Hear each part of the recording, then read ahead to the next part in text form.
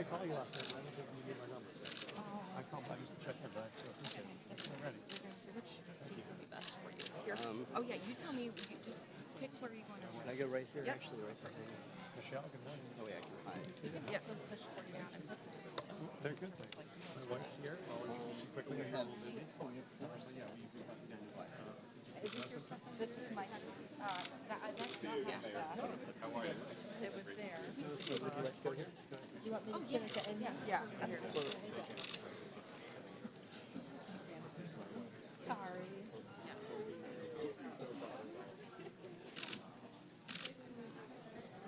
Hi, me, Rob Thomas. Yeah. You could move me on. We actually need to clip for this. You do? All right. Good. Oh, that makes me feel good. You ready to sit? Yep.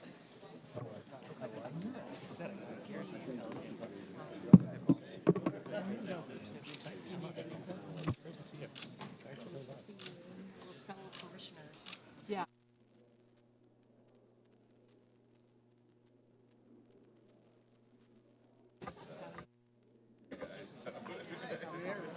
Thank you. Yeah. All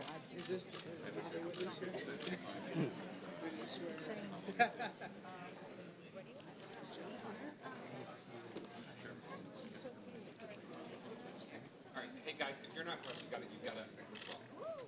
Sorry, if you're not a press photographer, you gotta exit as well. Not you, I'm not. Okay. What's your daughter's name? What's your daughter? She's so beautiful. How do you spell Bier? The mayor's outgoing deputy mayor is Bier. She's a good one. Yeah, it's a beautiful name. My friend was last night. Did you say yes? I figured you were. I was with the state of the union. Did you arrive yesterday?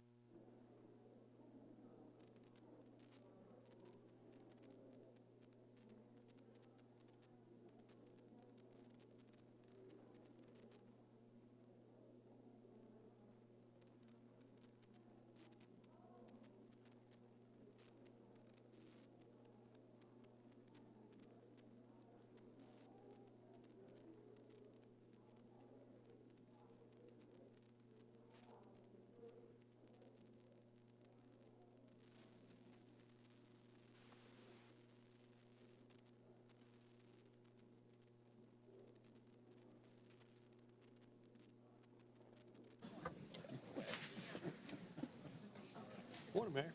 Hey, Johnston, good to see you. I know you How are. are you? How are you? I'm doing well, thank you.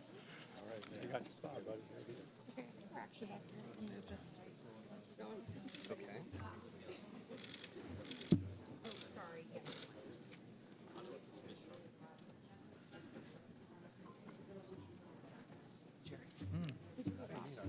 You what? Oh, right. Oh, okay.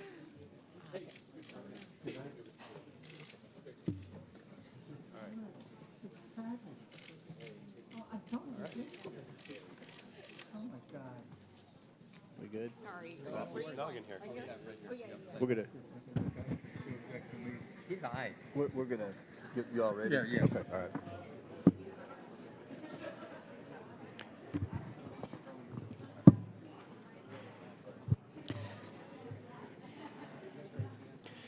The hearing on the Committee of Oversight and Government Reform will come to order. Want to welcome everyone here today.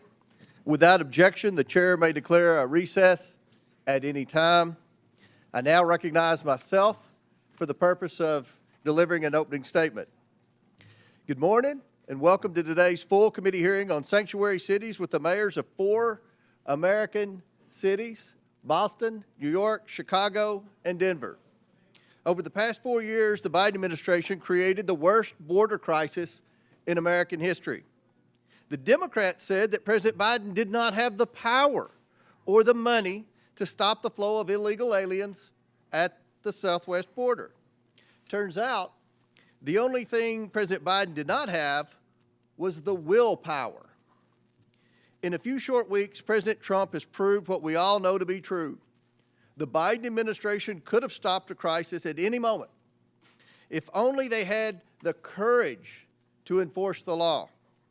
Since President Trump assumed office, illegal entries at the southwest border have plummeted a 94% drop in 1 month, 94%. Under President Trump, the world knows that there are consequences for unlawful entry into the United States. The border crisis was not the result of climate change, a lack of resources, or a failure to grant amnesty. It was the result of the last administration's deliberate choice. President Biden enacted policy starting on the day he assumed office to allow millions of unvetted illegal aliens to pour into the United States. Many of these illegal aliens have long rap sheets that include violent crimes. President Trump has an electoral mandate from the American people to deliver on his promises to secure the border and enforce the immigration laws of the United States. And he is delivering on this promise big time. The mayors here today each lead so-called sanctuary cities. And let's be clear, these policies only create sanctuary for criminals. Sanctuary policies violate federal immigration law by protecting criminal aliens at the expense of the American people. Sanctuary cities and states refuse to cooperate with federal immigration enforcement efforts and harbor illegal aliens. They often actively work to stand in the way of President Trump's mission to protect the American people and restore integrity to the American immigration system and the rule of law. Sanctuary cities forbid their officials, including those in law enforcement and public safety roles, from sharing information about illegal aliens in their cities with the federal government or turning over criminals in their custody to ICE. As a result, sanctuary cities release illegal aliens back onto the streets, where they often go on to commit more crimes. In Chicago, for example, an illegal alien who was recently arrested for killing a 63-year-old man had previously been arrested in Chicago for trying to lure a child. ICE lodged a detainer against the criminal alien, but Chicago authorities released him back onto the street because of the city's reckless sanctuary policy. And now an innocent man is dead because of Chicago's refusal to follow the law. These reckless sanctuary policies also force federal immigration officers to go into local communities to apprehend criminal illegal aliens. If sanctuary cities were to simply communicate and work with federal immigration authorities, then federal agents could arrest criminal illegal aliens in a secure environment like a state or local jail. Instead, they have to risk their own safety and public safety by having to go into uncertain, dangerous circumstances just to make arrests. Sanctuary cities make us all less safe and are a public safety nightmare. That is why I launched an investigation into sanctuary cities and why these mayors are here today.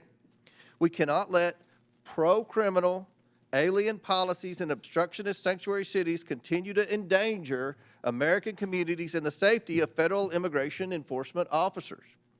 Today, Mayors Wu, Johnston, and Adams will be publicly accountable for their failure to follow the law and protect the American people. President Trump and his administration are taking action against sanctuary cities. And Congress must follow, not by allowing a single penny of federal funding to go to cities and states that prioritize criminal aliens over the American people. I now yield to Ranking Member Conley for his opening statement. Thank you, Mr. Chairman. Every member here today, Democrats and Republicans alike, agrees that violent criminals don't belong in our communities. We all want our cities to be safe and have zero tolerance for violent crime, irrespective of the status of the perpetrator. Where we disagree is that my Republican colleagues prefer a selective application of the law to shield the President of the United States from accountability and this administration from the rule of law itself. In America, we uphold the rule of law, independent from partisan politics, without fear or favor. Betraying those convictions, President Trump's Department of Justice has tried to force the conditional dismissal of very serious charges against one of our witnesses here today, in exchange for that witness's total and complete submission to the radical immigration agenda being propounded by the administration. And the DOJ has done so over the objections of a Republican acting U.S. attorney who President Trump appointed. Rather than enabling a flagrant, corrupt, and quid pro quo, 7 federal prosecutors, 7, including Republicans, resigned. One of them, a former clerk to Chief Justice John Roberts of the Supreme Court, said that anyone in his position, quote, would know that our laws and traditions do not allow using the prosecutorial power to influence other citizens, much less elected officials, in this way. History is calling on us now to stand up for those laws and traditions. Doing so also demands an affirmation of state and local sovereignty in determining the most effective ways to keep residents safe in compliance with federal law. To deny this sovereignty is an assault on the independence of every American city across the country. Today, Republicans have hauled before us the mayors of 4 major American cities to frame them as lawless because those cities have some limits on how intrusively and aggressively their own officials can conduct federal immigration operations and responsibilities. Let's be clear. The state and local laws that Republicans have issue with today are in full compliance with federal law. They do not obstruct ICE from carrying out its duties, and they are backed by evidence demonstrating that they keep people safe and safer in counties with laws that do not honor extrajudicial civil detainers and had significantly lower levels of violent crime than counties that have them. Mayors, police chiefs, sheriffs, and local leaders have made clear that the way to combat violent crime is allowing local police to do their local job of ensuring public safety in their own communities as they account for it. Commandeering them to spend limited time and resources as federal agents is a non-starter and can contribute to crime and non-cooperation in immigrant communities throughout the country. At this year's Conservative Political Action Conference, Board Czar Tom Homan said he is, quote, bringing hell to the city of Boston until it complies with his demands. I don't know what that means. Boston is my hometown, and I'm glad to welcome our mayor, Mayor Wu, and her 1-month-old baby here today. But I don't know that Boston welcomes Mr. Homan or anyone else bringing hell to the city. The Republican crusade against local independence doesn't just undermine public safety in our communities. It is blatantly cruel, and I say inhumane and un-American. Kenya Colindres, her husband Wilson Rogelio Velasquez Cruz, and their 3 children came to the United States in 2022 seeking asylum, a legal category of immigration, after escaping violence in Honduras. Wilson was granted a 5-year work permit, allowing him to work at a tire shop and to provide for his family here in the United States. Kenya said that her husband had never been in trouble and was, quote, a man of God. On January 26, the family of 5 was in church when Wilson was lured out by an ICE agent waiting to arrest him. Despite having valid work permits, the Trump administration refused to hear his appeal and is actively deporting him. Wilson was the sole breadwinner for his family. Now Kenya has to worry about how she's going to pay the bills and take care of her 3 children, on top of the fears that she and her children might be next. Last week in El Monte, California, Sitley, a woman who is battling bone cancer, tearfully watched as her mother, Yolanda, cried inconsolably as she was detained by ICE agents who refused to even present the detention order. Yolanda was Sitley's sole caretaker in her struggle against cancer and has no criminal record. And now Sitley is on her own.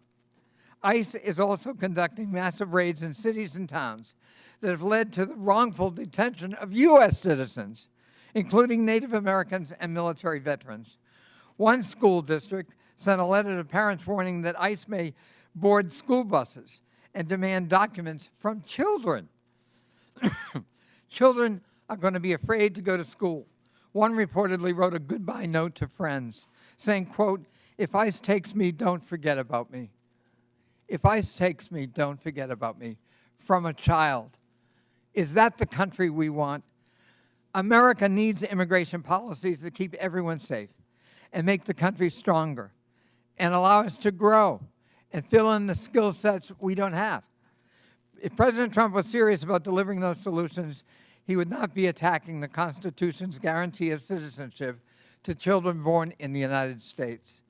To see our country through this period of darkness, we need leaders who will stand up for the rule of law and will champion public safety at the local level. And American families, whether they're immigrant families or native-born families, deserve due process, deserve respect, and deserve that Statue of Liberty that welcomes all comers. I yield back.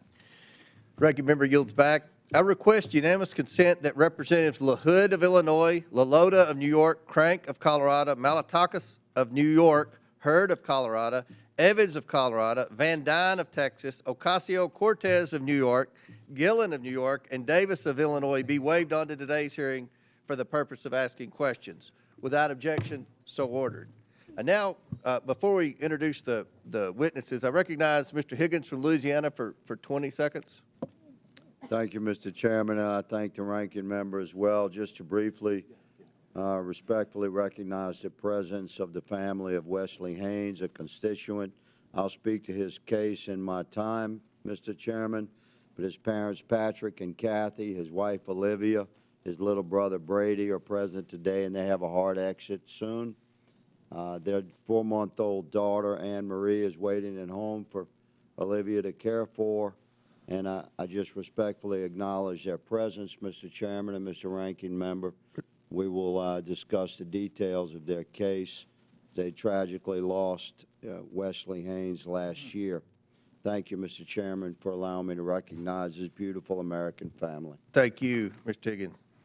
I'm very pleased today to welcome our outstanding witness panel, the mayors of 4 major American cities. First, we have Mayor Eric Adams, who's the outstanding mayor of New York City. He was sworn into office on January 1st, 2022. We have Mayor Mike Johnston, who's the mayor of the city and county of Denver. He was sworn into office on July 17th, 2023. I now recognize Representative Krista Morte from Illinois for 1 minute to introduce our next witness.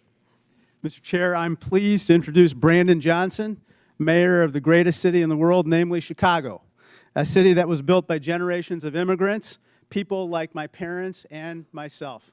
Mayor Johnson was raised in Elgin, Illinois, which I'm proud to represent in Congress.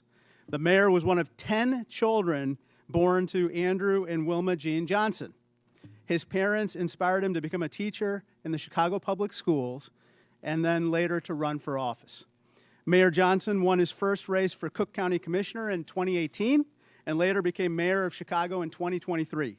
Mayor Johnson has dedicated his life to public service, and I'm pleased to welcome my fellow Illinoisan to the United States House of Representatives and to the Oversight Committee. Welcome, Mayor. I now recognize Representative Presley from Massachusetts for 1 minute to introduce our next witness. Thank you, Mr. Chair. I'm proud to introduce Mayor Michelle Wu, a dedicated leader committed to making Boston a welcoming home for everyone, and the first woman and person of color to be elected mayor of the city of Boston. For over a decade, I've had the privilege of working alongside Mayor Wu and witnessing her dedication to public service firsthand. She leads with compassion, she is innovative and inclusive. Under her leadership, Boston has become the safest major city in America, a city that is welcoming to families from all walks of life. Just weeks ago, she welcomed her newest family member, baby Mira, who is with us today, a beautiful reminder of the future she's working to build. Madam Mayor, I am grateful for your partnership, friendship, and leadership. Thank you for being here. Gentlelady yields back. And finally, we're also joined by Mr. David Bier, who is the Director of Immigration Studies at the Cato Institute. Mr. Bier is the minority witness here today. I want to thank you all again for joining us, and I look forward to our discussion this afternoon. Pursuant to Committee Rule 9G, the witnesses will please stand and raise their right hand. Do you solemnly swear or affirm that the testimony you are about to give is the truth, the whole truth, and nothing but the truth, so help you God? Let the record show that the witnesses answered in the affirmative. Thank you all. You may take a seat. We, again, appreciate you being here today and look forward to your testimony. Now, let me remind the witnesses that we have read your written statement, and they will appear in full in the hearing record. Please limit your oral statement to 5 minutes, and we're going to limit our questions to 5 minutes, and that's going to be enforced today, and that's for both sides, As a reminder, please press the button on the microphone in front of you so that it is on and the members can hear you.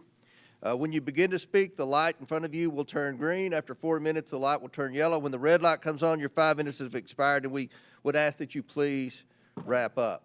I now recognize Mayor Adams for his opening statement. Good morning, Chairman Comer, Ranking Member Connolly, and members of the committee. As mayor of New York City and a former police officer for 22 years, keeping New Yorkers safe is my top priority, and it has been our administration's North Star. When I entered this role, my job was to help our city recover from the negative effects of COVID. Most importantly, to bring down crime. As a result, overall crime was down across New York City last year, and we have now had 3 straight months of double-digit declines in major crimes. I'm here today to testify on how New York City can continue to reduce crime, even as a sanctuary city. To be clear, a sanctuary city classification does not mean our city will ever be a safe haven for violent criminals. It also does not give New York City the authority to violate federal immigration laws. To the contrary, New York City will always comply with city, state, and federal laws as it does now. Law-abiding immigrants in New York have an important role.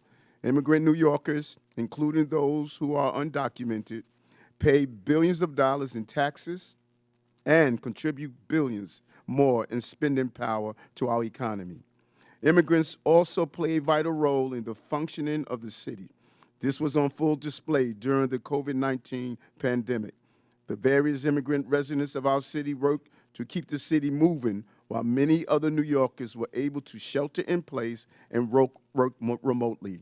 Hospitals, the food industry, and many other businesses were able to function because of the commitment of our immigrant population.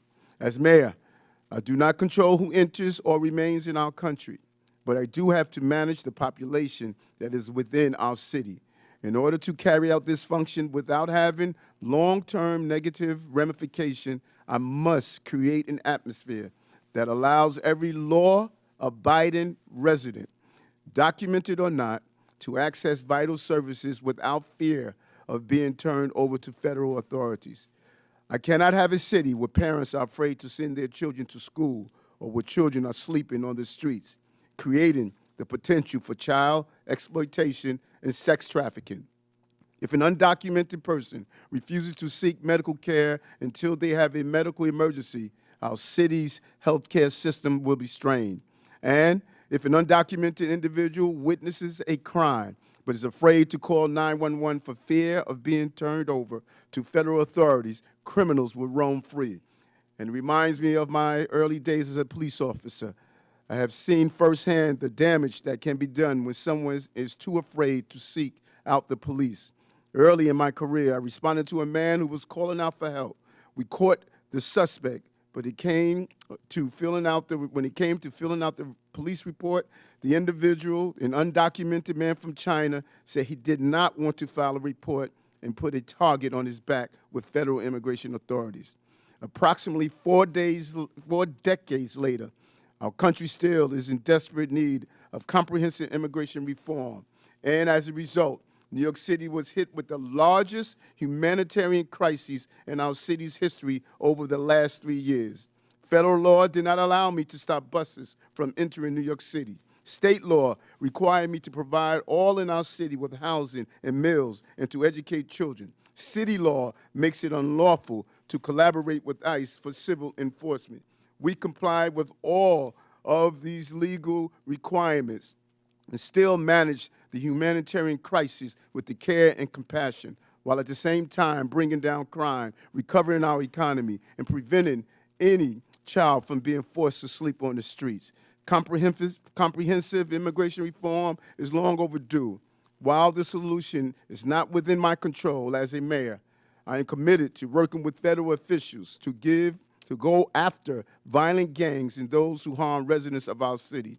This is why we have over 330 NYPD officers assigned to different federal joint task forces, over 70 of which are assigned to task forces with Homeland Security investigation, the criminal investigation arm of ICE.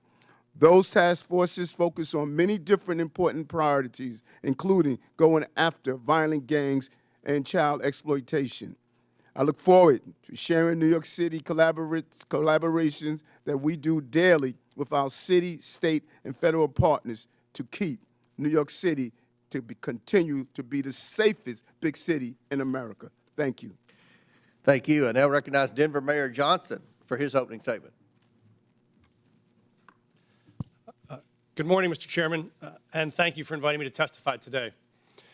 This committee convened this hearing on the critical topic of immigration. I want to tell you Denver's story. When I became mayor 20 months ago, Denver was already receiving buses of immigrants with little to no notice or coordination. At one point, we were receiving 10 to 11 buses a day, dropping off as many as 300 people, mostly women and children, in 10-degree weather with only sandals and a T-shirt, leaving them in danger of freezing to death on our streets. All told, 42,000 people arrived in Denver over 18 months, the largest per capita influx of any city in America. We are each entitled to our own opinion about what should happen at the border, but that was not the question facing Denver. The question Denver faced was, what will you do with a mom and 2 kids dropped on the streets of our city with no warm clothes, no food, and no place to stay? As mayor, I have to protect the health and safety of everyone in our city. As a man of faith, I have a moral obligation to care for those in need. As Scripture says, for I was hungry, and you gave me something to eat. I was thirsty, you gave me something to drink. I was a stranger, and you invited me in. So that's what we did. In Denver, we believe our problems are solvable, and we are the ones to solve them. So we went to work. When we started, we had the largest encampment in Denver history, with more than 200 migrant families living in freezing temperatures. So we opened 8 different city shelters housing 5,000 people. City employees volunteered to take extra shifts, and Denver residents stepped up, making meals, donating clothes, furniture, school supplies. Some even welcomed families into their own homes. We helped 8,700 eligible individuals apply for work authorization so they could put food on their own table, pay their own rent, and reduce the strain on public resources. As a result, a year later, there is not a single migrant encampment left in the city. We have closed all of our shelters. We have connected people to jobs and housing, and the city's immigrant support budget has dropped by nearly 90%. And in the midst of this, migrants did not bring a wave of crime to Denver. In fact, crime went down. Homicides dropped 17%, shooting victims dropped 24%, auto theft down 29%. America is not just a place, it's a belief. Some people are born into it, some fight their whole life to get to it. It's a belief that all are created equal. It's a belief that it doesn't matter where you came from if you're willing to fight hard enough. Julian Becerra's parents believed that. So they brought him to this country from Mexico when he was 10. They taught him respect, and they taught him to love and serve his community. As an adult, he decided the most honorable way to serve his community was in uniform. So he enlisted in the Air Force.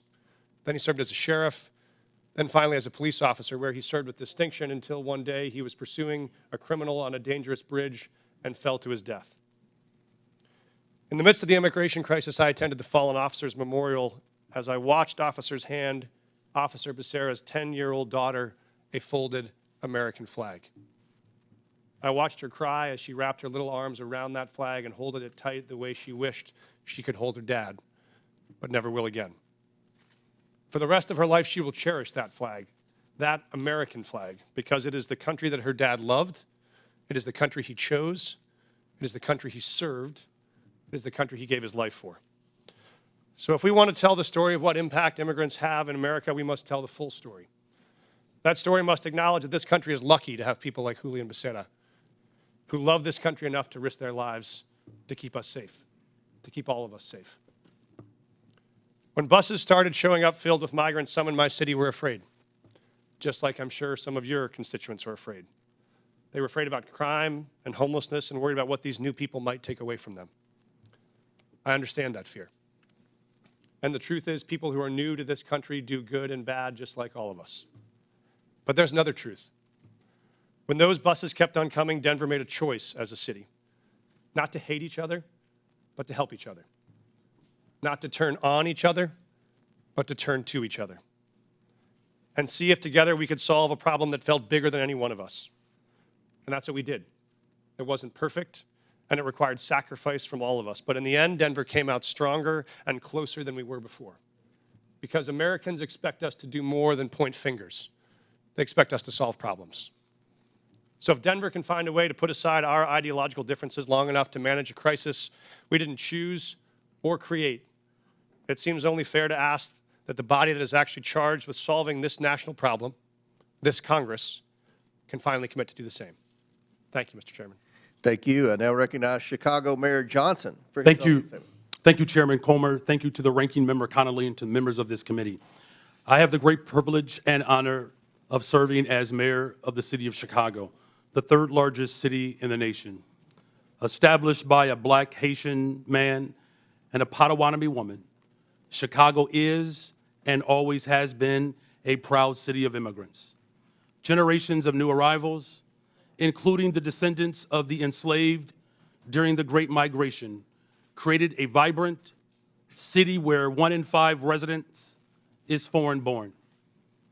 Each day, I wake up to serve every one of Chicago's 77 unique neighborhoods and those who live in our great city. As mayor of Chicago, nothing is more important to me than the safety and well-being of all residents.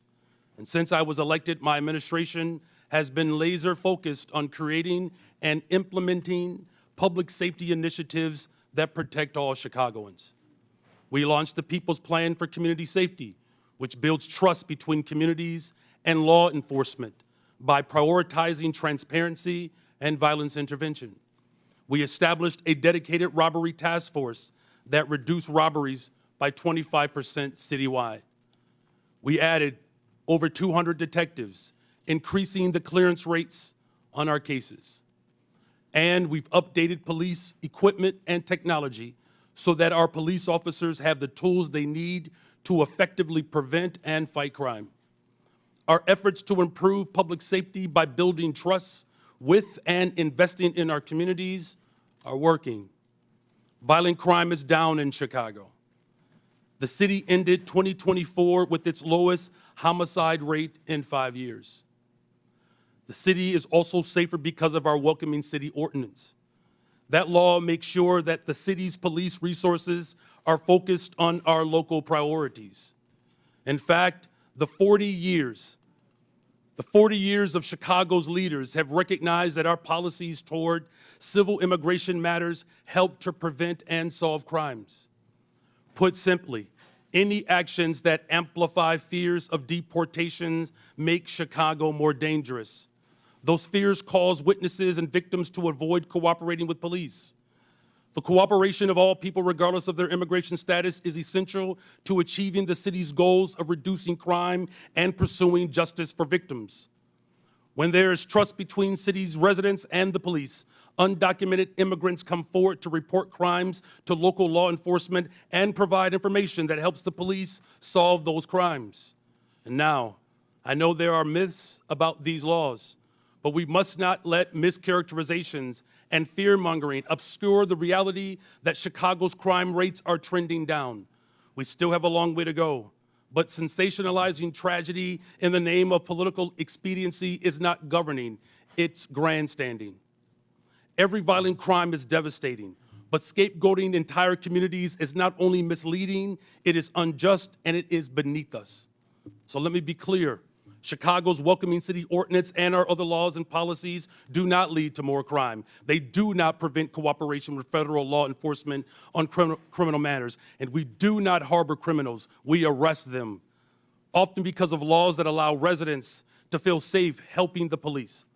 As mayor, I'm building a Chicago that embodies the dream of my father had when he came from Salis, Mississippi during the Second Migration, a Chicago that invests in housing, healthcare, jobs, and education. And that's why we've increased safe and stable housing by adding almost 4,000 more units, expanded access to health care by opening 3 mental health centers, and focused on getting our young people well-paying jobs, with summer jobs increasing by 45% since I've taken office. Our local partnerships have built a solid foundation, a better, stronger, and a much safer Chicago. We need this body's support for these efforts. We are ready to partner with you on the measures we know promote trust and create sustainable public safety. And to the people of Chicago and all hardworking people across this great nation, these values are our North Star, the drinking gourd we follow to a better future. We will not live in fear. It is not our portion. We will not go back. I do look forward to answering the questions of this committee. Thank you. Thank you. I now recognize Boston Mayor Wu for her opening statement. Thank you. Chairman Comer, Ranking Member Connolly, and members of the committee, my name is Michelle Wu. I am the daughter of immigrants, and since November of 2021, I have had the honor of serving as mayor of Boston. I'm proud to be here on behalf of our city, the police officers, first responders, city workers, the faith leaders, teachers, parents, and neighbors who partner every day to make Boston the safest major city in the nation. And I'm proud every day to work alongside the greatest police commissioner in the nation, Commissioner Michael Cox. Every year since I took office, we've set a new record low for gun violence in Boston. Last year, Boston saw the fewest homicides on record in the last 70 years. Those are the facts. And behind these record lows are historic highs. The most ever young people working paid summer jobs, the most pre-K seats at no cost to families, the most affordable housing built in a generation. We have invested in the kinds of opportunities that cultivate prosperity and eradicate crime. And the laws on our books promote the kind of community trust that keeps all of us safe. In Boston, our police department resources and taxpayer dollars go towards preventing and solving crimes. And when it comes to criminal matters, the Boston Police partner every day with state and federal law enforcement. But Massachusetts state law and the Boston Trust Act make clear that immigration is federal law enforcement's responsibility. We are the safest major city in the country because our gun laws are the strongest in the nation, because our officers have built relationships over decades, and because all of our residents can trust that when they call 911 in the event of an emergency or to report a crime, help will come. This federal administration's approach is undermining that trust. In the past month, I've met with residents and faith leaders in community centers and places of worship, asking my constituents what they want Congress to know. And what I heard over and over again was fear and frustration. I spoke with pastors whose pews are half empty on Sundays, doctors whose patients are missing appointments, teachers whose students aren't coming to class, neighbors afraid to report crimes in their communities, and victims of violence who won't call the police. This federal administration is making hardworking, tax-paying, God-fearing residents afraid to live their lives. A city that's scared is not a city that's safe. A land ruled by fear is not the land of the free. Next month, Boston will celebrate 250 years of our nation's freedom. And in every one of those years, Boston has welcomed the world to our shores. From the English immigrants fleeing religious persecution, to the Irish forced out by famine, to the families from Haiti, the Dominican Republic, Cabo Verde, Vietnam, and so many more who call Boston home today. We are the safest major city in the nation. We are home to the greatest healthcare, the greatest colleges and universities, the most advanced innovators, and the 2024 world champion Boston Celtics. We are the cradle of democracy and the city of champions. We are all of these things not in spite of our immigrants, but because of them. 1 in 7 signers of the Declaration of Independence were immigrants. On the last 4 Red Sox rosters to win a World Series, 1 in 5 were immigrants. Of all the faculty at Boston University to have earned a Nobel Prize, all but 1 were immigrants. Today, 1 in 4 Boston residents were born somewhere else. Most have jobs, many have kids. All of them chose this country as their home because, like my mom and dad, they believe that here, where you've been doesn't limit where you're going. The strength of your character has nothing to do with the color of your passport. And how hard you work matters more than where you were born. That wherever you're from, if you pitch in, look out for your neighbors, and cheer for the home team, you can build a better future here for the people you love. So to every one of my neighbors back in Boston, know this: you belong here. This is your home. Boston es tu hogar. Boston, 这里卡有，这是你的家. This is our city. We are the safest major city in the nation because we are safe for everyone. Thank you. Thank you. I now recognize Mr. Bier for his opening statement. Chairman Comer, Ranking Member Connolly, and distinguished members of the committee, thank you for the opportunity to testify. The Cato Institute's half-century of independent research demonstrates that people of all races, religions, and birthplaces can thrive in a free society. Liberty must be protected, both from over-intrusive government and from private violence. Unfortunately, the President's chaotic, indiscriminate deportation plan does the opposite. It harms public safety, threatens Americans' rights, and undermines the successful integration of America's immigrants into its society and economy. The President's first action was to rescind the requirement that ICE target public safety threats first. He has ordered that millions of vetted immigrants be stripped of lawful status and deported. He is even attempting to deport the U.S.-born children of people without permanent status. This flagrantly unconstitutional act effectively orders a series of crimes, wrongful arrest and imprisonment, civil rights violations, and unlawful deprivation of voting rights. Never before in American history has a president sought the power to strip potentially tens of millions of Americans of their constitutional rights. The president is also explicitly asserting the authority to ignore any law passed by you, Congress, that provides due process for people accused of being in the country illegally. The administration has repeatedly misled you and the public about who it is targeting, stating it would focus on public safety threats, that only the worst of the worst would be sent to Guantanamo Bay, and that every person it had arrested had a criminal record. We now know that most ICE arrests since the inauguration have been of people without a criminal record. Indeed, he is arresting people who entered legally, never violated any law, and sending them to Guantanamo Bay prison. It is no surprise in this lawless environment that many people and many cities simply do not trust the federal government on immigration. That is a problem. But under our Constitution, states determine their policies. Congress cannot force them. It must reestablish trust. Unfortunately, some members of Congress want to force an indiscriminate policy of mass deportation on the entire country with no public safety focus. If Congress wants more cooperation, it should address the concerns of these cities. What Congress should do is reestablish trust.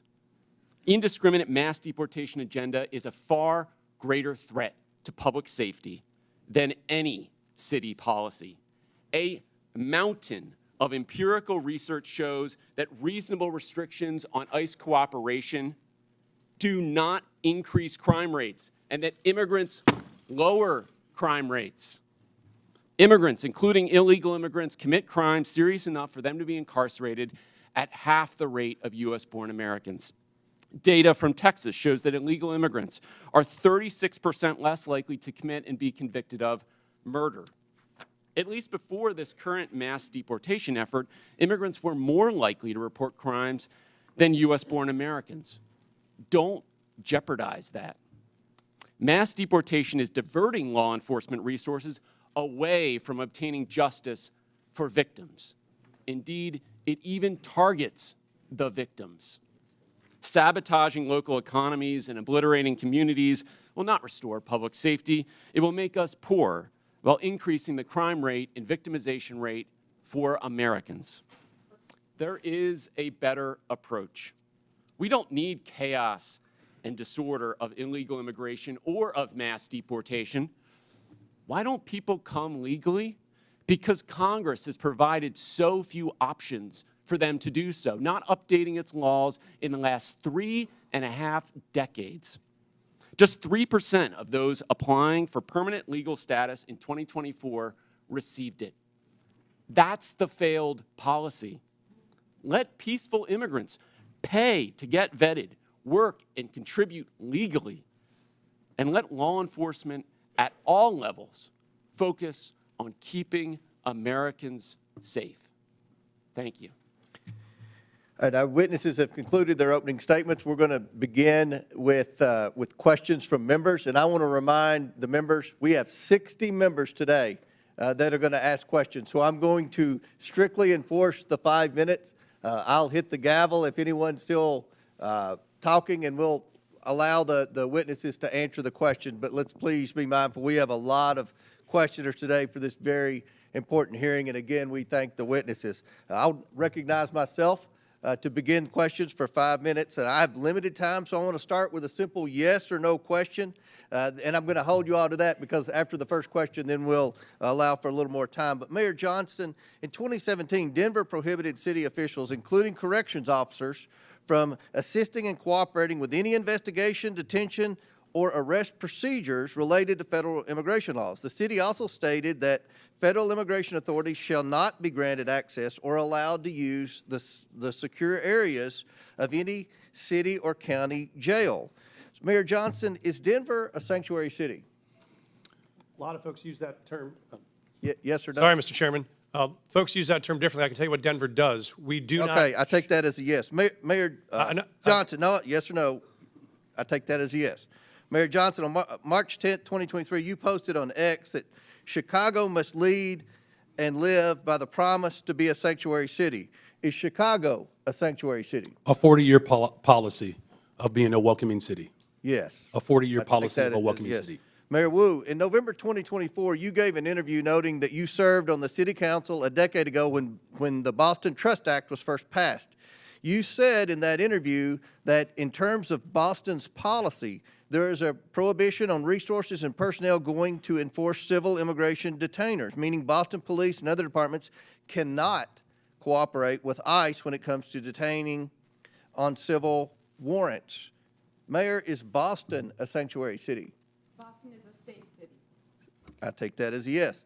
And Mayor Adams, on November 12, 2024, you said, quote, this is a sanctuary city, but I must comment that you have, of the witnesses today of the major cities, you have publicly stated that you were willing to work with ICE on detaining the most criminal illegals, and I want to publicly thank you for that. But my question to you, sir, is New York City a sanctuary city? Based on our classification, yes. Okay. Last year, in a Boston suburb, an illegal alien raped and impregnated his 14-year-old daughter while living in a shelter for illegal aliens. Mayor Wu, under Boston law, would you turn this criminal over to ICE on a detainer? Whenever there's a criminal warrant, Boston police enforce that and hold people accountable. So would you turn that criminal over to ICE? This happened outside the city of Boston, but I can tell you in the city, whenever someone commits a crime, whenever there's a criminal warrant, we hold them accountable. If ICE deems that they are dangerous enough to hold, obtain a criminal warrant, and the Boston police will enforce it. Will you turn that criminal over to ICE? We follow the laws, I and take we that make as a sure no. that everyone. In Chicago, is an safe. illegal alien who is a suspected member of a violent foreign gang who was brought into custody for his potential involvement in a murder. He was released when Cook County declined to press charges. This illegal alien is also facing charges for kidnapping and sexually assaulting his former girlfriend last year. Now he's on the streets. Mayor Johnston, under Chicago law, would you turn this criminal over to ICE on a detainer? Our local law enforcement works hard every day to get criminals off the streets of Chicago. Would you And turn that criminal over to ICE? That's the problem. That's one of the topics of this conversation. That's one of the problems we've heard from Tom Hammond and from the Homeland Security, is that in your cities, when someone's apprehended for a crime, and ICE is now, with this new federal policy, wanting to come in and deport the criminal alien, that you will not cooperate with ICE. Will you turn that criminal over to ICE? And we do not harbor criminals. Our local police department works hard every single day to ensure that the city of Chicago is Yes safe. or no? Will you turn the criminal over to ICE? With a criminal warrant from the federal government, our local law enforcement repeatedly collaborates with federal agents. So you're saying publicly today, you will turn that alien over to ICE in a safe place like a jail, and not turn him out on the street and say, here you go, ICE, good luck. You will turn that criminal over to ICE. With a criminal warrant, as we have done for 40 years. Should that criminal be turned over to ICE? With a Mayor? criminal warrant, they are subject to the federal laws, and that includes deportation. My time has expired, but again, the point that we've got to iron out today is that we have to have cooperation. It is federal law to turn over those illegal criminals to ICE. And we have heard reports, and many of you have said publicly, that you are going to obstruct that. That is against the law, and we're going to hear more about that today. Now I recognize the ranking member, Conley, for his 5 minutes. Thank you.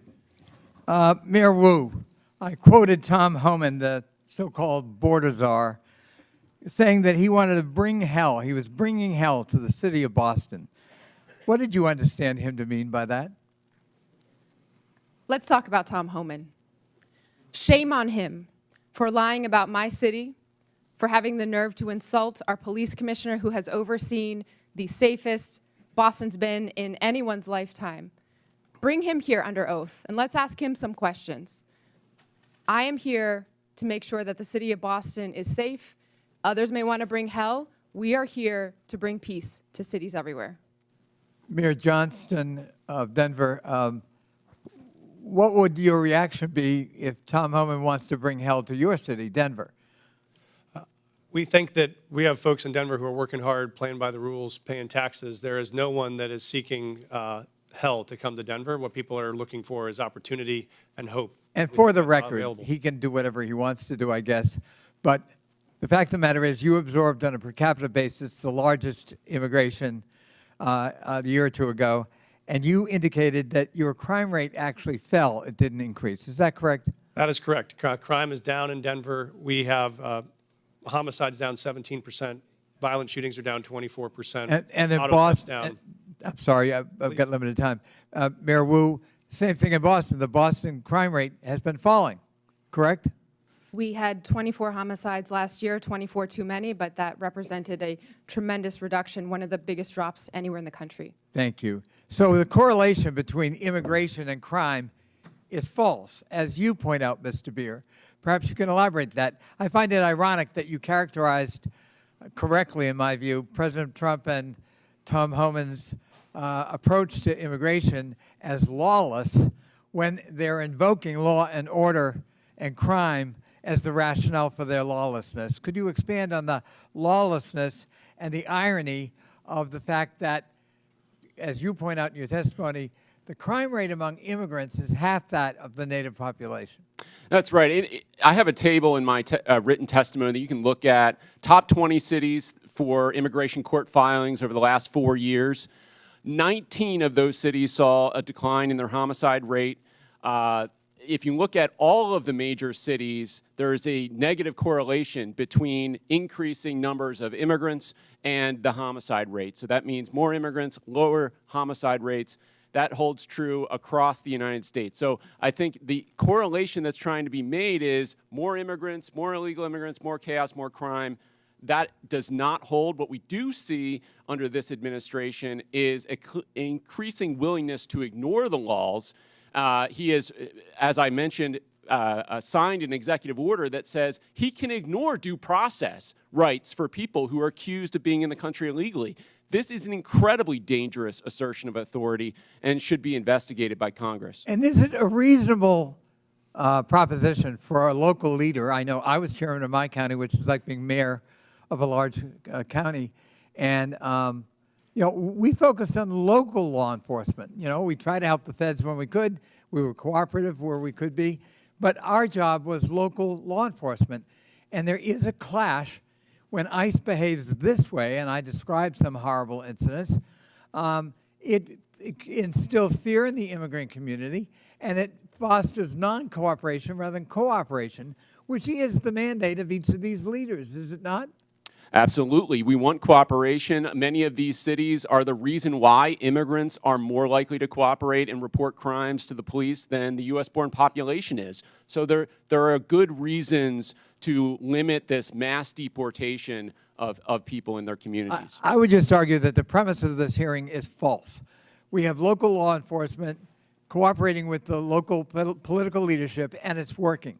It's bringing down crime rates. And the proposition that immigrants cause crime is false.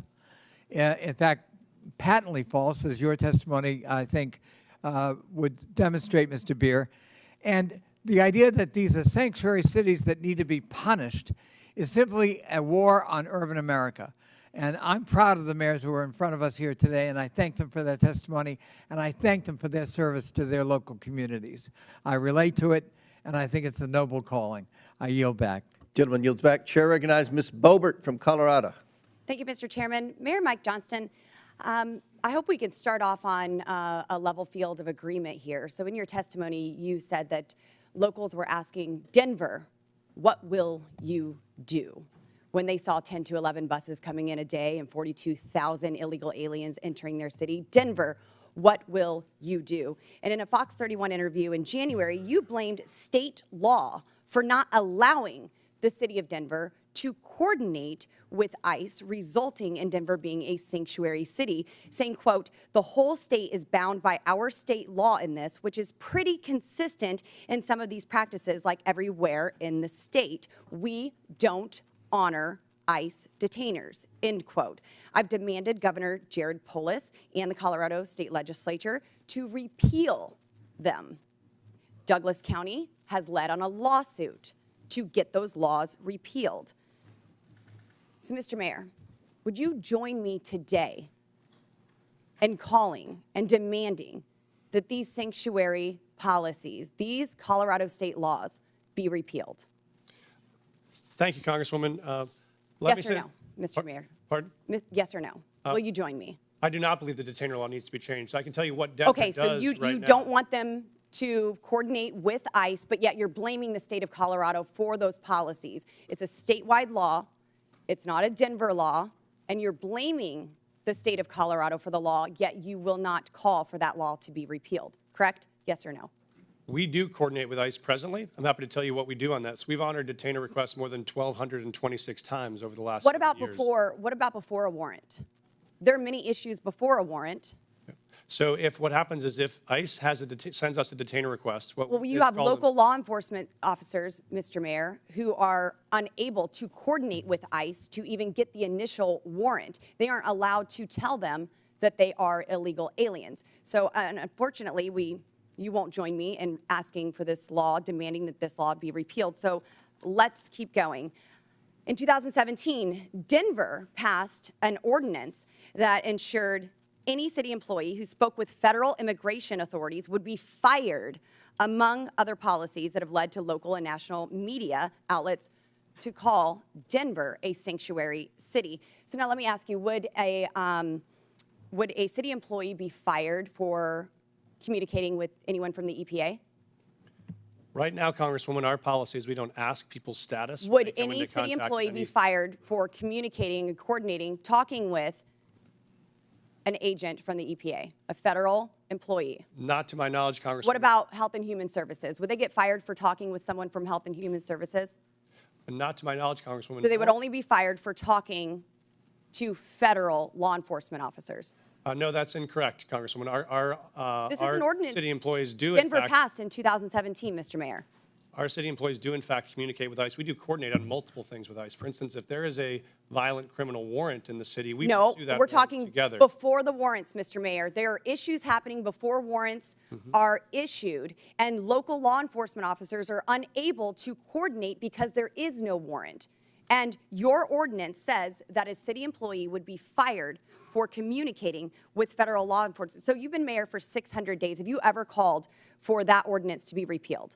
We are not unable to coordinate with ICE right now. We are in communication with ICE right now. Only if about- there is a warrant, but I'm talking prior to the warrant. We wouldn't have a reason to coordinate. Because you prior don't know to if they're warrant. illegal, because you are unable to coordinate until there is a warrant. So that's why this ordinance needs to be repealed. So now the 600 days, there's been no time to ask for this to be repealed. You did have a newcomer's playbook, 25 pages. You had time to put that together. And you had time to agree with the city council to authorize up to $2 million to pay Joe Biden's former lawyer, his law firm, to help cover your ass for Denver's sanctuary city policies for this hearing, correct? Thank you, Congresswoman. We have counsel. Did you to authorize support- that spending? We have counsel to support this committee's investigation into any documents you may have. That is a year-long contract for the 13,000 city employees. And your budget you may is request documents from. seriously declining. Denver Magazine reported that Denver has spent $7.5 million on shipping illegal aliens to other destinations. Mayor Adams, did Mayor Johnston ever coordinate with you and tell you that he was shipping illegal aliens to your city? We coordinated in communication around the entire asylum seeker issue in our cities.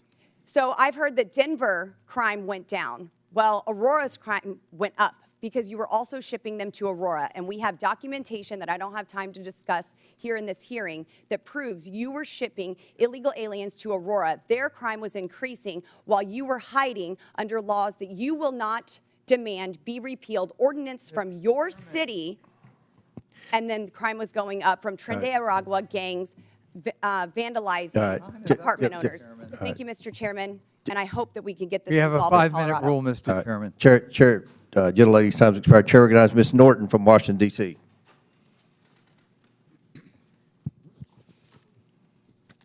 There have been a lot of talk today about these cities and their, in my view, principal decision not to respond to extrajudicial ICE detainers. But I would like to back up and talk about these detainers, what these detainers really are. Requests from ICE to unconstitutionally hold someone without due process or probable cause. Enforcing ICE detainers is also expensive, often results in mistakenly holding U.S. citizens and undermines public safety. It diverts resources from protecting the local community to carry out the federal government's job of immigrant enforcement. Mayor Johnston, what challenges do ICE detainers represent to your law enforcement and city resources? Thank you, Congresswoman. I think that was to me, right? Sometimes I That's get correct. confused. Okay. Thank you, Congresswoman. I think it's important, I appreciate to describe what Denver currently does in terms of what coordination looks like and what it doesn't, which is if we get a detainer request, if we have someone in our custody that ICE would like to get access to, what we do is we provide them a notification of release. And so if that person will be released from our custody, we notify them of the time and the date when they will be released, so ICE, if they choose to, could pick that person up. We have done that 1,226 times over the last 7 years, and that has enabled ICE, when they choose to be able to bring someone into custody. What we do not do is hold someone beyond their release date, because there are multiple courts who have found that to be unconstitutional. If someone is serving a sentence and that sentence expires this Friday, we can't hold them another 7 days without an additional charge. And so that is what state law does, and sheriffs around the state would say it is a strain on local resources to hold them for a civil issue that is not linked to a criminal charge that we have in our city or another jurisdiction. That's why we don't honor those types of detainers. Mayor Johnston, how about for Chicago? So thank you for that question. And for Chicago, again, our top priority with the Welcoming City Ordinance is to ensure maximum safety. The type of coordination that happens between our local law enforcement and our communities is paramount to building trust and keeping our communities safe. The ordinance, as well as the state law, the Illinois Trust Act, which was passed with bipartisan support and signed by the Republican Governor, Bruce Rauner, we do not permit our local law enforcement from engaging in any federal matters. With a criminal warrant, our city and our state will cooperate with the federal government, but without a criminal warrant, our local law enforcement focuses in on local issues to keep the people of Chicago safe. Mayor Wu, how would fulfilling ICE detainers detract from public safety in your city? Thank you, Congresswoman, for hosting us, first of all, in your district. We hear every day from Boston residents, a city that is 28% people who were born in another country, that the trust and feeling that they know they can call 911 when they need help, or if they have information to solve a crime and police need that help, that they feel comfortable in doing so. And so our policy in Boston is that regardless of your background or immigration status, you have access to our libraries. We want you to take your kids to school. We want you to be part of our community. And also, regardless of immigration status, if you commit a crime, if you do harm in the community, you will be held accountable. It is critical to the safety of Americans that cities have the ability to decide what is in the best interest of their people. Mayors and local enforcement know their cities best. I would yield any time remaining to the ranking member. I just want to underscore what the gentlelady has said. Local government knows best how local enforcement, law enforcement works. And cooperating with ICE is part of that, but they can't be a substitute for ICE doing its own job, which is a federal responsibility. Thank you for yielding. Before I recognize Mr. Jordan, I believe Ms. Boebert has a unanimous consent. Yes, Mr. Chairman, I'd like to ask unanimous consent to submit to the record multiple local news articles referencing Denver's sanctuary policies, including the Newcomers Playbook written by Mayor Adams and the budget, which shows millions and millions of dollars of the Denver city budget cut. Without objection, so ordered. Chair now recognizes Mr. Jordan from Ohio. Thank you, Mr. Chairman. Mayor Johnston, who's Abraham Gonzalez? Thank you, Congressman. He is a individual that was released from the county jail on Friday in the city and county of Denver. That's all you know about him? I do know that he was facing charges that the Venezuelan gang member arrested by Border Patrol on September 20th, 2023, released into the country by the Biden administration. A few months later, he's arrested in your city, charged with aggravated assault. On March 11th, 2024, he's charged with motor vehicle theft, stole a car, and then on March 20th, 2024, Mr. Gonzalez is charged with felony menacing. 6 days after that last charge, ICE sends you a detainer, which includes an administrative warrant. Basically, it says if you're going to release this bad guy, this gang member who allegedly stole a car, menaced people, and assaulted people, give us a 48-hour heads up. Is that right? That refresh your memory? I do know about the detainer request. I do know that we provided a notification of release. What kind of notice did you give ICE when you released him? We gave him notification. I'm not sure how long in advance 1 hour. it was. I do know that. 1 hour. I do know that there were were 1 hour notice, and you released him 5 days ago, right? Why not give him more heads up? Actually, let's put the slide up. Let's see what it says here. But let's put the slide up. This is what The Denver Sheriff's Department, it's kind of hard to see, so I'll read it. It says, Denver Sheriff Department, ICE notification being released to the streets. I simply said, just release him to us. You release him to the streets. Why not release him to ICE? Thank you. What we've done, and we do this regularly, we've done 1,226 of these, is we notify I'm asking about one. I'm not asking about the other 1,200. I'm asking about Mr. Abraham Gonzalez, who's a gang member from Venezuela, stole a car, assaulted someone. You had him in your custody for how long? I know that we released him. 345 days you had him in custody. And I said, hey, can you give us 48 hours heads up? I don't know. You gave him 1 hour notice. Mr. Congressman, we notified them of release. There were 6 ICE agents present when he was released, so they had enough time to respond and to be present. Respond where? To the jail where we released him from. So we released him we notified them of the release time. When we notify them of release, they come to the jail facility to pick them up. Why didn't you say that's not what you said. You said you release him to the streets. Did you release him to the streets? You release him to ICE? What we do, sir, is we release him from our county jail, and we coordinate with ICE on that release time and release date so that ICE can come and pick them up from that location. Pick them up where? In the parking lot?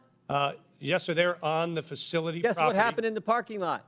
I know, sir. I've reviewed the video. So I looked at it. I've talked to the sheriff last night. One of the ICE officers got assaulted, didn't he? I've reviewed the video, They had sir. to tase the guy, didn't they?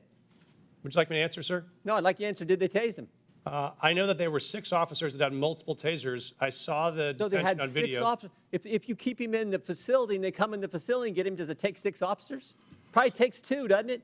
So we've been doing these, as I mentioned, 1,224 times, 1,226 times. This is the first time I've been made aware of there's been an incident like this. So I reached out to ICE after I saw the video. I've coordinated with their team and offered to sit down and see if there are procedures we can change to make sure this works smoothly. It's a simple question. You can release him in the parking lot, give ICE 1 hour notice, and they got to send 6 officers to arrest this guy. Or you can say, hey, here's what we're going to do. We're going to hold him. You come in and bring 2 officers in, and you turn him over there. Why not do it that way? We have a city ordinance. You know why you don't do it that way? We have a city ordinance that governs. Because you're a sanctuary city. This is the whole point. No, sir, I disagree with you. Oh, okay. Because I'll tell you why. If you talk about sanctuary as a definition of shielding people from law enforcement, we do not do that. What we do is provide services. In this context, what we did is we coordinated the release. An officer got assaulted because of your policy, which says we're going to release him to, in your words, not mine, to the streets. They have to arrest him in the parking lot. They bring 6 officers when they could have had 1 or 2 just come in your facility, in the jail, and take the guy there. But you won't do it that way. I've seen the video. I've reached out to ICE. I've offered to sit down and coordinate on strategies. If we need to make adjustments to what we do on releases, we'll do that. This is the first time in the 1,226 releases I've heard of an incident, I read your so we'll written take testimony action. last night. I read your written testimony last night. 4.5 pages. And you used the words safe, safer, or safety 13 times. Talking about my job is to protect the safety of the people in Denver. We prioritizing making sure everyone in our community is safe. That's a lie. Because it was not safer for the ICE agents who are part of your community. No way was it safer. The safest thing to do is to say, ICE, we got him in custody. Come here, we're releasing. We held him 345 days. We can't hold him a second longer. We can't wait for you to come inside the building. We got to let him go, so you have to arrest him in the parking lot. That is how stupid sanctuary policies are and what they mean to the community that you put at risk and to the ICE officers ICE officer who was assaulted, and they had to use a taser on them. It's not good. Mr. Chairman, Mr. Chairman, 5 minutes is up. Consent request. Gentlemen's time's expired. Chair recognizes Mr. Lynch from Massachusetts. Thank you, Mr. Chairman and Ranking Member Connolly. I want to thank the panelists for your willingness to come before the committee and help us with our work. You know, I truly believe that if we had a rational and comprehensive immigration policy in this country, if we competently regulated the flow of immigration, if we knew the purpose and circumstances of each immigrant's arrival here, and if every immigrant knew what was expected of them when they arrived, I honestly and truly believe that immigration could be the greatest blessing for our country. Look at our world rivals, China and Russia. No one is trying to sneak into China, sneak into Russia. It's because of what we offer here as a nation. There is a substantive issue that's at play here, and I want to address that. So under Article 1, Section 8, Clause 4 of the Constitution, it provides Congress, and I'll read the section here, to establish a uniform rule of naturalization. And Clause 18 further provides that Congress has the power to make all laws that shall be necessary and proper to execute its enumerated powers, including immigration. So it appears that Congress has taken up that responsibility in the Immigration and Nationality Act, which they exercise under constitutional writ. On the other hand, we have local so-called sanctuary city laws that at times, so those sanctuary cities laws tend to address local cooperation with federal authorities in your jurisdictions, within your cities. And sometimes it does appear that the sanctuary city laws are defending against the congressional grant of authority to operate in that area. Now, you all, as mayors, and I ask this of the entire panel, you deal with this every single day, and we've heard some of it in your testimony eloquently. How do we, as lawmakers, we're struggling with this right now. There's a tension between that authority of Congress to act under Article 1 of the Constitution and then your responsibility, nobly taken, to provide a safe environment for the residents and visitors to your cities. How do we reconcile, and I'm asking you for advice. You have a great perspective on this. How do we together reconcile the tension between those two operating systems, grants of power?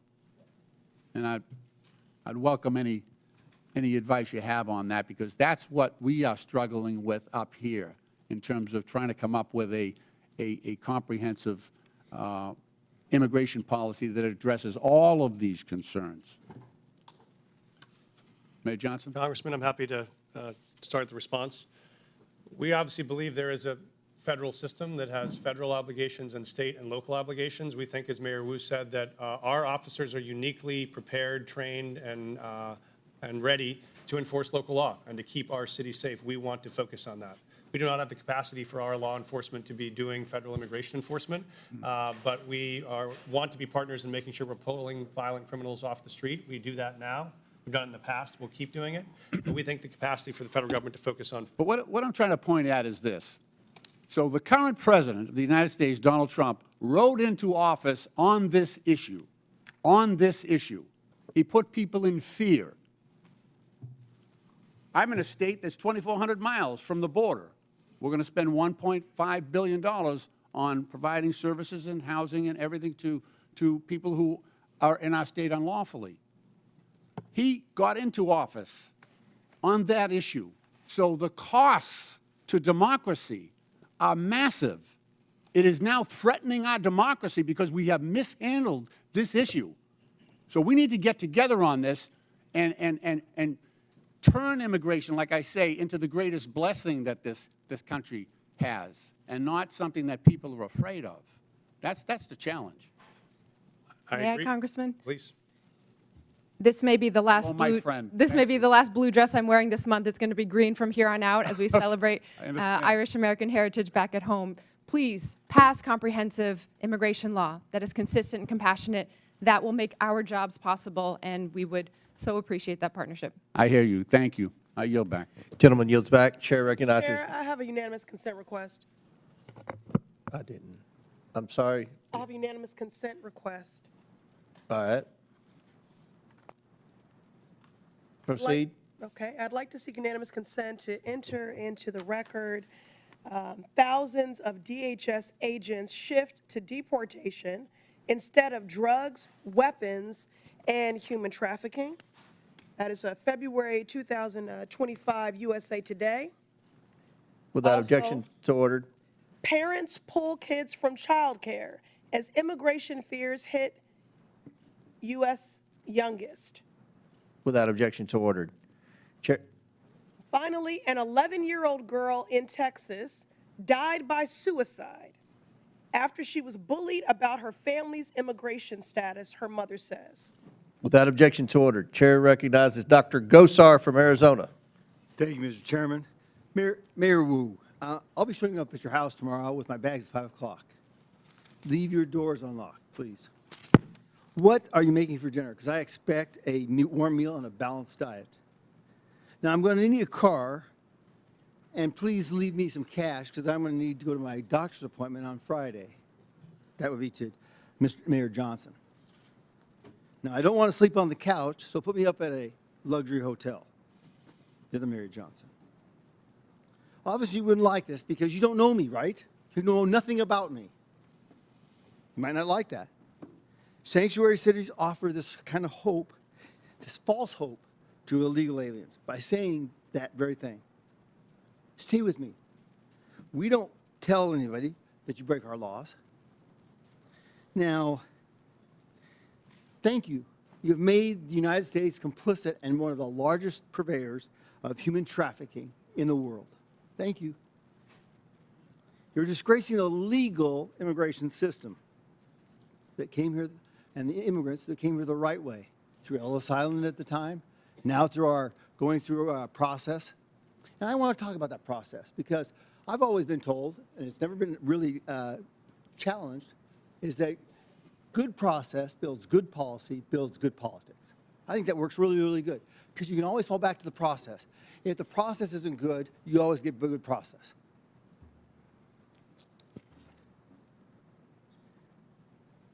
Now, you heard the word establishing trust, okay?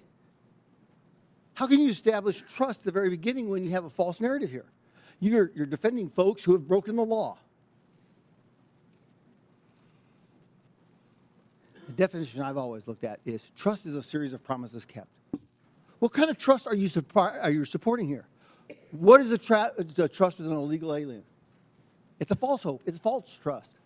Welcome. We're bringing you in. It's disorganized process. Now, let me ask you a question. Mayor Adams, did you support SB 1070? I'm sorry? Did you support the Arizona law called SB 1070? I'm not familiar with it, sir. Well, let me explain, okay? Mm-hmm. SB 1070 challenged the federal government on its supremacy clause.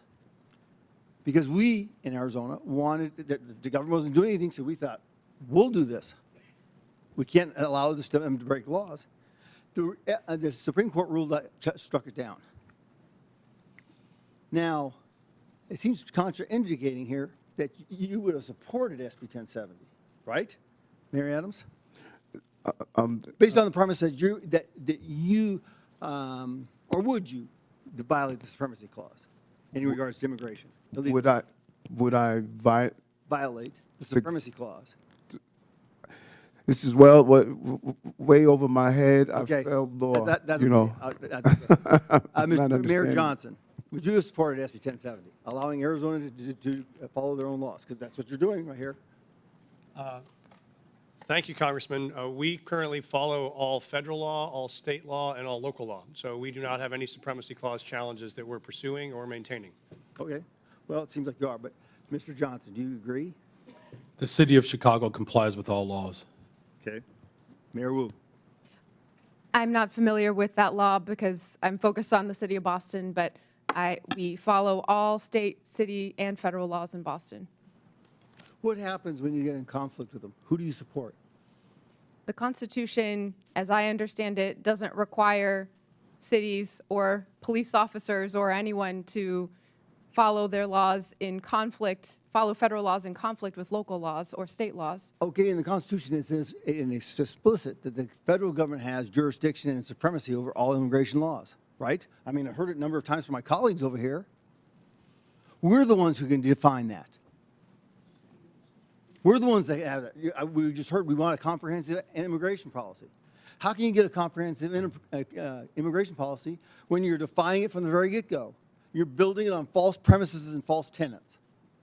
Respectfully, Congressman, you could pass bipartisan legislation, and that would be comprehensive immigration law. The false narrative is that immigrants in general are criminals, or immigrants in general cause all sorts of danger and harm. That is actually what is undermining safety in our communities.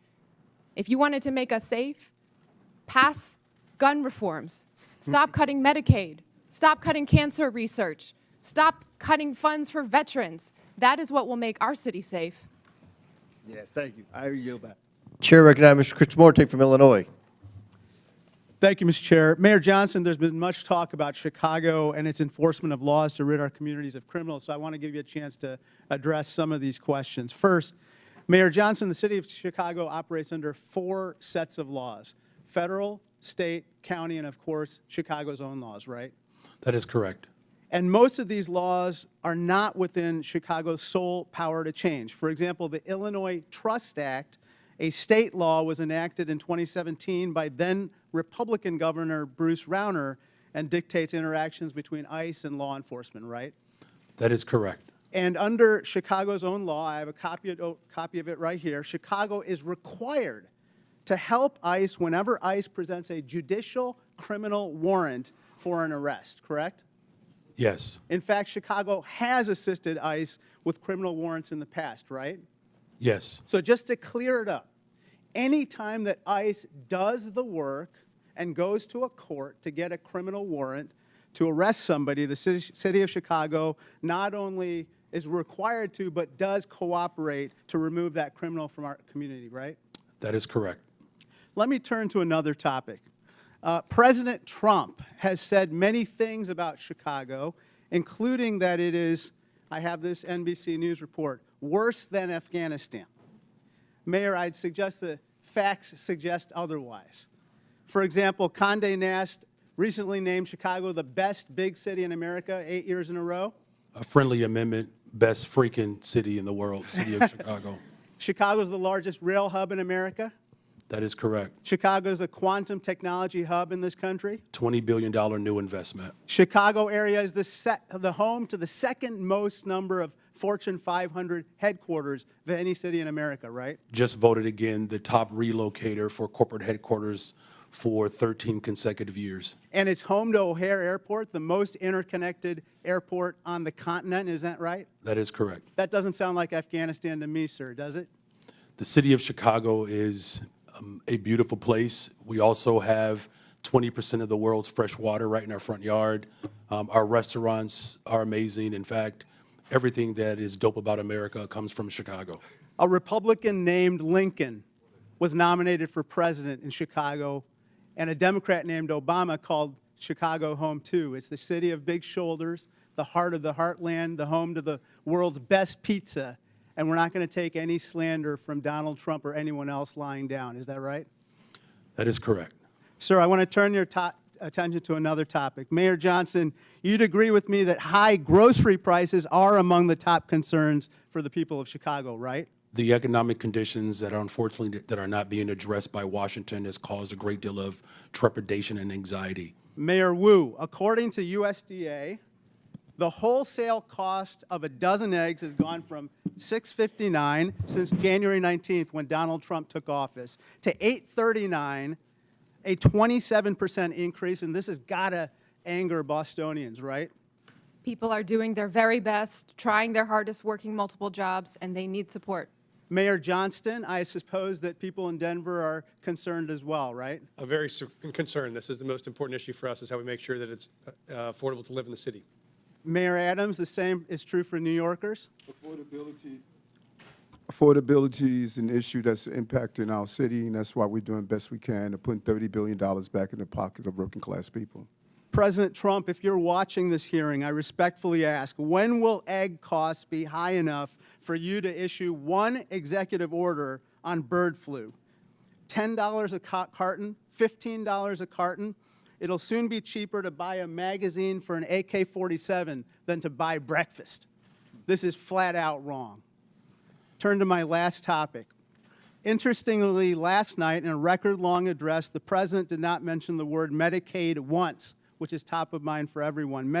Mayor Johnston, you don't dispute that 1.6 million people in Cook County are enrolled in Medicaid, right? I do not dispute that. In fact, in most of our safety net hospitals, 70% of the individuals that are being serviced are being serviced through Medicaid. I recently received outreach from Lurie Children's, a preeminent children's hospital located in Chicago. They said, quote, slashing Medicaid will put access to care for all children in our state at risk. You would agree that's unacceptable, right? That is unacceptable. It doesn't matter where you're from. If you're white, black, brown, poor, or rich, massive cuts to Medicaid will devastate our health care system. Thank you, and I yield back. Gentleman yields back. Chair now recognizes Mr. Perry from Pennsylvania. Thanks, Mr. Chairman. Mayors, thanks for being here, leaving your cities to come to Washington, D.C. today. By either definition or by claim, each of you, I think, could justifiably say represent what's considered a sanctuary city. If you could describe it, what would you, sanctuary from what? Anybody? Mayor Johnston, you want to start? Mayor Johnston? Thank you, Congressman. I welcome that because I wanted to clarify. We do not shield people from federal law. I just asked We you do not what, provide sanctuary. so you don't consider yourself a sanctuary city? We provide services and supports. Do We you not provide consider yourself sanctuary. a sanctuary city? That's just, We do not under that definition. you don't use the definition, you're not a sanctuary. We call ourselves a welcoming city. We Okay, provide so what's the, support. so what are you welcoming and who are you not welcoming? Well, we're welcoming everybody. Okay. We don't keep folks. So you're welcoming criminals that you don't have any idea what their crime background is, and you're good with that? No, we aggressively pursue. How do you do violent that? criminals anywhere. No, how do you vet the people that you welcome in your sanctuary city? Sir, we don't vet folks that arrive from Illinois or California with a background check when they come into the Denver airport any more than someone from another location. So you're welcoming any illegal immigrant or illegal alien to your city without question? Well, folks that make the decision to come to Denver, they arrive, and then we expect But them to you get a call job, them, you pay welcome taxes. them. You welcome them. You call them to your city and say, if you come here, you will be safe from what? Thank you, sir. We don't call anyone to our city. Folks that arrive in our city, we offer same access to services they may need to be successful. And if they break the law, we hold them accountable, we charge them, we prosecute them. What about if they've already broken the law? Well, if they've already broken the law and there is another jurisdiction that has a warrant for that person, they let us know and we would cooperate to transfer them to that jurisdiction. I think we saw in Mr. Jordan's conversation with you that you really don't do that. Mayor Johnston, how about you? How many, according to my records, you have welcomed 51,648 illegal aliens to your sanctuary city. So I'd ask you, sanctuary from what? If you're referring to the number of individuals that were bused from Governor Abbott without any coordination, the 52,000 individuals that were seeking asylum, those individuals were bused to us. I passed a bus ordinance to work to coordinate with the governor of Texas. He refused to do that. But that transfer of individuals was the result of the governor of Texas, not the result of a welcoming city ordinance. Welcoming city ordinance. So you're not welcoming these people that came here illegally?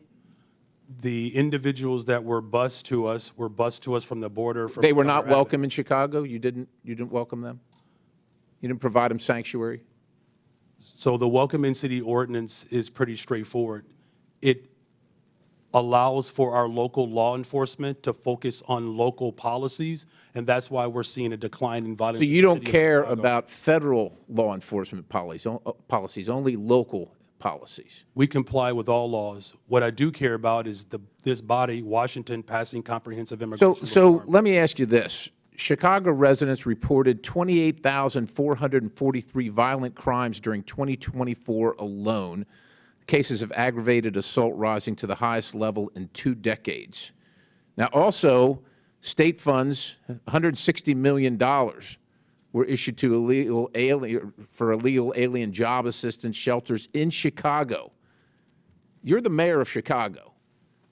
Do you think that your residents or the residents of your state should be paying for that more than they should be paying for their own needs, their own roads, their own public safety? I mean, who elected you? The people that came illegally, whether they were sent to you or not, or the people that reside in Chicago? Who elected you? And who do you serve? The people of Chicago elected me as the 57th mayor of the city of Chicago, and we serve all the residents of the city of Chicago. Illegal or not, criminal or not? How many of the 662,566 illegal aliens with criminal histories that ICE has reported are now residing in Chicago. Someone will have to get back with you with that number. I don't keep account do you of. take immigration information from criminals as they're arrested and processed? Do you take immigration information? Our local law enforcement focuses on getting all violent individuals do you off the determine streets whether of they're here Chicago. legally, what their immigration status is as a function of your justice Gentlemen, system? time's expired, but please feel free to answer the question, Mayor. The Welcome in City ordinance ensures that our local residents communicate and trust local law enforcement to ensure that criminals and crime is being addressed, So and you that's have why no violent idea how crime many are illegal. has Thank gone you, down Mr. in the Chairman. city I'll of yield. Chicago. Thank you very much, Chair now Congressman. recognizes Mr. Chairman, I have a Mr. unanimous Khanna. consent request. Chair now Mr. recognizes. Chairman, I have a unanimous consent request. I'm sorry, Ms. Presley. I have a unanimous consent request. Go ahead. Thank you. I'd like to seek unanimous consent to enter into the record. Mass deportations would deliver a catastrophic blow to the U.S. economy. This is from the Joint Economic Committee, December 2024. From where? What publication? The Joint Economic Committee, December 2024. Without objection, so ordered. I'd like to seek unanimous consent to enter into the record from the American Immigration Council, October 2024, mass deportation, devastating cost to America, its budget and economy. Without objection, so ordered. Chair recognizes Mr. Khanna from California. Mr. Chair. Wait, I'm sorry. Mayor Wu needs a short break to attend to her young child. Mayor. Mr. you Chairman, may be- I got the note that the baby's okay for now, so I'll continue. But thank you. I will. Is it? I believe from my husband that the baby's okay, and Okay, well, and just the let arrangement, us if know. it's All right, okay, was okay. that everyone would take a break, so I wouldn't have to go into a back room by myself to nurse when it's time. But thank you. Chair recognizes Mr. Khanna. Thank you, Mr. Chair. Mr. Chair, I find the Republican position in this hearing quite ironic because the Republicans are the party that are always touting local government, state government, local control, and not having federal overreach. So I want to explore actually one of your favorite topics on the other side of the aisle, the infamous mask mandates. I know how much you love them. When CDC came out with the mask mandate order of January 29, 2021, they said that we needed to have fines of $1,500 for anyone who didn't wear a mask on a plane or in a public space. And they said that there needed to be referred criminally to the Transportation Authority if they violated it more than once. Now, Governor Abbott said in Executive Order 38, we're not going to enforce, we're not going to have our cities enforce the mask mandate. And Governor DeSantis said the same thing. We're not going to have our local police enforce the mandate. I want to ask Mayor Adams and Mayor Wu, because you had slightly different views on the mask mandate, but Mayor Adams, you were actually praised in New York for saying, we are going to take away some of these mask mandates earlier so businesses can open and there can be a revival in New York. Did you ever, in law enforcement, to your knowledge, enforce the CDC mask mandate and ask your law enforcement to fine people who didn't wear a mask $1,500? What we did was looked at the science and looked at how it will impact business, and after issuing warnings in education. But I think it's fair to say, Mayor, right, you never referred anyone to the Transportation Department for prosecution, and you never had local police out there saying we're going to fine people $1,500 with the CDC mandate. The goal was to always ensure that people will carry out the procedure, and we did several education and warning in the process. Mayor Wu, you were a great advocate of masks and looked at the science. Do you know if your city government actually ever used police resources to carry out the CDC or Transportation Department's mask mandate where they were fining $1,500 or referring for criminal prosecution? I am not aware of any incidents of someone in Boston having been fined or prosecuted for any mask-related issues. We certainly prioritize public health and saving lives, and so our role as a city was to provide positive communication, outreach, make sure there were signs and different community organizations that could go and remind people to stay safe and do their best to take care of each other and their And families. as much of an advocate as you were for masks, and I was an advocate for masks, would you have been hesitant to order your law enforcement, your local police, to say if someone was violating those mask mandates that we need to cooperate and turn them over to the Transportation Department for prosecution? Would that have given you some pause if the federal government were saying use your police departments to fine people $1,500 and give us their records for criminal prosecution? Yes, it would have. And so I guess I'm trying to understand, you know, if we set this precedent that we want cities to be enforcing every federal mandate, then what happens when there's a new Democratic president that comes and says, we want a mask mandate that the Republicans may not want? And when there are conservatives like Governor DeSantis or Governor Abbott saying we don't want our cities to enforce that. Do you see, Mayor Wu, any difference between a federal government asking you to enforce laws that ICE is doing versus a federal government asking you to enforce a mask mandate or, frankly, to enforce gun laws that may not be what your local city department is focused on? It does seem that local authority is part of our democracy and part of our system of government. Isn't the real issue here not one of immigration, but of federalism? Isn't the question, I mean, everyone agrees that there needs to be, if there's someone who's convicted of a crime, that ICE has the right to enforce those laws. The question is just, are you going to have local governments in this country be beholden to every new president's directives and an arm for enforcing that?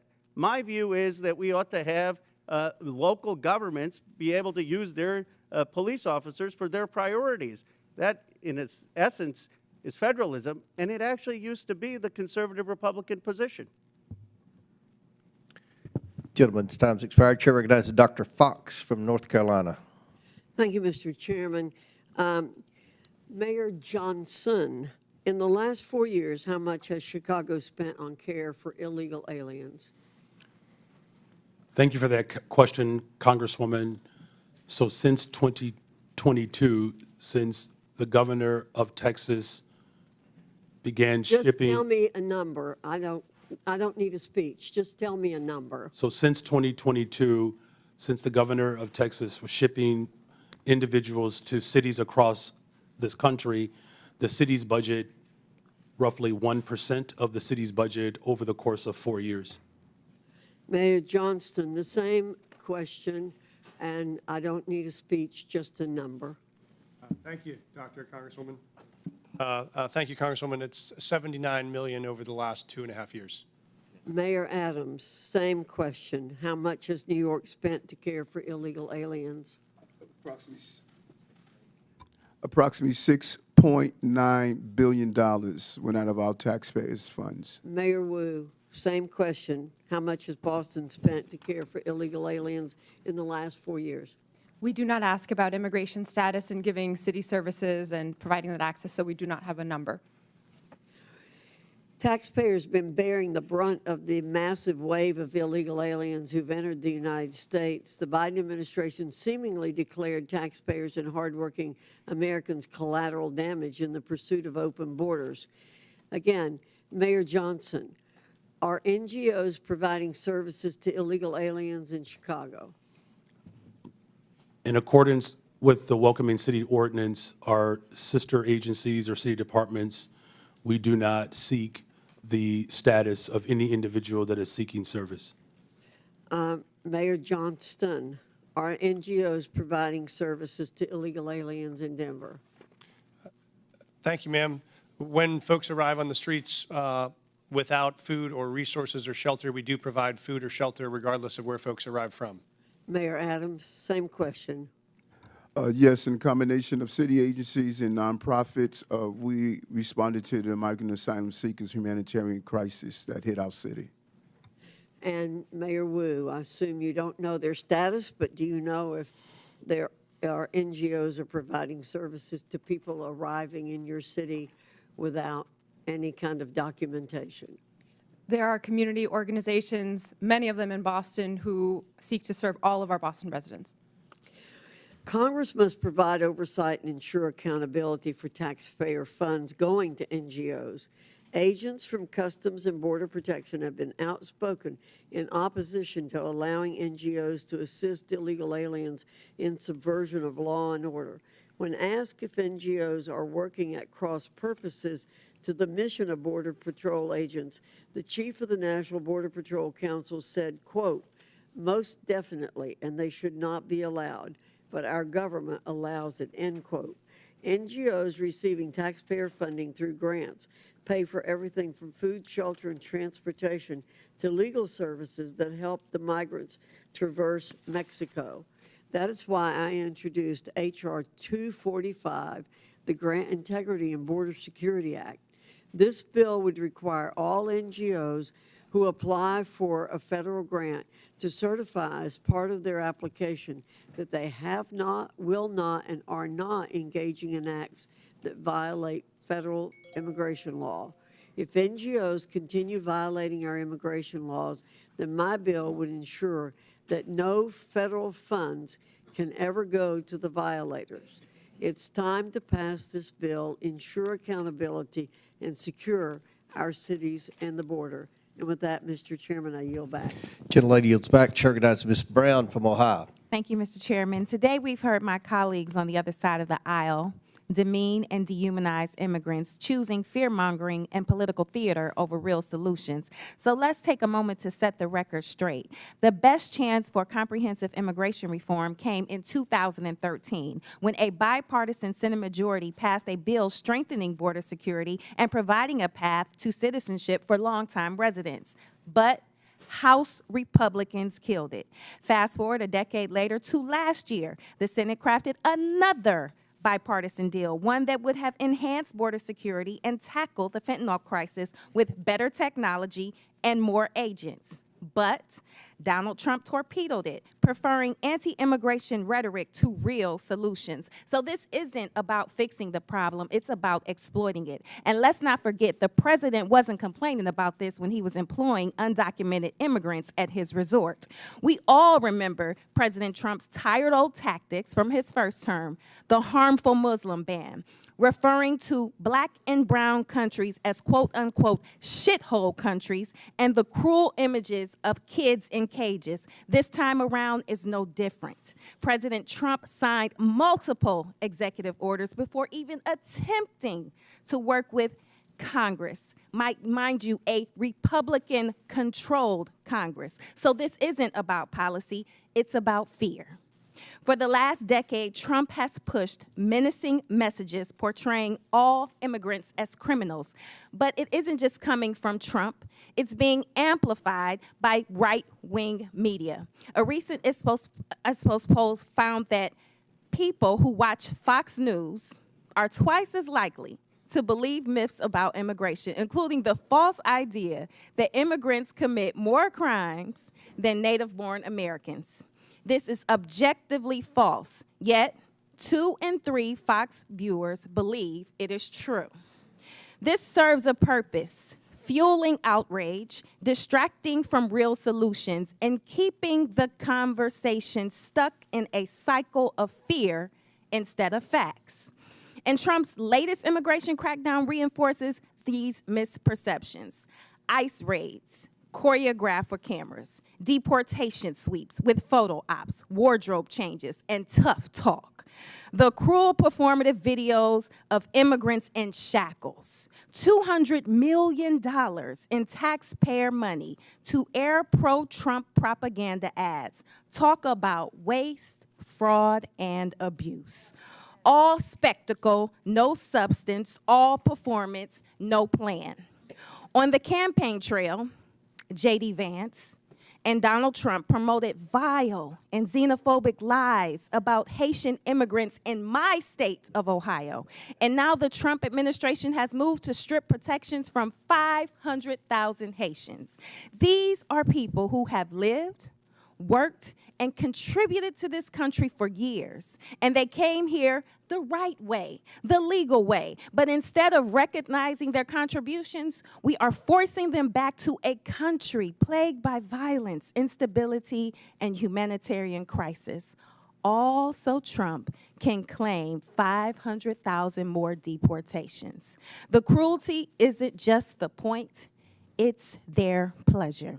So let's be honest about what's really going on here. Mayor Johnston of Chicago, what sort of an impact will the Trump administration's decision to allow arrests at sensitive locations like hospitals, preschools, churches, and courts have on your city? Thank you for that question. As a welcoming city space, it's important that the trust between the community and law enforcement is strong. That's ultimately how we have built a safer city. Just this year alone, violent crime is down 20%. Any type of threat to the civility and to the humanity of people is a threat to the evolution of our democracy. And so it's incumbent upon Washington to ensure that we are funding our education system, that we are funding our transportation system, our healthcare system, creating more jobs. Just since I've been in office, we've increased youth employment, summer jobs by over 40%. Making sure that our young people see their purpose is the value of this democracy. And so I call on this body to continue to invest in the city of Chicago that sends billions of dollars to Washington. Thank you. Fear and cruelty are not the solution. It's distinctly un-American and a dangerous distraction from the Congress's responsibility to actually deliver progress on this challenging facing our country. And with that, I yield back.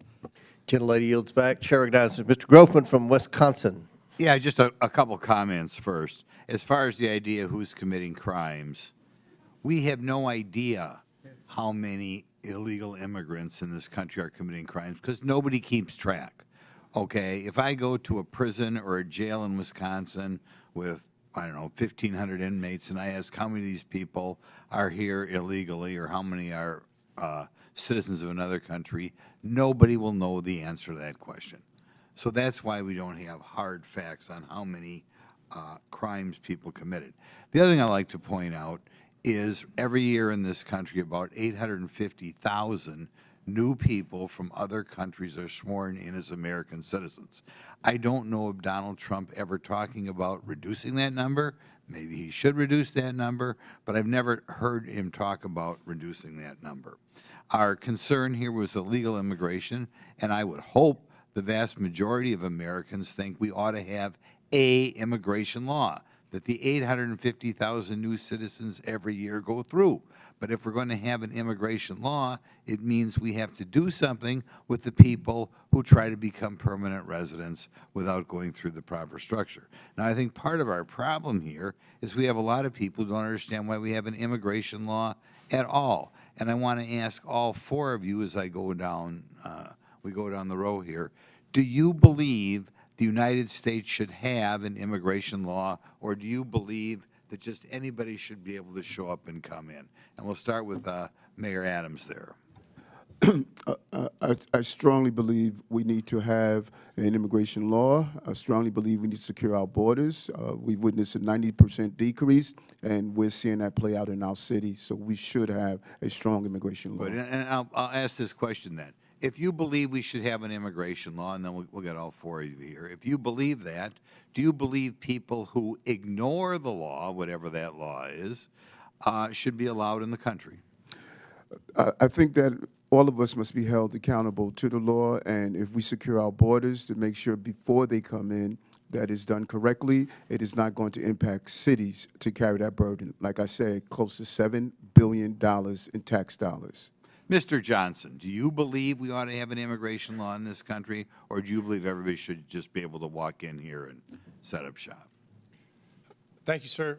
I do believe we should have an immigration law. I do believe we should have secure borders. I do believe we should fix our asylum process. I do believe we should let dreamers get access to permanent citizenship. I Okay, think then the there's lots question we could is, do. if somebody ignores that law and comes in this country, do you believe the whoever, ICE or Border Patrol or anybody, should spin them around and send them out? Or can they just ignore the law and because they, however, cross the Rio Grande, overstating a visa, whatever, are here? Do you believe that we ought to do something to the people who are ignoring the law?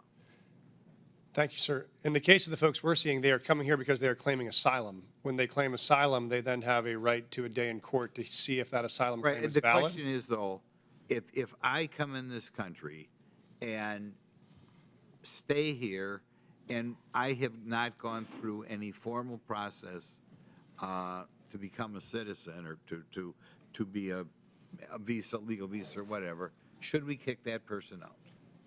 The folks that we're serving, sir, are trying very hard to navigate that legal process. It's often a 7-year wait for a court date when they arrive to this country, so part of it is the backlogged administrative need at the border. Every month under President Biden, at least the statistics I have, 30 to 40,000 people, what are called gotaways, came across the southern border, didn't ask for asylum, didn't ask for anything. Do you believe that people who just come across that way should be escorted out of the country, or do you believe just because they ran between the designated checkpoints that they, as the result, get to stay here forever? And so we're serving folks who are seeking asylum or have status, Well, of course, like temporary protective you status. wouldn't even know that. Or CBP 1. Okay, next mayor, Mayor Johnston, buddy from Chicago. What do you think? Should we have an immigration law in this country, or should anybody who comes here just be able to stay here? I do support the bipartisan legislation that was passed out of the Senate for comprehensive immigration Well, reform. no, that's not answering the question. Right now, people are breaking the law. Do you believe the United States should have an immigration law? As far as I know, every country in the world has an immigration law. Maybe there's one outlier or something. And we have laws in the United States. Do you believe if people come here and break the law that they should be escorted out, or do you believe they just get to stay here forever? Our immigration system is broken. We have not had comprehensive immigration reform since 1986. May I answer fully? Yeah, his time's expired, but Okay. feel free to answer. Do you want Mayor Wu to answer your question, or are you finished? Yeah. Okay, yeah, go ahead. Yes, thank you, Congressman. Yes, I do believe we need, cities everywhere clearly need an immigration law that has secure borders, comprehensive and consistent, compassionate pathways to residency and citizenship, resources to adjudicate the complexities of the law. And at the same time, I do not support mass deportation. That would be devastating for our economy, and there are millions of people who are running our small businesses, going to our schools. Okay. Thank you. Chair recognizes, and I must add, I don't think anyone's calling for mass deportation, but Chair recognizes Mr. Garcia. From California. Thank you. Well, thanks, Mr. Chairman. I want to thank all of our witnesses for being here today. Before I came to Congress, I was the mayor of Long Beach, California for 8 years. It's a diverse city of about 500,000 people, so I appreciate the work that mayors do. As mayor, I signed the Long Beach Values Act to protect all of our residents, including immigrants and undocumented residents. We set up justice funds to support people that were facing deportation, defending immigrants in court. These are policies that are strongly supported by my residents back home because they are good for all the community and make Long Beach safer. Now, we also know that immigrants make our communities vibrant and thriving places to live.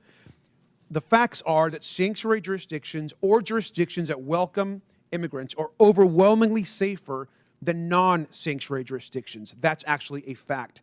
Immigrants, both documented and undocumented, are also less likely to be incarcerated or to commit crimes than native-born people. We know this to be true. Again, these are facts, and mayors have every right to pursue the policies that you know are best for your residents. Now, the Trump administration has threatened to prosecute some of the mayors on the panel today and force them to comply with his extremist agenda. But however, Mayor Adams, you are in a different position. You, of course, are already facing serious criminal charges. And Mayor Adams, I assume that you are not going to commit perjury today. And I do believe, though, that you have an enormous amount of issues facing you ahead of you. And it means your criminal charges are absolutely relevant to us today. Bribery, wire fraud, willfully and knowingly conspiring to commit offenses against the United States. Mayor Adams, you, of course, deny these corruption charges against you. Is that correct? Yes. Yes, Congressman. Thank you. Now, I understand that you are proven innocent unless you are guilty, but you also have, sir, a trust problem. 4 of your deputy mayors have resigned. Now, this is serious, and Republican prosecutors agree that the evidence against you is ironclad, yet Trump's DOJ moved to drop these charges. Now, I just want to be just really clear and show this here. Now, look at how the Trump-appointed acting U.S. attorney who is prosecuting you described it. Because the law does not support a dismissal, and because I am confident that Adams committed the crimes with which he is charged, I cannot agree to seek a dismissal. Now, this is a conservative Republican who resigned when Donald Trump pressured her to drop the charges. And we know the Trump administration demanded that the charges be dropped. And this is key. They will be able to refile them against you, Mr. Mayor, at any time. I think, personally, that's why you sat next to the architect of family separation on Fox and Friends. Now, Tom Homan sat next to you and said the following, and I quote, "Getting on Rikers Island is step one.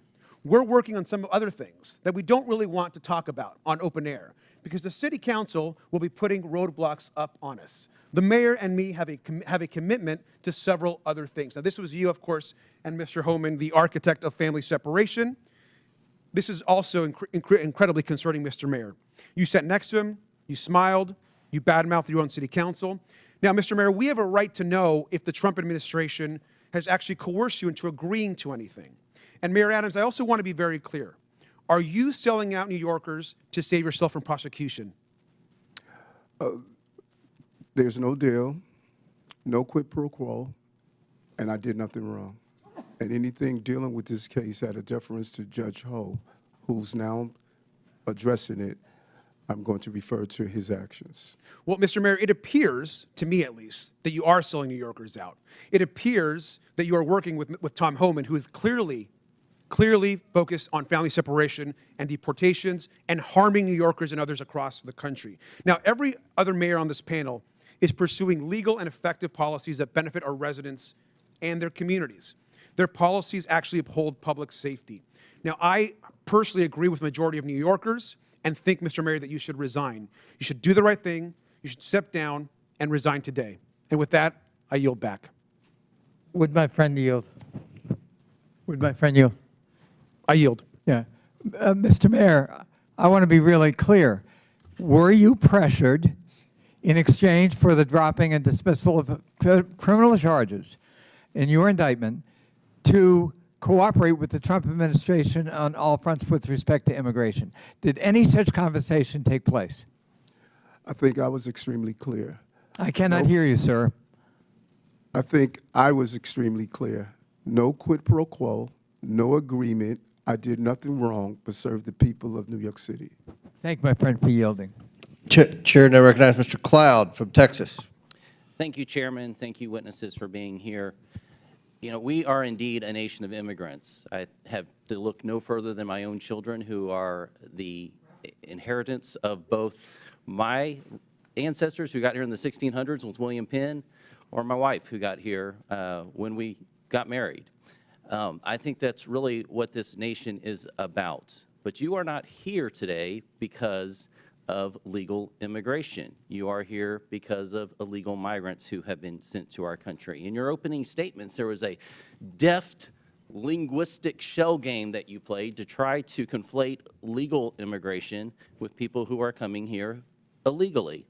And we're savvy to that.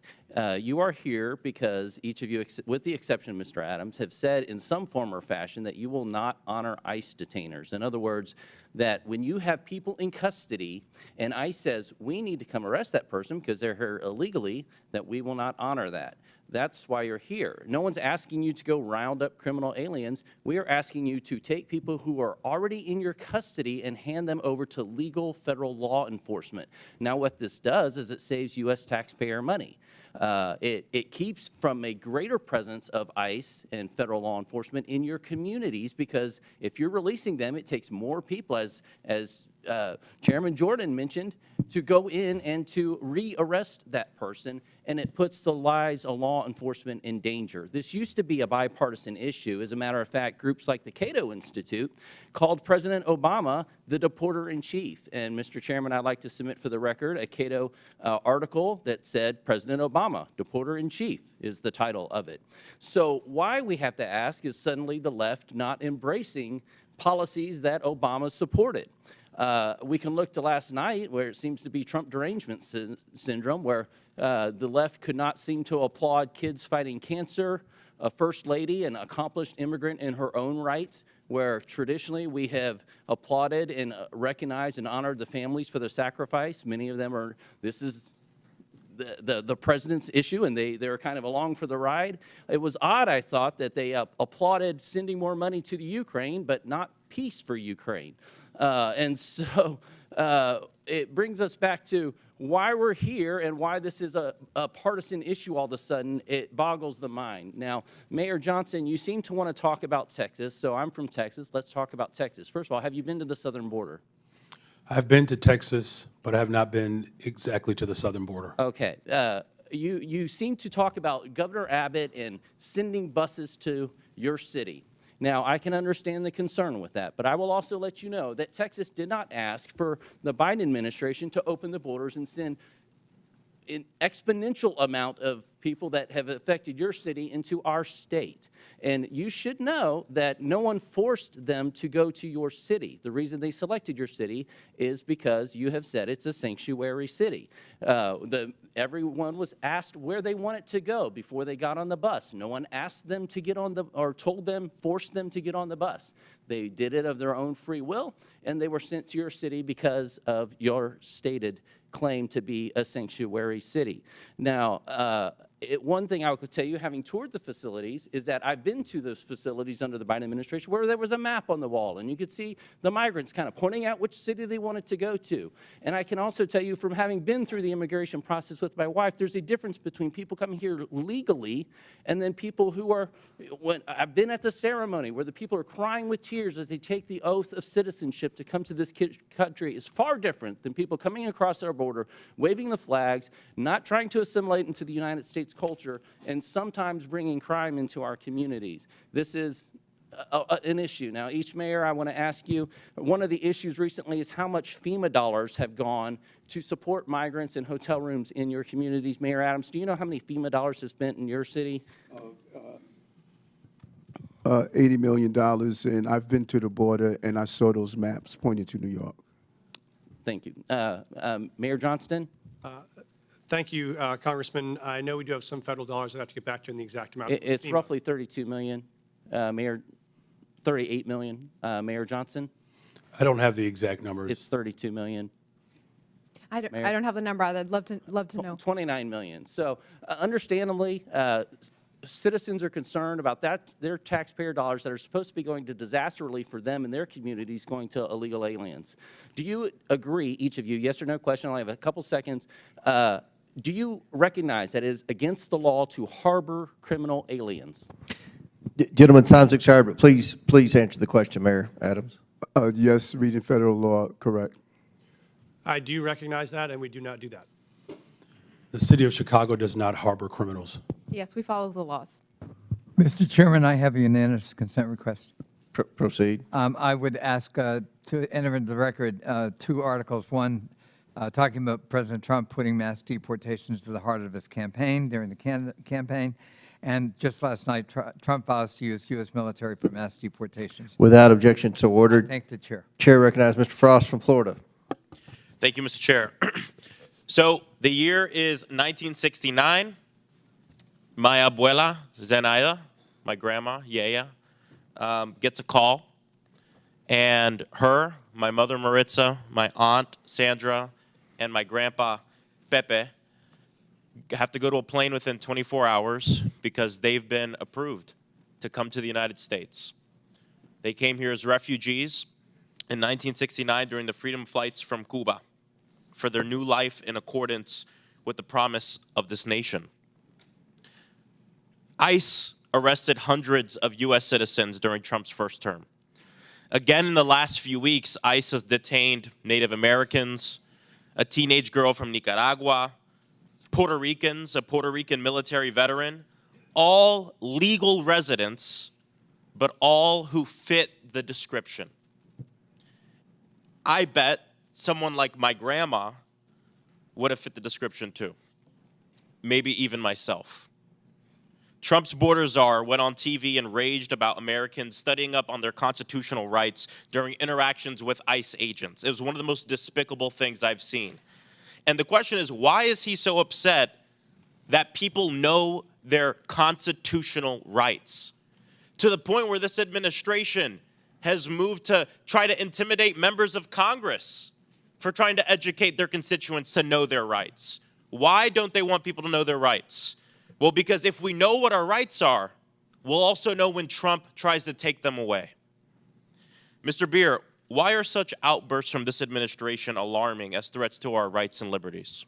Well, you think about what we've heard about detainer requests. I have documented over 155 U.S. citizens who've been targeted by detainer requests, and they want to say, we're going to just take the discretion away from state and local governments over detainer requests, even in the case where someone is clearly a U.S. citizen. Here's my birth certificate.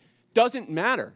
They're going to disregard it. And so, yes, I am well aware of the threat this administration poses to constitutional rights. So from what we've seen the last few weeks, should American citizens, should people with legal permanent residence in this country be also scared of this mass deportation campaign for themselves and their own children? Oh, absolutely. The birthright citizenship order is the most egregious, but that doesn't stop there. They want to take away people's citizenship and people's rights, regardless whether they're citizens or not. Thank you. Mayor Wu, Boston has been named the 9th best city for quality of life in the entire country. Congratulations. I would argue with that. Okay. If Trump succeeds in forcing you to redirect your city's budget and personnel to help with ICE raids in this mass deportation campaign, how would that affect quality of life for your people? First, that is against the laws in Boston and in Massachusetts, but I've heard from so many community members, including residents who are immigrants who are citizens, that they are terrified. And that means when people don't feel comfortable reaching out to call 911 when they need help, when survivors of domestic violence don't feel comfortable reporting or giving information, it makes all of us less safe, even those who aren't immigrants. This culture of fear is bad for the safety of our people. Donald Trump's immigration raids are also traumatizing and destabilizing, of course, all Americans, but especially children and kids. Being a kid in America is hard enough. Making good grades, going through more school shooter drills and fire drills, and now Trump wants to send armed ICE agents into their classrooms to rip children from the school desk as they're trying to learn. Mayor Johnston, my colleagues are laughing about that. I don't find that funny. What would a school day be like for a kid in your city when ICE suddenly bangs down on the door and abruptly grabs their teacher or one of their friends? Thank you, sir. I was a teacher and I was a school principal before I did this job, so I knew that our school was often the safest place that kids came, and they knew there they could learn, they could get support, they get access to services. And many of our kids come from mixed status families. They don't know their status, they don't know their mom's status or their dad's status. So I've had families before who have pulled their kids out of school, kids who were citizens, because they were worried that somehow their kids were in danger because they didn't know who was being taken. And so for us, the fastest way to make a city unsafe is to have kids not feel safe in their own schools. See, they want everybody to live in fear of undocumented people. That is what they want to do. But I'll tell you, when I'm in my district and I do roundtables, I've done them with kids in elementary school, and I ask them what they want us to do. They want us to ban assault weapons. They say what they're actually scared of is being shot to death and dying in their schools.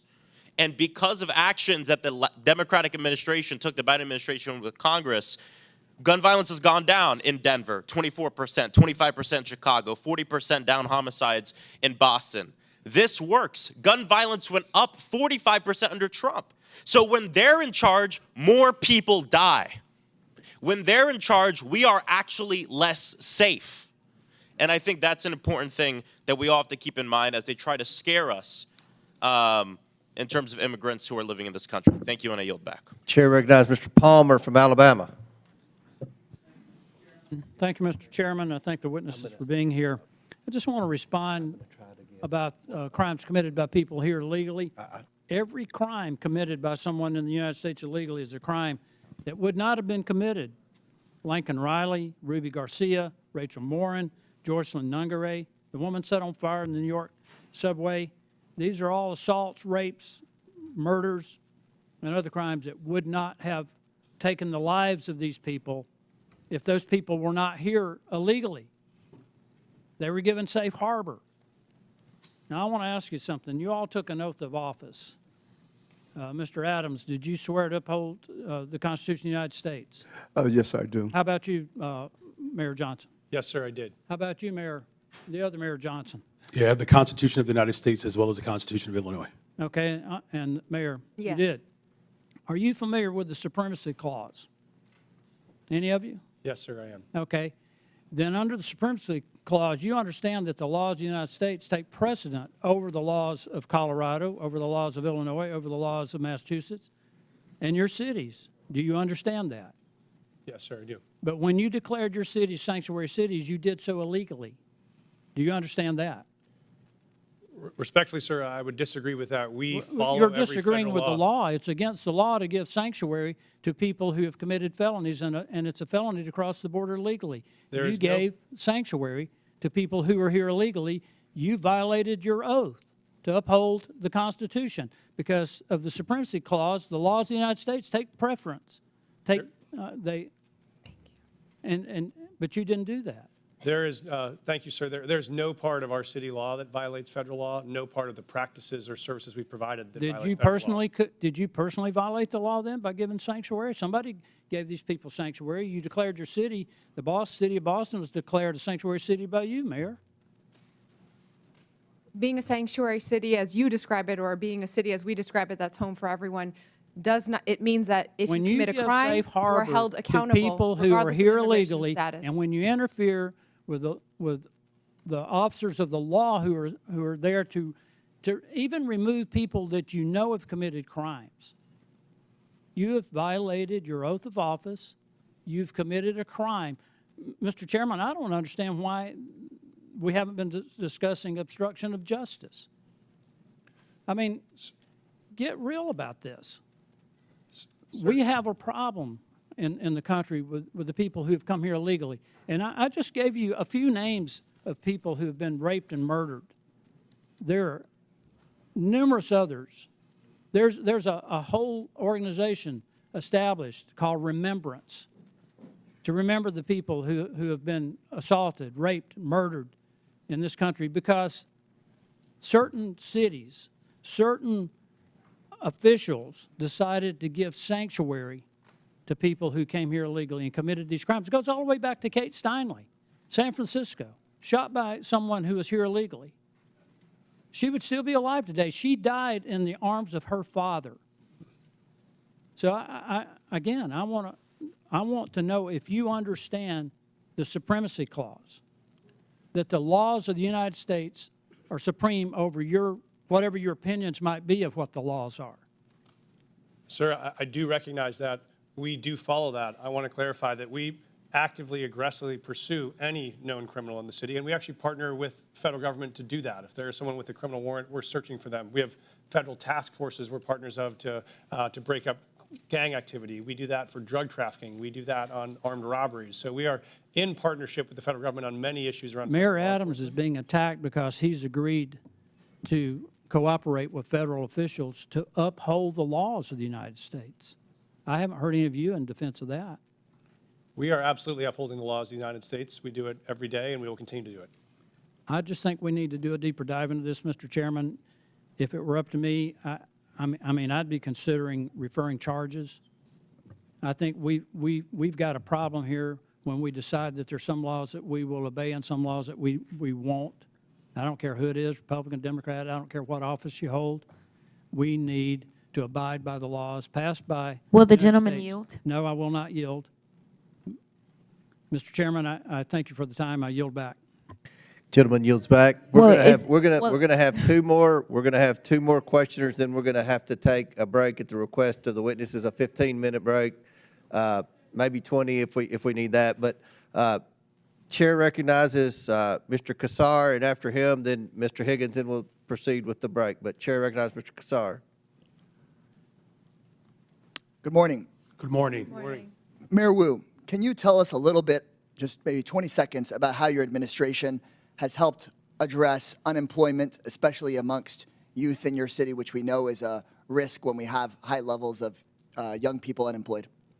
We made a commitment, our mayor's guarantee, that any young person in the Boston Public Schools who wanted a paid summer job would get one, and we fulfilled that with the partnership of businesses and companies and organizations throughout the city.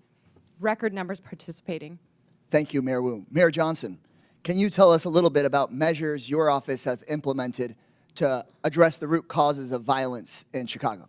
Thank you for that question. Yes, so first of all, it's great to report that violence is down in the city of Chicago, and it has gone down since I've been in office as a result of a couple of measures. One, we've reopened 3 mental health clinics because we do know that mental health issues, and we are in a very severe mental health crisis. We've also increased the number of youth employment. We have hired almost 28,000 young people for last summer. This year, we have an opportunity to hire up to 29,000 young people. We've also built more homes. Just last year, we've appropriated $11 billion, 37,000 construction jobs in the works for almost 10,000 more affordable units, and we have promoted and hired 200 detectives to increase trust between community and law enforcement to solve the crimes that do occur in our city. Thank you so much. Mayors, I want to thank you for the hard work you're doing every single day. Just in 40 seconds, you have described building tens of thousands of homes for people that need them, hiring detectives to solve cold cases, building community trust to reduce violence, hiring people to do incredible mental health work, and reducing the youth unemployment rate. That is so much more than what the Republican majority can ever describe having ideas about. And that's why they've dragged you before us today. They want to point the finger at you because they have no plan on how to address housing, no plan on how to reduce costs, no plan on how to actually reduce violence in our communities. In fact, maybe some of the only plans they have would be to make those issues worse. And I know that you all, as mayors, are doing one of the hardest jobs in this country every single day. You're serving your communities honorably. And they don't want the American people to hear about how Boston has drastically dropped your unemployment rate. They don't want the American people to hear about how Chicago is dropping the rate of violence in the city. But our job is to make sure the American people actually hear the truth. And the truth is that you are pairing a law enforcement response along with a mental health response and a housing response and a jobs response to what's going on in your cities. And that is so critical. Republicans, on the other hand, here are going back to the same old tactic, which is to say, find a vulnerable group of people and let's blame them for everything that we can. Anything bad that happens, let's go try to point the finger at our political opponents or at a vulnerable person or at a person of color from a faraway place. And that doesn't actually solve real issues for the American people. Republicans and their big boss donors blame immigrants for low wages because they don't want the American people to see the Republican plan to dismantle the NLRB, to dismantle unions, and to never pass a bill raising wages for American workers. They blame immigrants for housing costs because the Republicans are dismantling the Department of Housing and Urban Development and stripping affordable housing funding from this country. They want to distract from the $8 million a day that people like Elon Musk get in federal contracts while they attack hardworking immigrants and while they attack officials that are actually just trying to do their jobs. Mayor Johnston, you have a limited number, I suppose, of jail cells in Cook County and a limited number of law enforcement resources. Is that correct? That is correct, and I do not have jurisdiction over Cook County jails. And you want to make sure that when somebody in the city of Chicago calls 911, that they get an appropriate response. Is that correct? That is correct. And so what I have been hearing all morning from my Republican colleagues is they want the federal government to go tell the city of Denver or the city of Boston or the city of Chicago.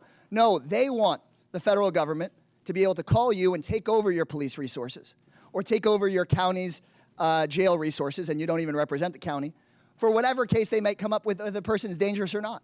instead of having cities determine if somebody is dangerous and needs to be held, instead of having cities say, we want to make sure if you have an emergency that we get somebody to you and don't just send out our police to a call that may not be a priority just because somebody in the federal government wants to go after somebody with no criminal background and that isn't a threat. And so with that, Mr. Chairman, right before I yield back, I just want to thank people that are involved in local government, city council members, neighborhood associations, mayors, the people who keep our cities running. You deserve our support in making your cities more safe. You deserve our support. Gentlemen, in time's addressing expired. housing Chair recognizes instead of Mr. hearings like Higgins this. from I yield Louisiana. back. Thank you, Mr. Chairman. Let's clarify for America. Mayor Adams, Mayor Johnson, Mayor Johnson, and Mayor Wu, are you here today under the advice of council, and do you have council present? Yes or no? I want to understand the question. Are you here today under the advice of council, and do you have council present? do have council present. I'm here because we were requested to appear. Did you consult with, did you have counsel prior to your appearance? Yes, we did. Thank you. This is not a trap question. We just want to clarify. Okay. Here under the advice of counsel, do you have counsel present? Yes, sir. Mayor Johnson, Council present here because I was invited. did you counsel before your trip here? We do have counsel, Get but I was advice here. from your counsel? Yes. Okay, then you're under the advice of counsel. Yes. Mayor Wu, thank you. To just clarify for America, these mayors are all sanctuary city mayors. But the narrative is no longer comfortable because 3 months ago, we were at the tail end of 4 years of millions and millions of illegals coming into our country. It was out of control. The only thing that has happened since then is we had an election in November. And now we're not pulling the curtain back. We have ripped the curtain from the rods. We have revealed to America just how fast we could have secured our border if you had an executive that was willing to enforce the law. So now we're paying attention to our municipalities. And every one of them is lawyered up. They've changed their narrative. We got example after example. The mayor of Chicago, we must lead with and live by the promise of sanctuary city. The mayor of Denver, willing to go to jail in defense of sanctuary city policy. The list goes on. But the policies of these mayors and our previous president have consequences, real life consequences. I have a family here today, Mr. Chairman, who lost their beautiful loved one. This young man was killed by an illegal immigrant in Texas that never should have been in our country. He'll never be here to raise his daughter, Anne Marie, to love and cherish and honor and uphold his beautiful wife, Olivia. And you mayors have responsibility, not just to your communities and the citizens you just want to serve, but by extension to the entire republic. And let me clarify, I was a cop for a long time. To honor the jurisdictional authority of another law enforcement agency, you do it every day in your city. Guaranteed, every one of you, if you have an inmate in your city on city charges, and that inmate has a felony warrant from a neighboring county or another county in your state, and that county contacts your city while you have that inmate in detention, and ask you to hold them for them to come pick it up upon release, guaranteed you release that inmate to the county over or to your state police. But you're not doing it for ICE.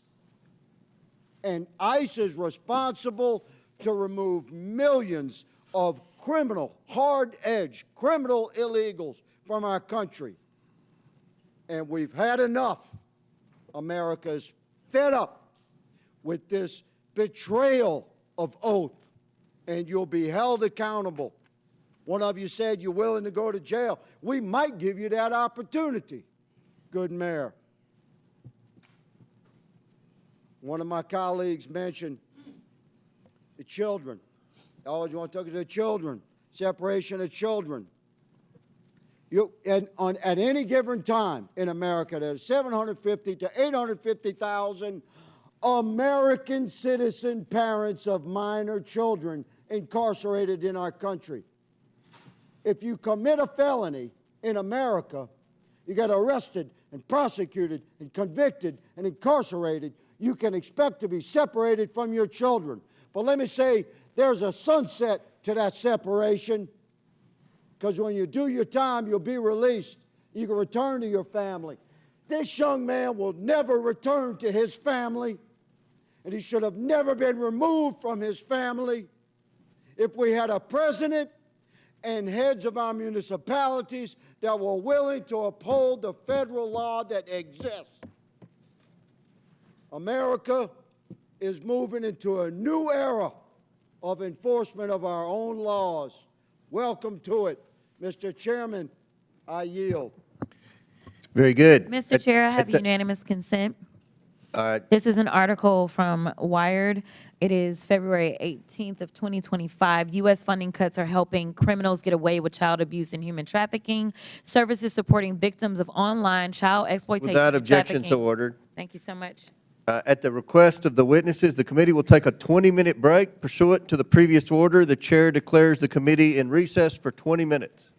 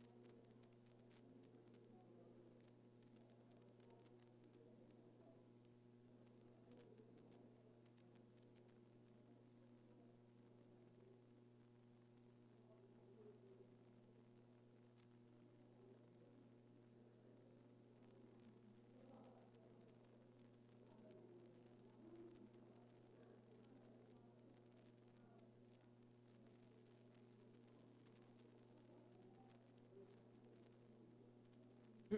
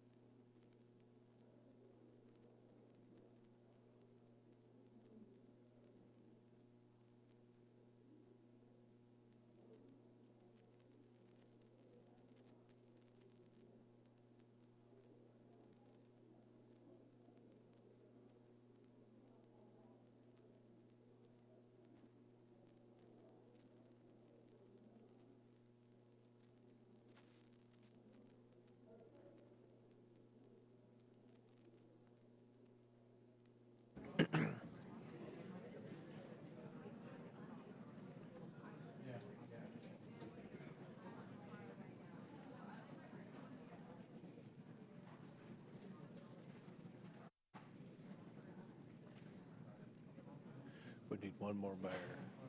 We're missing, okay, here we go.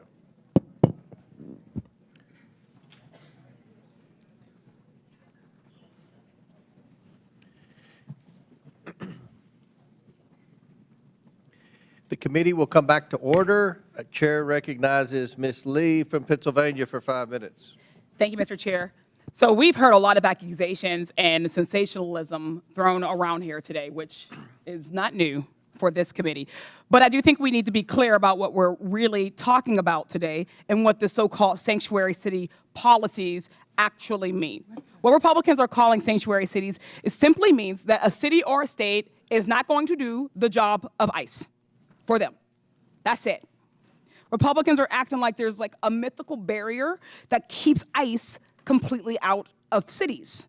If you're listening to Fox News, they make it seem like they're police at the borders of Chicago keeping ICE agents out, and that's simply not the case. Republicans want every town, city, state to dedicate their limited resources to entering what's called a 287G agreement with ICE to either do their enforcement work on the ground or hold people in custody for an additional 48 hours on detainers. That's 48 hours beyond the lawful detention. To be clear, that is illegal. In more than 700 counties in at least 9 states, there are policies or court decisions limiting these ICE detainers, as it is such a blatant violation of the Fourth Amendment. And when people's Fourth Amendment rights are violated, it's the cities, not ICE, who face civil lawsuits. As a reminder to Republicans, the Fourth Amendment is the one against unlawful searches and seizures. Just last year, New York City's Department of Corrections had to pay $92.5 million in a settlement to those they unlawfully detained for ICE. Republicans are putting these mayors between a rock and a hard place. And the reason that they're doing this is because Trump is trying to get them to do illegal things. If they work for ICE, they risk violating their own residents' constitutional rights and opening themselves up to costly litigation. But if they don't do Trump's bidding, they're being threatened with losing federal funding. Today's hearing is nothing more than a shakedown against the mayors of some of our nation's biggest cities and a part of Trump's ongoing anti-city crusade. In Trump's America, if you disagree with his priorities, then you lose federal dollars. Just last week, Donald Trump actually called city leaders who oppose his cruel policies sick politicians. Just a few days before that, his border czar, Tom Homan, threatened that he would be bringing hell on the city of Boston. Mayor Wu, what do you think about these threats against Boston and their attempts to force you to enact policies that are against the very things your constituents voted for?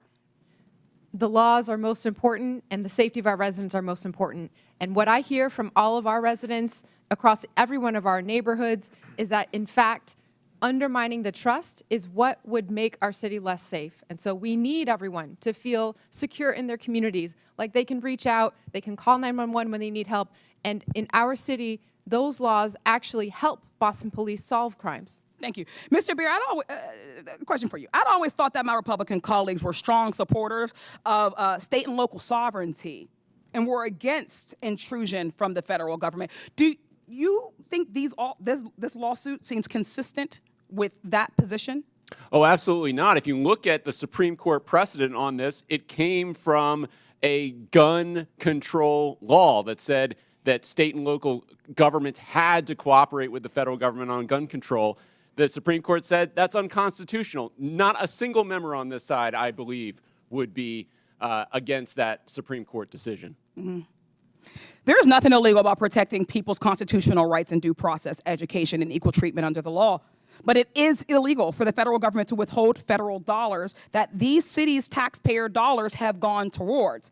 Mayor Johnston, Chicago ranks as one of the largest cities in the U.S. and has the third largest metropolitan economy, boasting a GDP of $860 million. This makes it one of the most economically diverse cities in the nation, correct? That is correct. Would it be fair to say that your city generates billions in taxpayer revenue and that the average taxpayer in Chicago and Illinois contributes more than around $20,000 in federal income taxes, which is more than $1,310 above the national average? That is absolutely So correct. can we conclude that Chicago residents pay significantly more in taxes than they receive in return, contributing at least $5 in taxes for every $1 they get back in federal support? More than our fair share. Thank you. Only 9 states have taxpayers that contribute more to the federal government than they receive. All 4 of our mayors are from states on that list. Yet Republicans are saying that they should lose that money because they don't agree with their dear leader.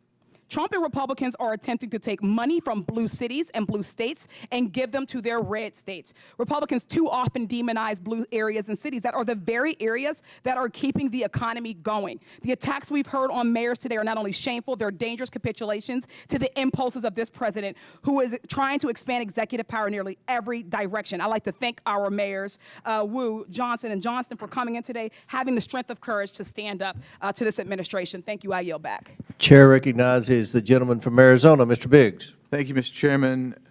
So, Mayor Adams, you've agreed today, sorry, over here. You've agreed today that New York City is a sanctuary city, is that right? Based on the definitions, and it doesn't seem, Congressman, there's now a uniform definition of that, but yes. Right, but that's what you've proclaimed. Mayor Johnston, you've previously also declared that you're a sanctuary city. Mayor Johnson, you said that Chicago must lead with and live by the promise to be a sanctuary city. Mayor Wu, you said Boston Police and other departments cannot cooperate with ICE when it comes to detaining on civil warrants. Of course, I don't know what Mayor Johnston would define it, but I do know that the Honorable Mayor Johnson from Chicago, they call theirs a welcoming city ordinance, and we've got Ms. Wu, Mayor Wu, who's referred to hers as a safe city. That's really interesting to me. So when you are a sanctuary city, you put limits on how much you're willing to cooperate with federal agencies' efforts to remove illegal aliens.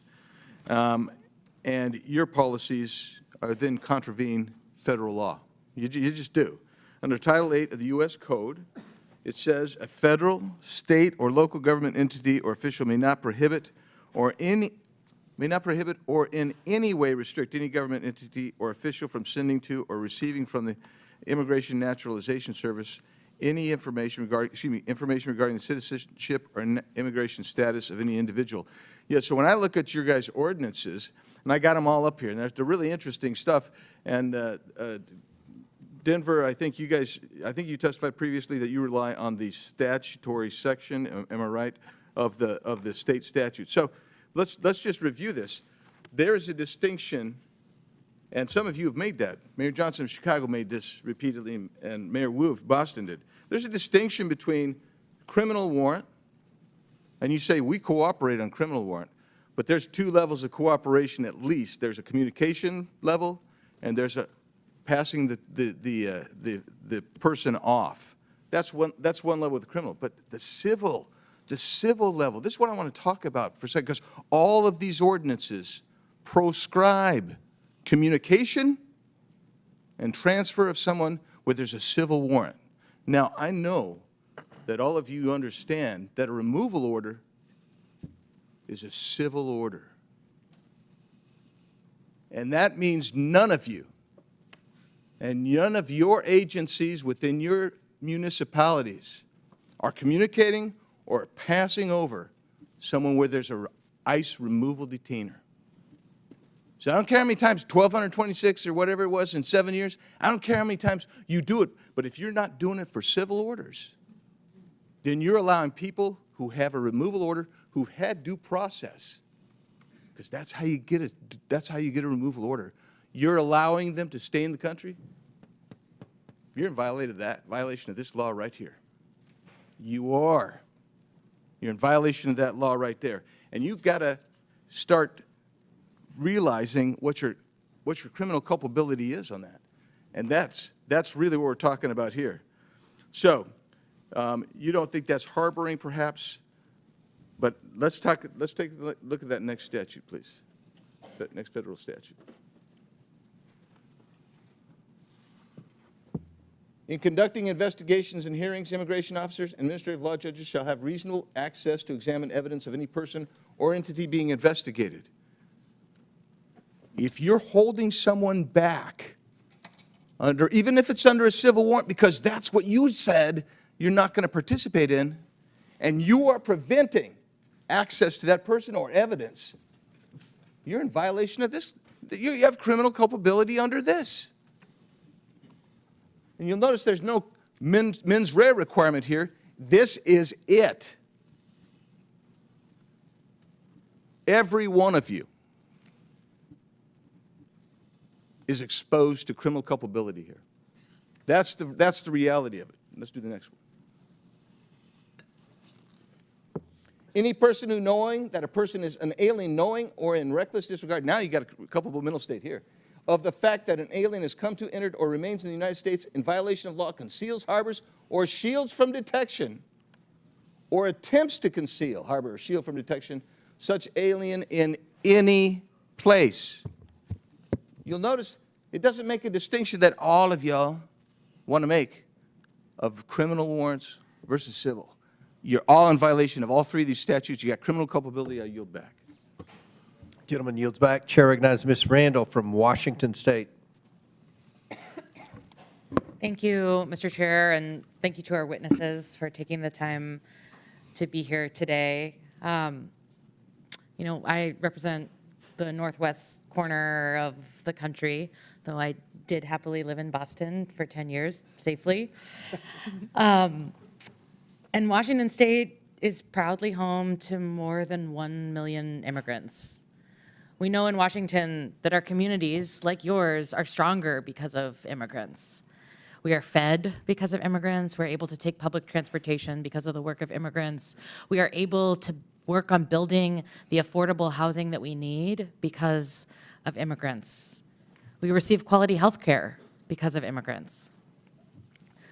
But this administration, as we see over and over and over, is more concerned with deporting families than supporting families. Their actions are rooted in hatred and fear and deliberate misunderstanding. They say they want to lower costs, but what their actions show us is the opposite. Immigrants drive our economy. And this administration's mass deportations have disrupted small businesses, wreaked havoc on our communities, all while families see their grocery bills continue to rise and worry about their health care being ripped away. My constituents are scared. They're writing to us that they're afraid to go out in public, send their kids to school, go to the grocery store without 2 other members of their family or their neighbors with them. There are dozens of families making emergency plans to make sure someone is legally designated to take care of their children if they're detained or deported. And in fact, our governor had to create additional policy to ensure that kids are not left alone when their parents disappear. We've heard from beet farmers and wheat growers and florists, Christmas tree farms, grocers, and salal harvesters that their businesses cannot continue without the support of immigrants. We know that there is a huge economic impact to our families and our communities. And Mayor Adams, per your testimony in 2021 on immigrant New Yorkers, you stated that including those who are undocumented, immigrants in New York paid billions of dollars in taxes and contributed billions more in spending power to the New York economy. Is that true? Oh, yes. Yes, thank you. So one can imagine if this administration continues its mass deportation plans in cities across the country, including New York, it would have a significant impact on all our economies. Mr. Bier, can you speak to what the economic impacts of mass deportation would mean for the U.S. economy? Absolutely, it'd be devastating. You're looking at an instant recession if it was, some magic wand you could wave to get rid of all these people like they want. That'd be about a 7% drop in GDP. That's well into the trillions of dollars in lost production of goods and services that benefit Americans. And when you really think about it when it comes to the cities, right, it's not equally distributed across the country. It's really these cities and some others that are going to be overwhelmingly impacted. So those neighborhoods, you're looking at a death spiral of economic activity when you remove so much of the population. And of course, we talk about just the people who are undocumented, but their children, their spouses, all those people are going to be affected by mass deportation. Thank you so much. And Mr. Chair, with unanimous consent, I'd like to enter this New York Times article, Frustration Grows Inside the White House Over Pace of Deportations. Without objection, so ordered. Thank you so much. And, this committee has been very interested in uncovering waste, fraud, and abuse. And I'd like to draw our attention to the ASMR deportation flight that the administration touted on their official social media channels. While previous flights, deportation flights, cost for about 10.5 hours, $47,000. This military flight that was commandeered from its mission of national security to take folks who were in detention centers already to a stopover in Guantanamo cost us $299,250 for the same flight. My folks in my community who are stationed at Joint Base Lewis McChord are being diverted from their essential missions to go to Guantanamo to be layover stewardesses for this this plan that's just for clicks. It's just to continue to stir up media. It's just to deliver on a promise that the president made and that he's worried that he will be accused of letting his base down if he doesn't carry out. Thank you. Chair recognizes Ms. Mace from South Carolina. Thank you, Mr. Chairman. All of the mayors here today are actively working to harm the American people you represent. You all have blood on your hands. I'm going to ask a series of yes or no questions today, and I would like to remind all of you, you are under oath. I only want a yes or a no to my questions. My first question, do you acknowledge breaking into our country as a crime? Mayor Adams, yes or no? Do you acknowledge breaking into our country as a crime? I acknowledge. Yes or no? I acknowledge. Okay, Honorable Johnson, he's not going to answer the question. Yes or no? Is breaking into our country against the law? Yes or no? Depends how you cross the border. Okay, Some folks Mayor have Johnston, status. yes or no? Comprehensive immigration not an reform answer. policies Mayor are what's Wu? necessary in this Mayor Wu, moment. do you have a better answer than these gentlemen before you? Yes or no? Yes. Okay, do you believe it's acceptable for illegals who commit heinous crimes be released back into the public instead of being detained and deported? Mayor Adams, yes or no? Anyone break a crime? Yes or no? This is not hard. Yes or no? Anyone that break a crime should be detained. Okay, Mayor, yes or no? They should be deported. Okay, Mayor. Any individual that Yes or causes no? harm Yes or and no? breaks Okay, the Mayor law Wu? should be held accountable. This is why you have 6% approval rating, because you suck at answering questions. Mayor Wu? Yes or no? Anyone who's a public safety threat should be prosecuted. All right, I have my next question. When an illegal alien rapes a woman, do you believe you're on the right side of history? Mayor Adams, yes or no? Tell me, say that question again. Okay, Mayor Johnston. When an illegal alien rapes a woman, do you believe you're on the right side of history? Yes or no? I will charge and prosecute them. Yes or no? Okay, well, okay. You said you would go to jail, didn't you? I will For charge and harboring illegal prosecute aliens or something, Mayor Johnson? Could you repeat your question, please? When an illegal alien rapes a woman, do you believe you're on the right side of history? Could you clarify that question? Okay, Mayor Wu, yes or no? No, rape is obviously Then horrible. why are you letting rapists back out onto the streets of Boston? That is not true. That is Okay. not what's happening in when Boston. When an illegal alien molests a kid, molests an underage kid, do you pat yourself on the back for being compassionate? Mayor Adams? It's despicable, and he should be arrested. Mayor Johnston? I prosecute folks that commit crimes like that. You guys let him out on the streets. Mayor Johnson? We arrest violent criminals in the city of Chicago. Mayor Wu? We investigate, arrest, and prosecute. You guys don't sound very confident today. Would your city honor an ICE detainer on an illegal alien who rapes kids if one was issued today? Mayor Adams? Yes or no? In conformance with law, we will honor detainers. Mayor Johnston? If there's a criminal warrant, we'll help them pick them up. If there's no criminal warrant, we'll honor a notification request. Mayor Johnson? Criminal warrants, we always cooperate with federal agents with a criminal warrant. Mayor Wu? Get a criminal warrant, we will enforce. A criminal warrant. I'm talking about an ICE detainer on an individual who's here illegal who rapes kids. Do you all hate Donald Trump more than you love your country? Mayor Adams? I respect my president. I respect my Yes country. or no? and I You're having the respect hardest time my today. Senate. Mayor Johnston? I love my country. Yes or no? I love my Okay. country. Mayor Johnson? As the son of a pastor, I love everyone and this country. Mayor Wu? I love my country and my city. Do you all, are you all willing to go to jail for violating federal law? Mayor Adams? I'm not going to violate federal law, so I don't have to worry about that. Mayor Johnston? We don't violate federal law either. You don't violate federal law. We do not violate federal law. Is it violating federal law if you don't honor detainer requests from ICE? Absolutely not. In fact, the statute Congressman Biggs shared, we explicitly follow. The statute says you cannot prohibit city employees from sharing information about someone's status with the government. We do not prohibit that. Do you love illegal aliens more than you love your fellow countrymen? I love all the residents of the city and county. Mayor Johnston, are you willing to go to jail for violating federal law? The city of Chicago complies with all laws. Oh, I highly doubt that. Mayor Wu?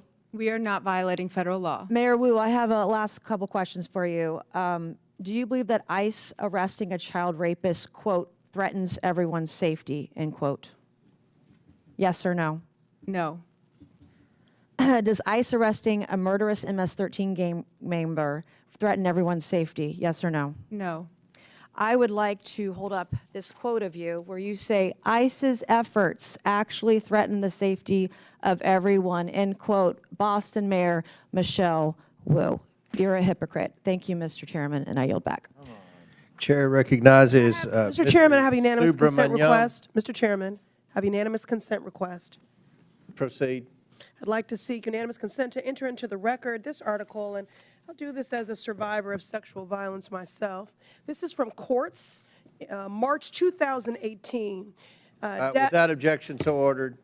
Data from Texas shows that U.S.-born Without objection, so ordered. We've put it in the record.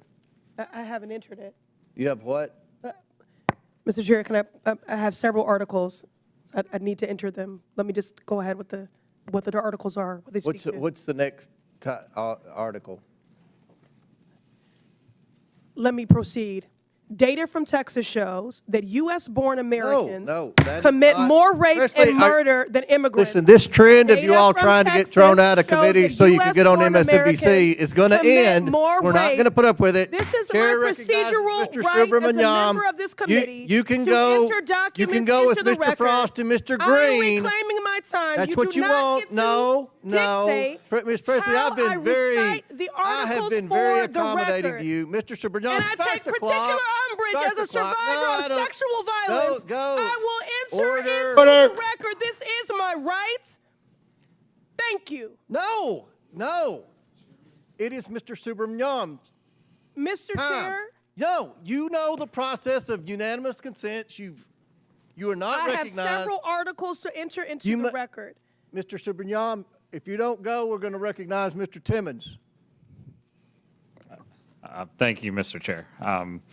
I just wanted to bring up a bill that's going to be before the floor, H.R. 32, a bill that would basically take away federal grants if the administration thinks you are a, quote, sanctuary city, which, by the way, isn't even very well defined. I'm not even sure from reading the bill whether your cities are even sanctuary cities to begin with. I think that's why that question may have been difficult for you to answer. But I think what's been very interesting to hear is how well you've been able to integrate and welcome immigrants into your communities, into your city's economies, and making the best out of a difficult situation. I find that very impressive.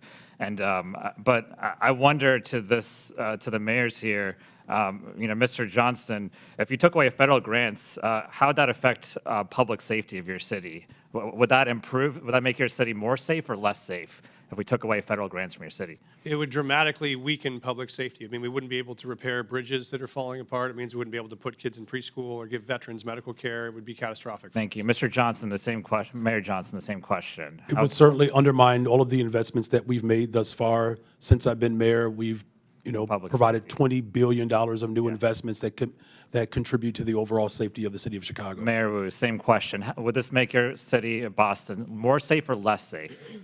Withdrawing federal funds would make us less safe. Education makes us more safe. Housing makes us more safe, and we rely on those funds. And how did, let's take Mayor Johnston, how did many of the immigrants come to your city? You mentioned they came from Texas, is that right? That's correct, Congressman. They came on buses sent from Texas, mostly from El Paso. I feel like we have the wrong people in the room today. We have mayors of cities that are trying to do their best with the situation that they have. And then we have governors in Texas and Florida who are busing folks up to your cities. And so you're trying to make the best out of this situation.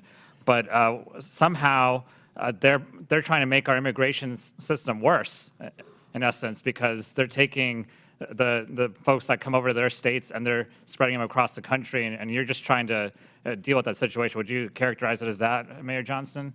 Yes, sir. We're just trying to manage the crisis in front of us, which is families being dropped off on our city streets in the winter with no clothes. Our calling is to make sure they're safe. And how would the Trump administration's funding freezes and cuts, would they undermine public safety in your city, Mayor Johnston? They could dramatically undermine public safety in our city. Everything again. Mayor Johnston, same question. It certainly will undermine community safety if the Mayor federal Wu, government same undermines question. the investments in people of Chicago. It would undermine our safety, too. So we're trying to make your cities more safe, but there's a bill here in the name of making your cities more safe actually makes your cities less safe. Would you agree with that, Mayor Johnston? Yes, sir, I would. Mayor Johnson, same Yes. question. Mayor Wu, Yes. same question. And I think this bill is actually, in a way, extortion, because you're basically trying to take away funding from a city if they don't do what the administration wants you to do. But let's talk about extortion for a minute. Mayor Adams, I think everyone's a little bit concerned about the timeline of events that has led to your case being dropped. And so, Mayor Adams, did you meet with Tom Homan on December 12th of last year? Did President Trump say publicly that he considered pardoning you 4 days after that meeting? Yes or no? I don't recall what the president said in regards to that meeting. Well, he did. In January, did you meet with President Trump at Mar-a-Lago? Yes or no? Yes, I did. In this meeting, did you talk about immigration enforcement with the president? Talk about immigration in general. What was that? What did you talk about when it comes to immigration? Just how important it is to secure the border, and they were able to do so. We saw a 90% decrease, and I see that on my streets every day. Did you talk about your pending case with the DOJ? No, I did not. So the case did not come out. Have you ever talked about your case with the DOJ with the president? No more than what you heard him on the trail say that he thought it was important. I haven't heard much. Tell me, have you ever talked about the president, talked about your case in the DOJ with the president? Yeah, as I indicated previously, I'm going to say it again. This case is in front of Judge Ho, and out of deference to him. Have you he's ever allowed- talked about your case with anyone in the Trump administration? I'm going to say this again. This case is in front of Judge Ho, and out of deference to Judge Ho, he is going to determine the outcome of this case. That's not answering the question. I'm going to ask you one more time. Have you ever talked about this case with anyone in the Trump administration? This case is in front of Judge Ho, and out of deference to Judge Ho is going to decide the outcome of this case. I think Mayor Adams is not answering the question because he probably has. And I think there's a pretty clear timeline here that indicates that a case is being dropped in the name of trying to appease the president, who seems to be okay with what's going on. And so look, we can talk about the policy, but I think there's a bigger problem here of public extortion and almost an endorsement of this extortion, and it's becoming the norm for this administration. I yield back. Chair recognizes Mr. Timmons from South Carolina. Mr. Chairman, before you do, I have a unanimous consent request, please. Mr. Spansbury, you recognize. Thank you, Mr. Chairman. I have 4 articles I would like to enter into the record titled "The Mythical Tie Between Immigration and Crime. Undocumented immigrants half as likely to be arrested for violent crimes. Immigrants significantly less likely to commit crimes," and one titled "Showing Data About U.S.-Born Citizens More Likely to Commit Murder." And Mr. Chairman, I do ask that you do respect my colleagues on this side of the aisle, parliamentary. Without objection, rights so ordered, to your unanimous enter, consents use are these.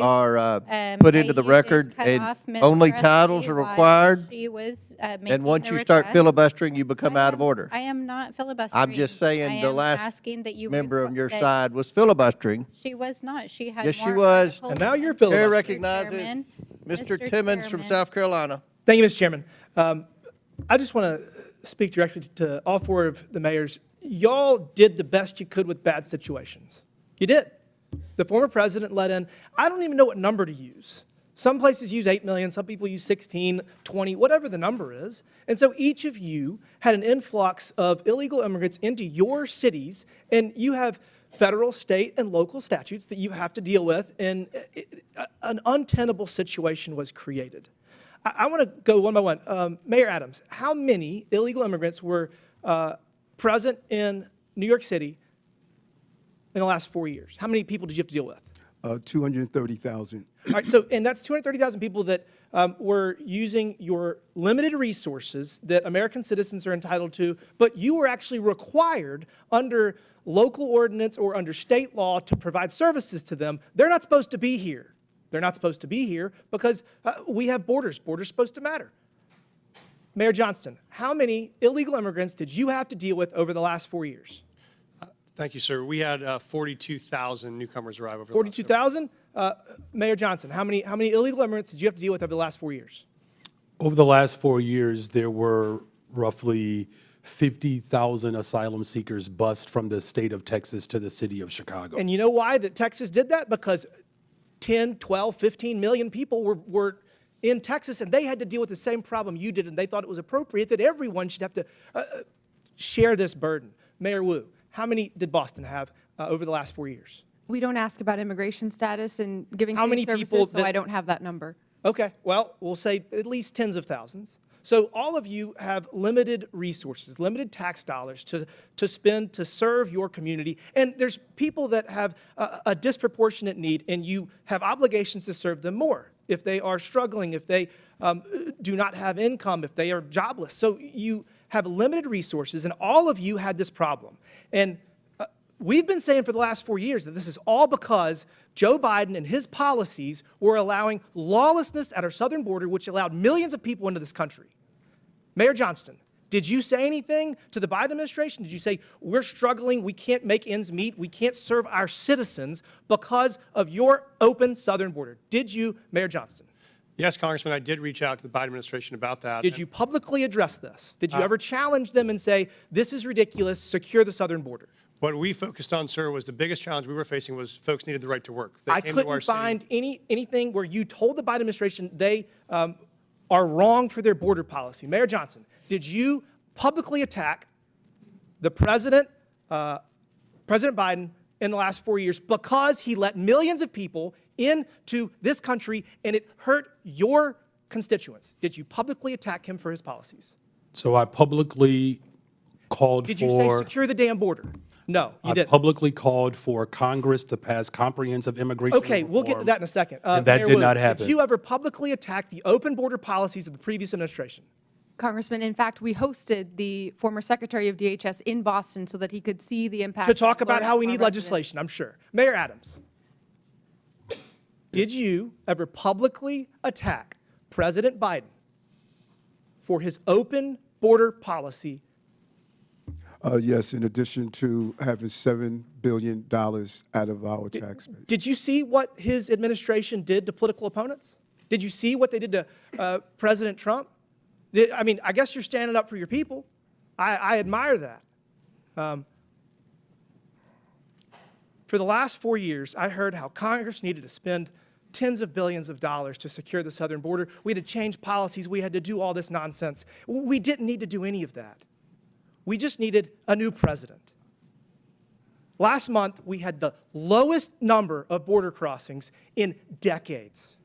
And I can promise you this, that's going to continue because our president has always had the ability to stop this. And the only one of you that stood up to the previous administration was under investigation shortly thereafter. Weird how that happens. We're turning the page here.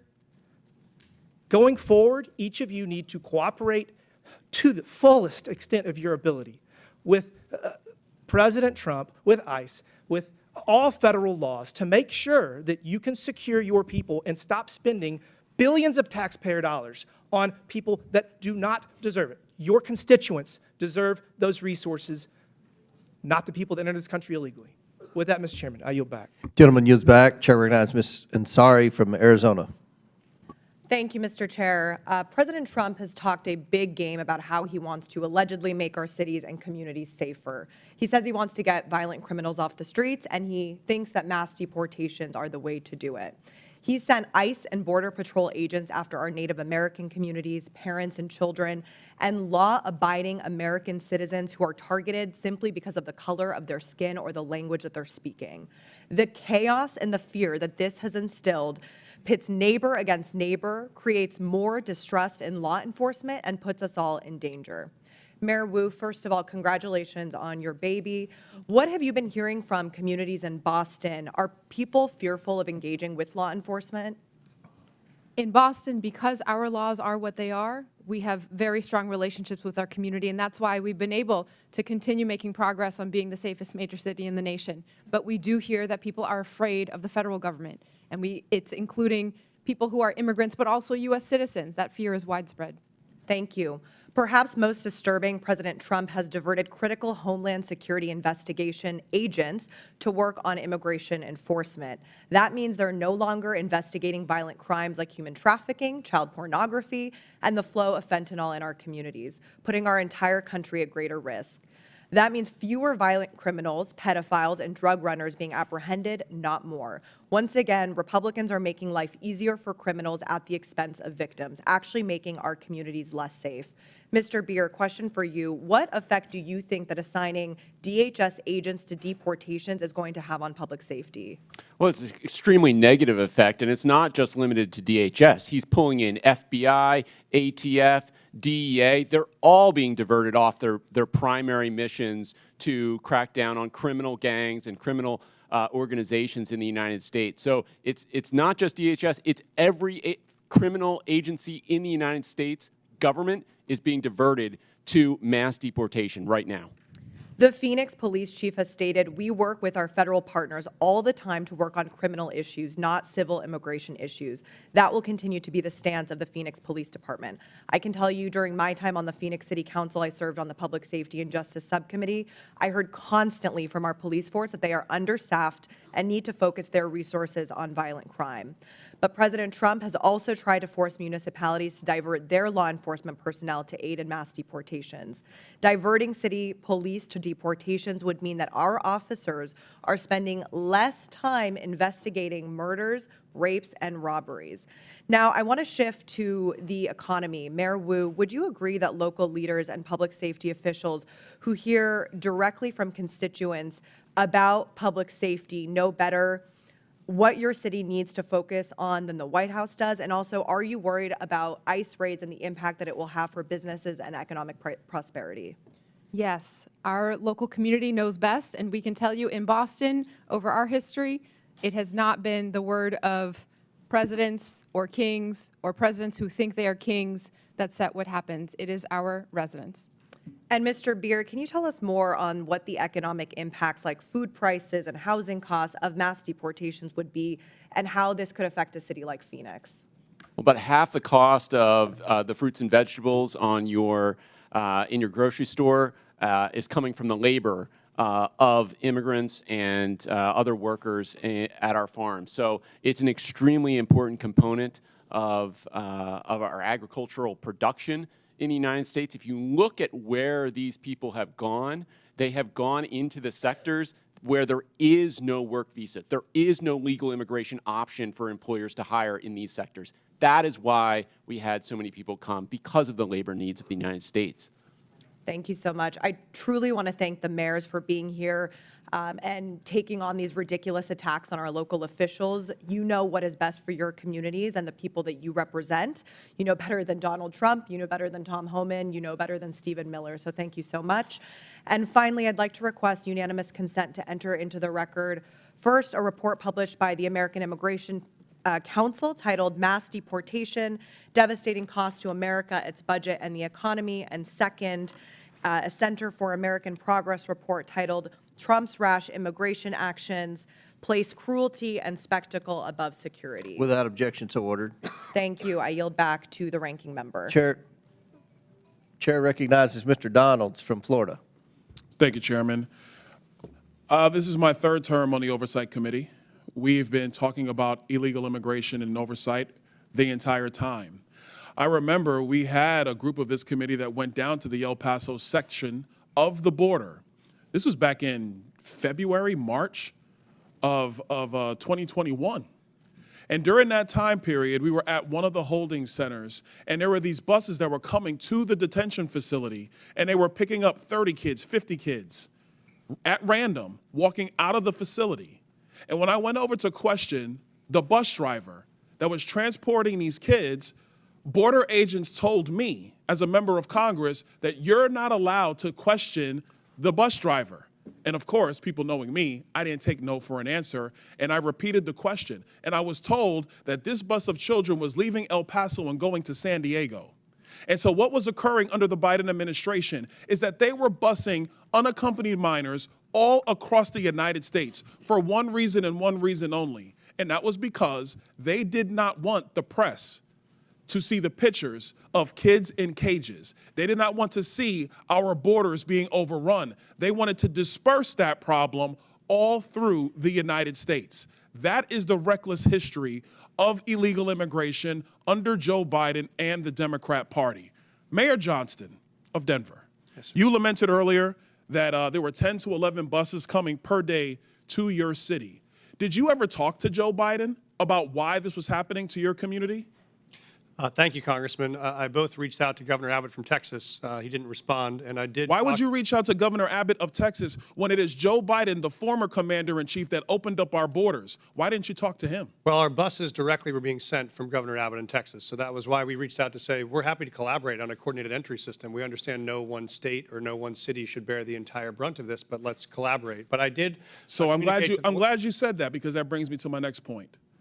Governor Abbott and Governor DeSantis, when they started moving illegal aliens out of their states who were bearing the brunt of what Joe Biden and Kamala Harris were doing, and they've sent them to Denver, they sent them to Chicago, they sent them to New York, they sent them to Martha's Vineyard. The reason why they did that is because you four could hide behind the realities of illegal immigration on border towns all through our country and on cities and states who did not want to see illegal immigration, but did not have the political representation to go to the White House. And only when it showed up on your doorstep did you get upset. Mayor Johnston, coming back to you, how much did your city spend on illegal immigration? Do you have a round number?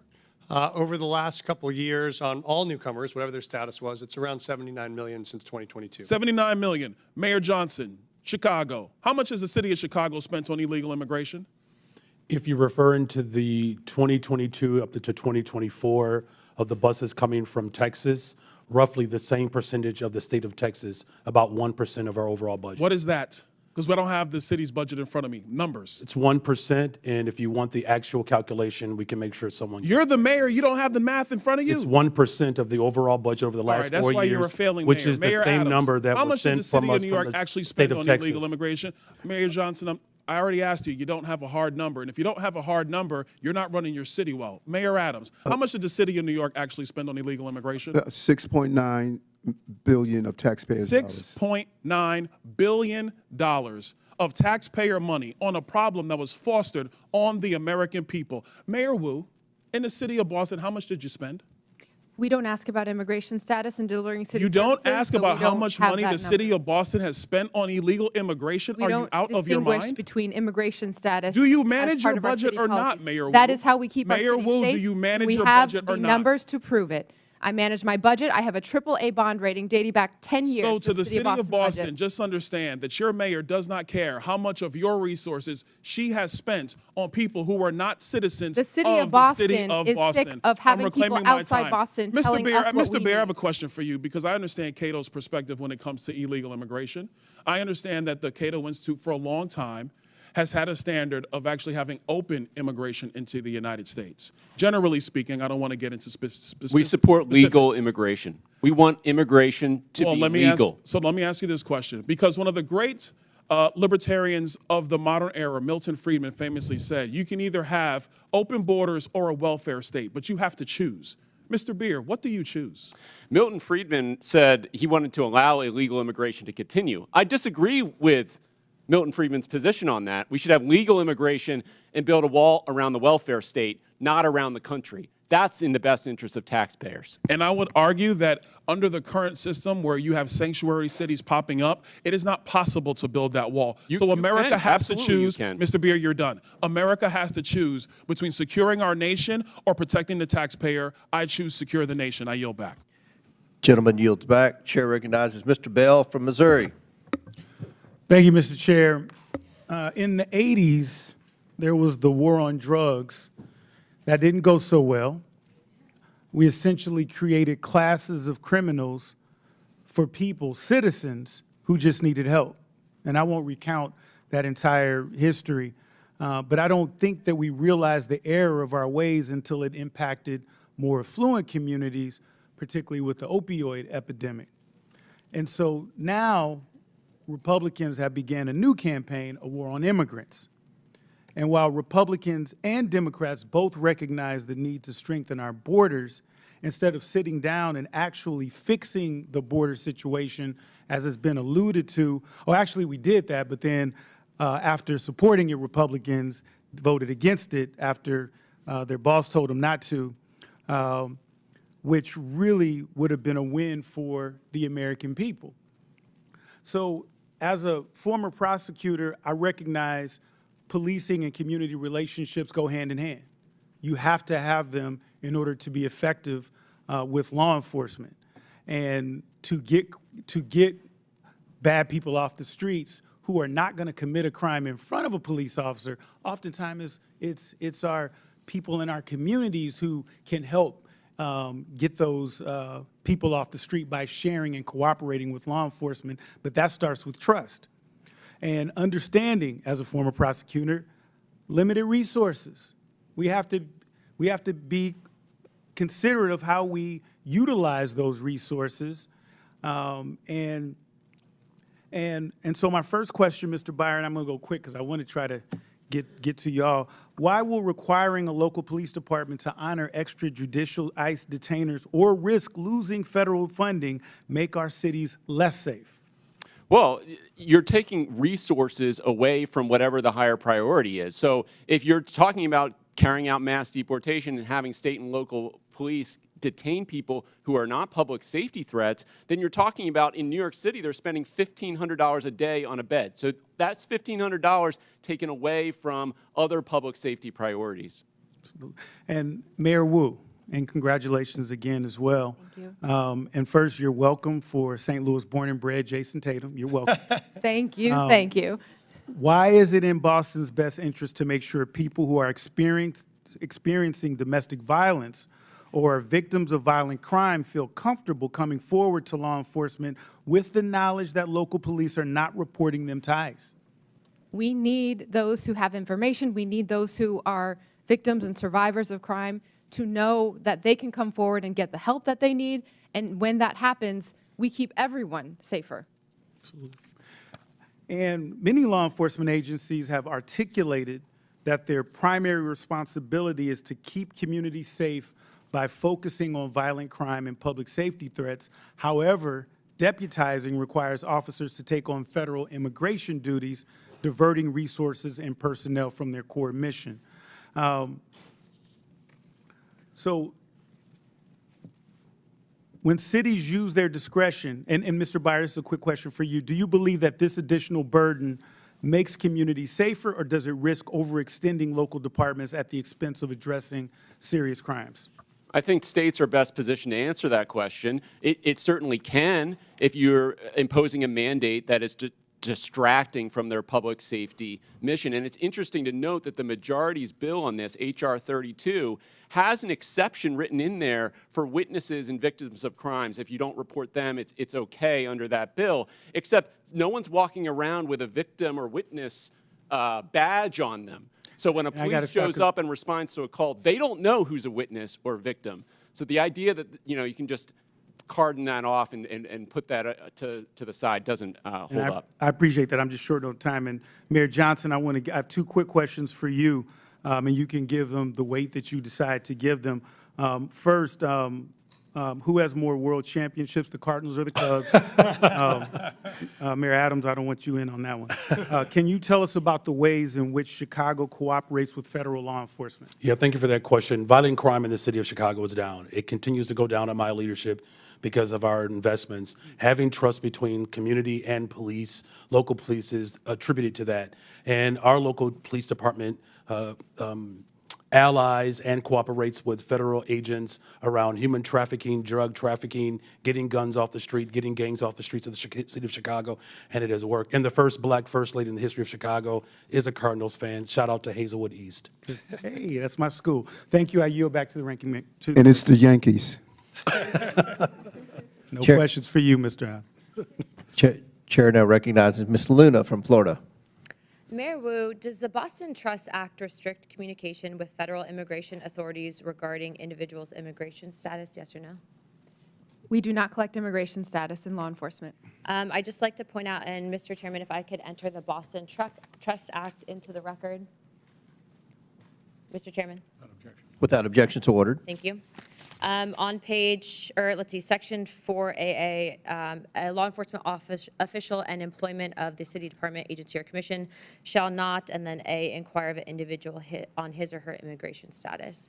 Under Title 8, U.S. Code subsection 1373 stipulates that local governments cannot prohibit or restrict communication with federal immigration authorities regarding individuals' immigration status, so your enforcement of this act is in direct violation of that statute. Can you please confirm?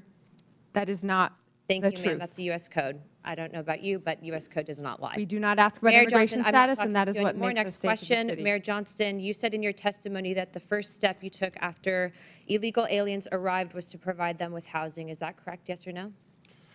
Folks that were on the streets freezing to death, we gave access to shelter. Yes, we did. Thank you. Not to be rude here, but you have a good understanding of what the definition of harboring is, correct? I do. Okay. For those that might not, harboring means to knowingly or recklessly provide shelter or place to stay for an illegal alien.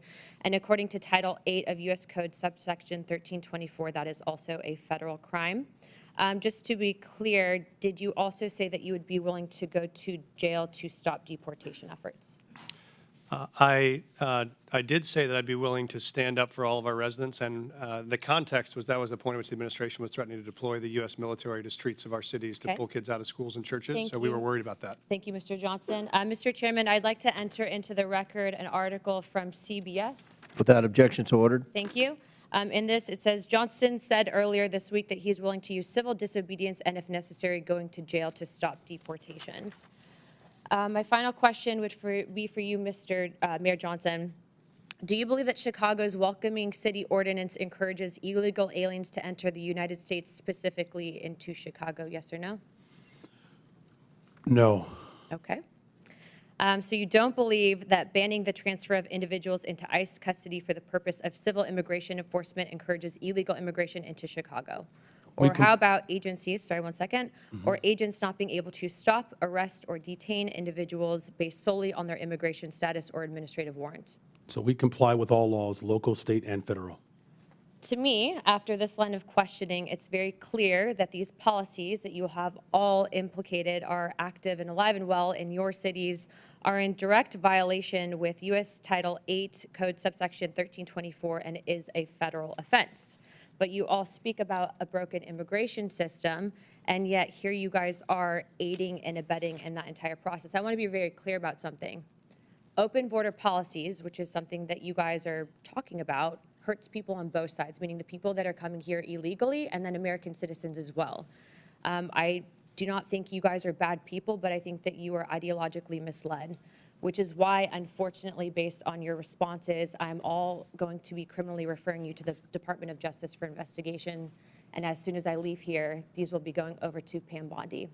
I'm not doing that in an effort to bully you guys, but I do believe that your policies are hurting the American people, and you can make that known with the evidence that you can present to the Department of Justice. But if you guys continue doing what you're doing, you're not going to help anyone. You're going to hurt more people, and that's exactly why I'm tired of it. The American people are tired of it. And Chairman, I yield my time.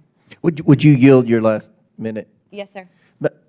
Mayor Adams, you were one of the first mayors in what the media refers to as a blue city, typically, that came out and raised concerns about the influx of illegals pouring into the city of New York.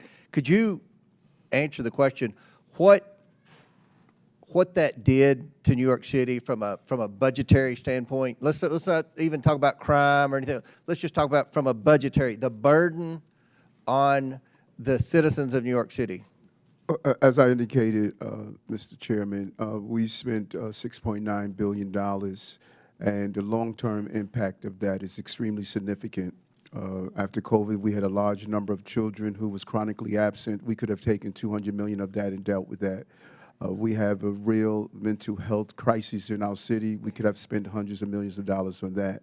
And so the long-term impact of spending $6.9 billion is going to have serious ramification on the future of New York City. So it's more than just what happened last year or this year. It is what is going to impact us long term. And I think that's one of the purposes of this hearing, to talk about the consequences from cities that have huge illegal alien populations. So Chair now recognizes Ms. Presley from Massachusetts. Thank you, Mr. Chairman. Mayor Wu, I am grateful for our longstanding partnership in public service. I'm grateful to be your congresswoman as well as your constituent. Can I get that time back? All right. Again, grateful for our longstanding partnership in public service, grateful to be your congresswoman, and grateful to be your constituent. It's clear my colleagues across the aisle didn't do their homework, because the fears and division they're trying to project onto Boston are really the stuff of Fox News fever dreams. Our city is vibrant, our city is diverse, our city is beautiful. Mayor Wu, immigration is central to the economic success of Boston, is it not? Absolutely. All of our key industries, whether it's healthcare, life sciences, higher education, financial services, everything that we do depends on immigrant residents and the contributions that they make. Thank you, Mayor. Well, immigration defines Boston. For generations, our city has been shaped by people who have endured incredible hardships to arrive at our shores seeking a better life. They drove taxis, opened restaurants, studied at our schools, built homes, repaired our roads and bridges, cared for patients, cleaned offices, built businesses, provided essential early education and childcare for our babies. There is no doubt immigration is essential to the success of Boston, but there is, in fact, a dark threat looming over this great city. That threat is the racist and xenophobic anti-immigrant policies coming from this Trump White House. Mr. Chair, I ask unanimous consent to enter into the record this Boston Globe article titled, "They're Going to Deport Us. Trump's immigration policies prompt some children to skip school." Without objection, so ordered. Mayor Wu, I've been speaking to principals and educators in Boston at various roundtables and town halls that I've convened, and the stories are heartbreaking. Elementary school children are crying in their teachers' arms, fearful that they're going to lose their parents to cruel and unjust deportation raids. Mayor Wu, last week I met with an esteemed doctor from a local Boston hospital who reported that follow-up appointments in her clinic have seen a 200% spike in no-shows and cancellations. Her assessment, her patients are missing critical care like dialysis, prenatal care, and chemotherapy because of a fear of immigration raids in our hospitals and healthcare settings. Mayor Wu, do you agree with this healthcare provider? Absolutely. We hear it from our shared constituents. People are afraid, and that is having huge impact on their daily lives when they're just trying to do right and be a good example for their kids as they pursue the American dream. Mr. Chair, I ask unanimous consent to enter into the record this article titled "Fearful Amid ICE Crackdown, Some Immigrants Are Skipping Health Care." Without objection, so ordered. So here we have a man who thinks he is king, screaming anti-immigrant slurs from the Oval Office and what it has done to make Boston safer. Nothing, not a thing. But it has traumatized our kids, cost our elders their dialysis, delayed cancer patients' chemotherapy, and struck fear into the heart of hardworking people who not only contribute immensely to our city and our community, but whose labor and contributions are also essential to the very functions of daily life in our great city. The members of this committee would be well served by learning from our esteemed mayor, but a teach-in is not the charge of this committee. Remind my colleagues, this committee's purpose is oversight. The only person who has something to answer for is Donald Trump. He is single-handedly decimating decades of economic progress, vilifying our immigrant neighbors, and disregarding the Constitution and basic decency daily. This man points to our most vulnerable, scapegoats them for every hardship, while he himself is actually the source of the hardship that the American people are experiencing. My colleagues don't really care about criminality. If you really cared about criminality, you would do something about Elon Musk's power grab, stealing our data. You would do something about efforts to defund the National Institutes of Health cancer research. If you really cared about criminality, you would do something about people that want to rob our babies of food. Make it make sense. My Republican colleagues across the aisle believe a 6-year-old from El Salvador who wants to go to school and a mom who fled violence in Haiti are the reason that the cost of eggs are too damn high. And your housing and gas will follow suit shortly because of these Donald Trump tariffs. The shameful Republican ripoff slashing away at basic government services to line the pockets of Donald Trump's buddies so they can buy toy yachts and rocket ships. It is a shame and a sham. America has a problem, and it is Donald Trump. And if my colleagues really cared about criminality, they would do something about him.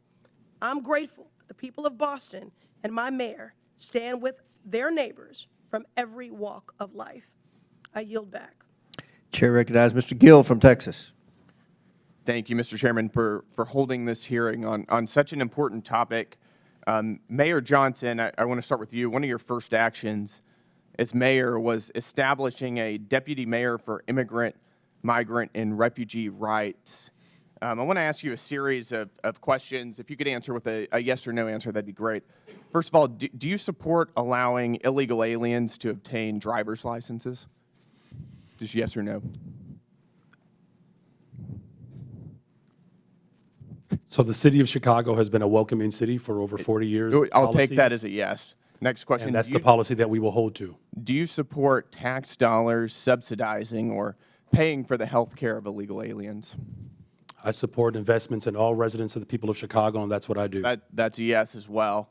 Do you support free or reduced college for illegal aliens? Again, I support the investments of all residents of the people of Chicago. Take that as a yes. Next question. Do you support allowing non-citizens to vote in local elections?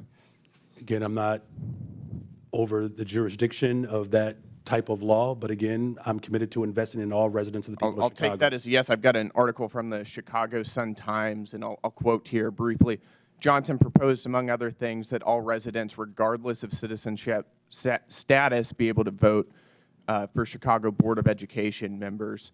Next question. Your website states, and this is your campaign website, quote, "I will not stop fighting until abortion access is completely secure for people all over the country," end quote.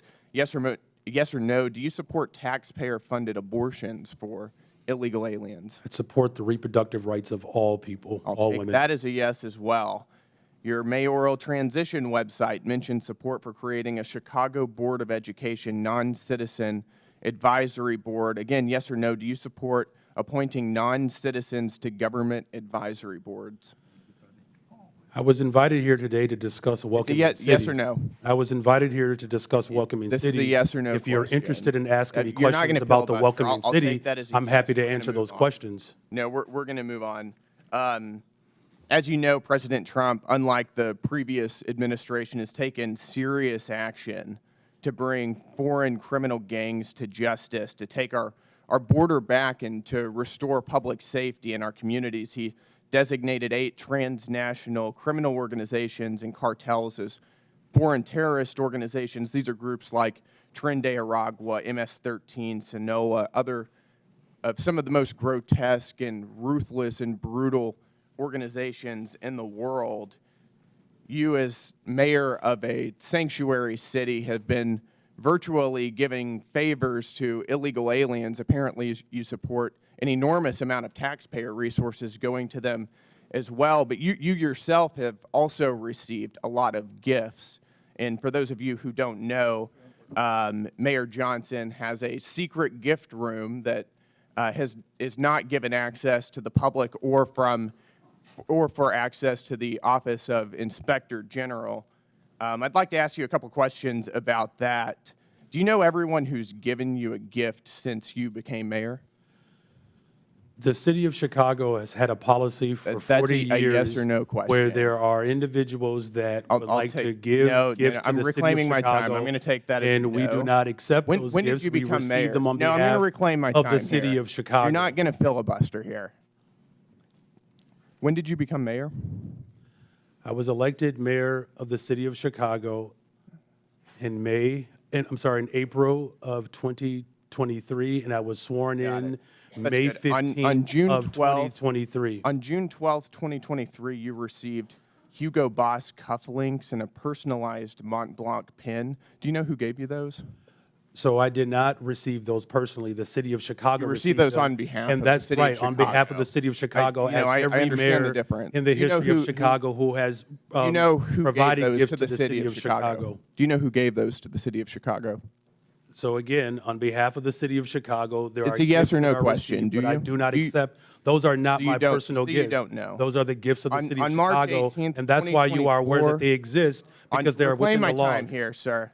On March 18th, 2024, you received a Gucci tote bag. Do you know who gave you that? Gave the city of Chicago that? Again, I was here and I was invited. I'll also to take that as respond no. to the On March questions 19th, around 2024, welcoming the city, and I'm city of happy to answer Chicago any of those received questions. A Givenchy bag, a Kate Spade purse, and Carucci shoes. Do you know who gave the city of Chicago those? Again, I was brought.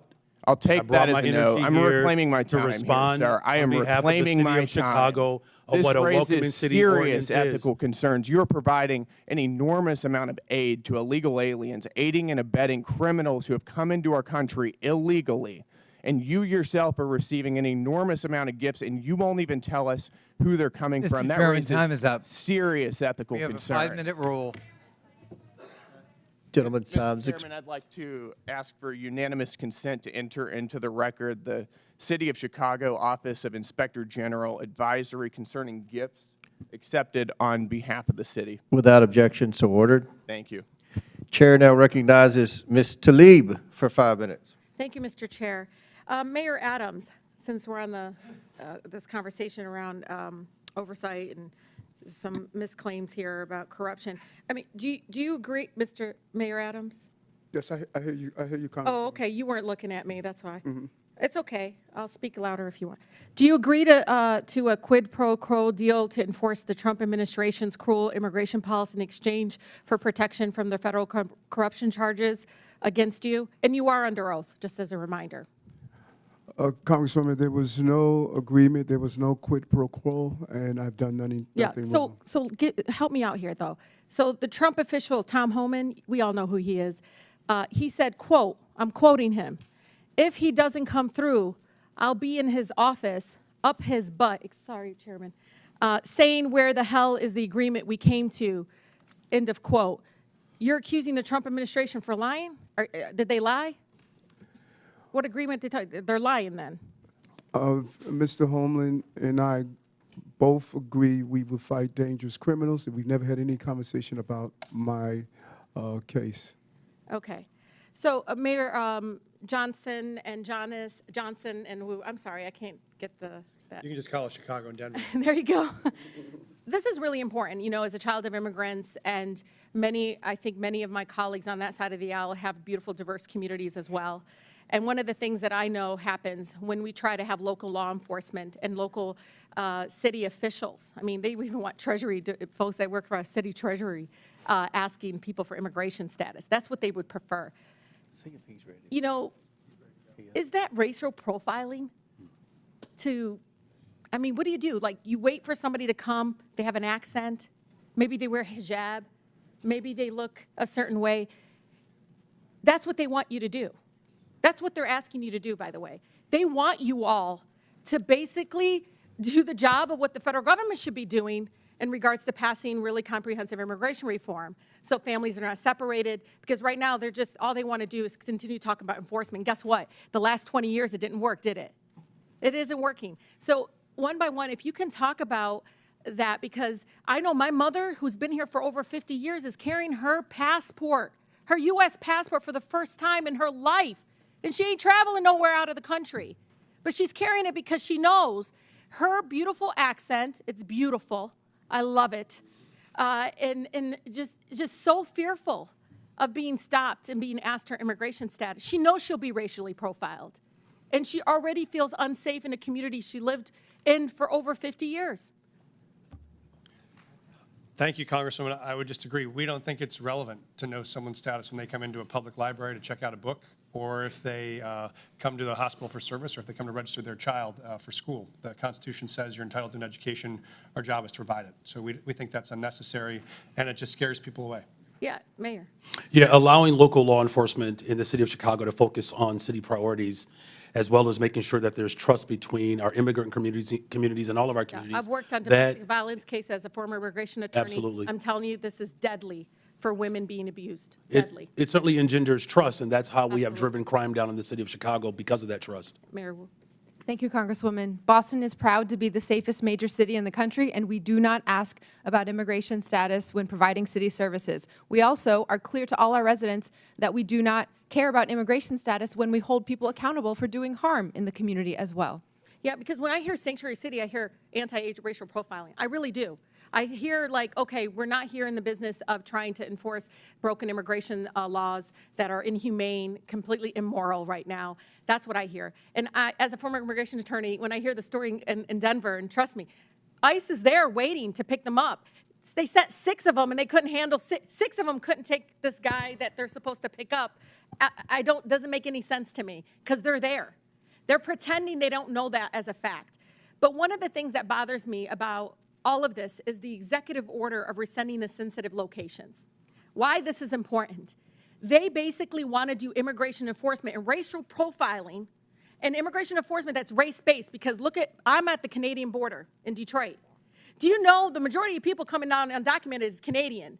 But guess what? It's still the brown folks that are overwhelming. ACLU did a study, is overwhelming the ones being targeted, detained, and deported. And so for me, the sensitive location, this is hospitals, schools. You know, this is like funerals. This was all a policy in place to protect us from having our communities over police and militarized. Can you talk about the impact of that? And I have 22 more seconds because he went over. He went over 22 more seconds. He spoke over him. That was not no, he true. didn't. No, I didn't. Chairman, I never spoke over him. No, not you.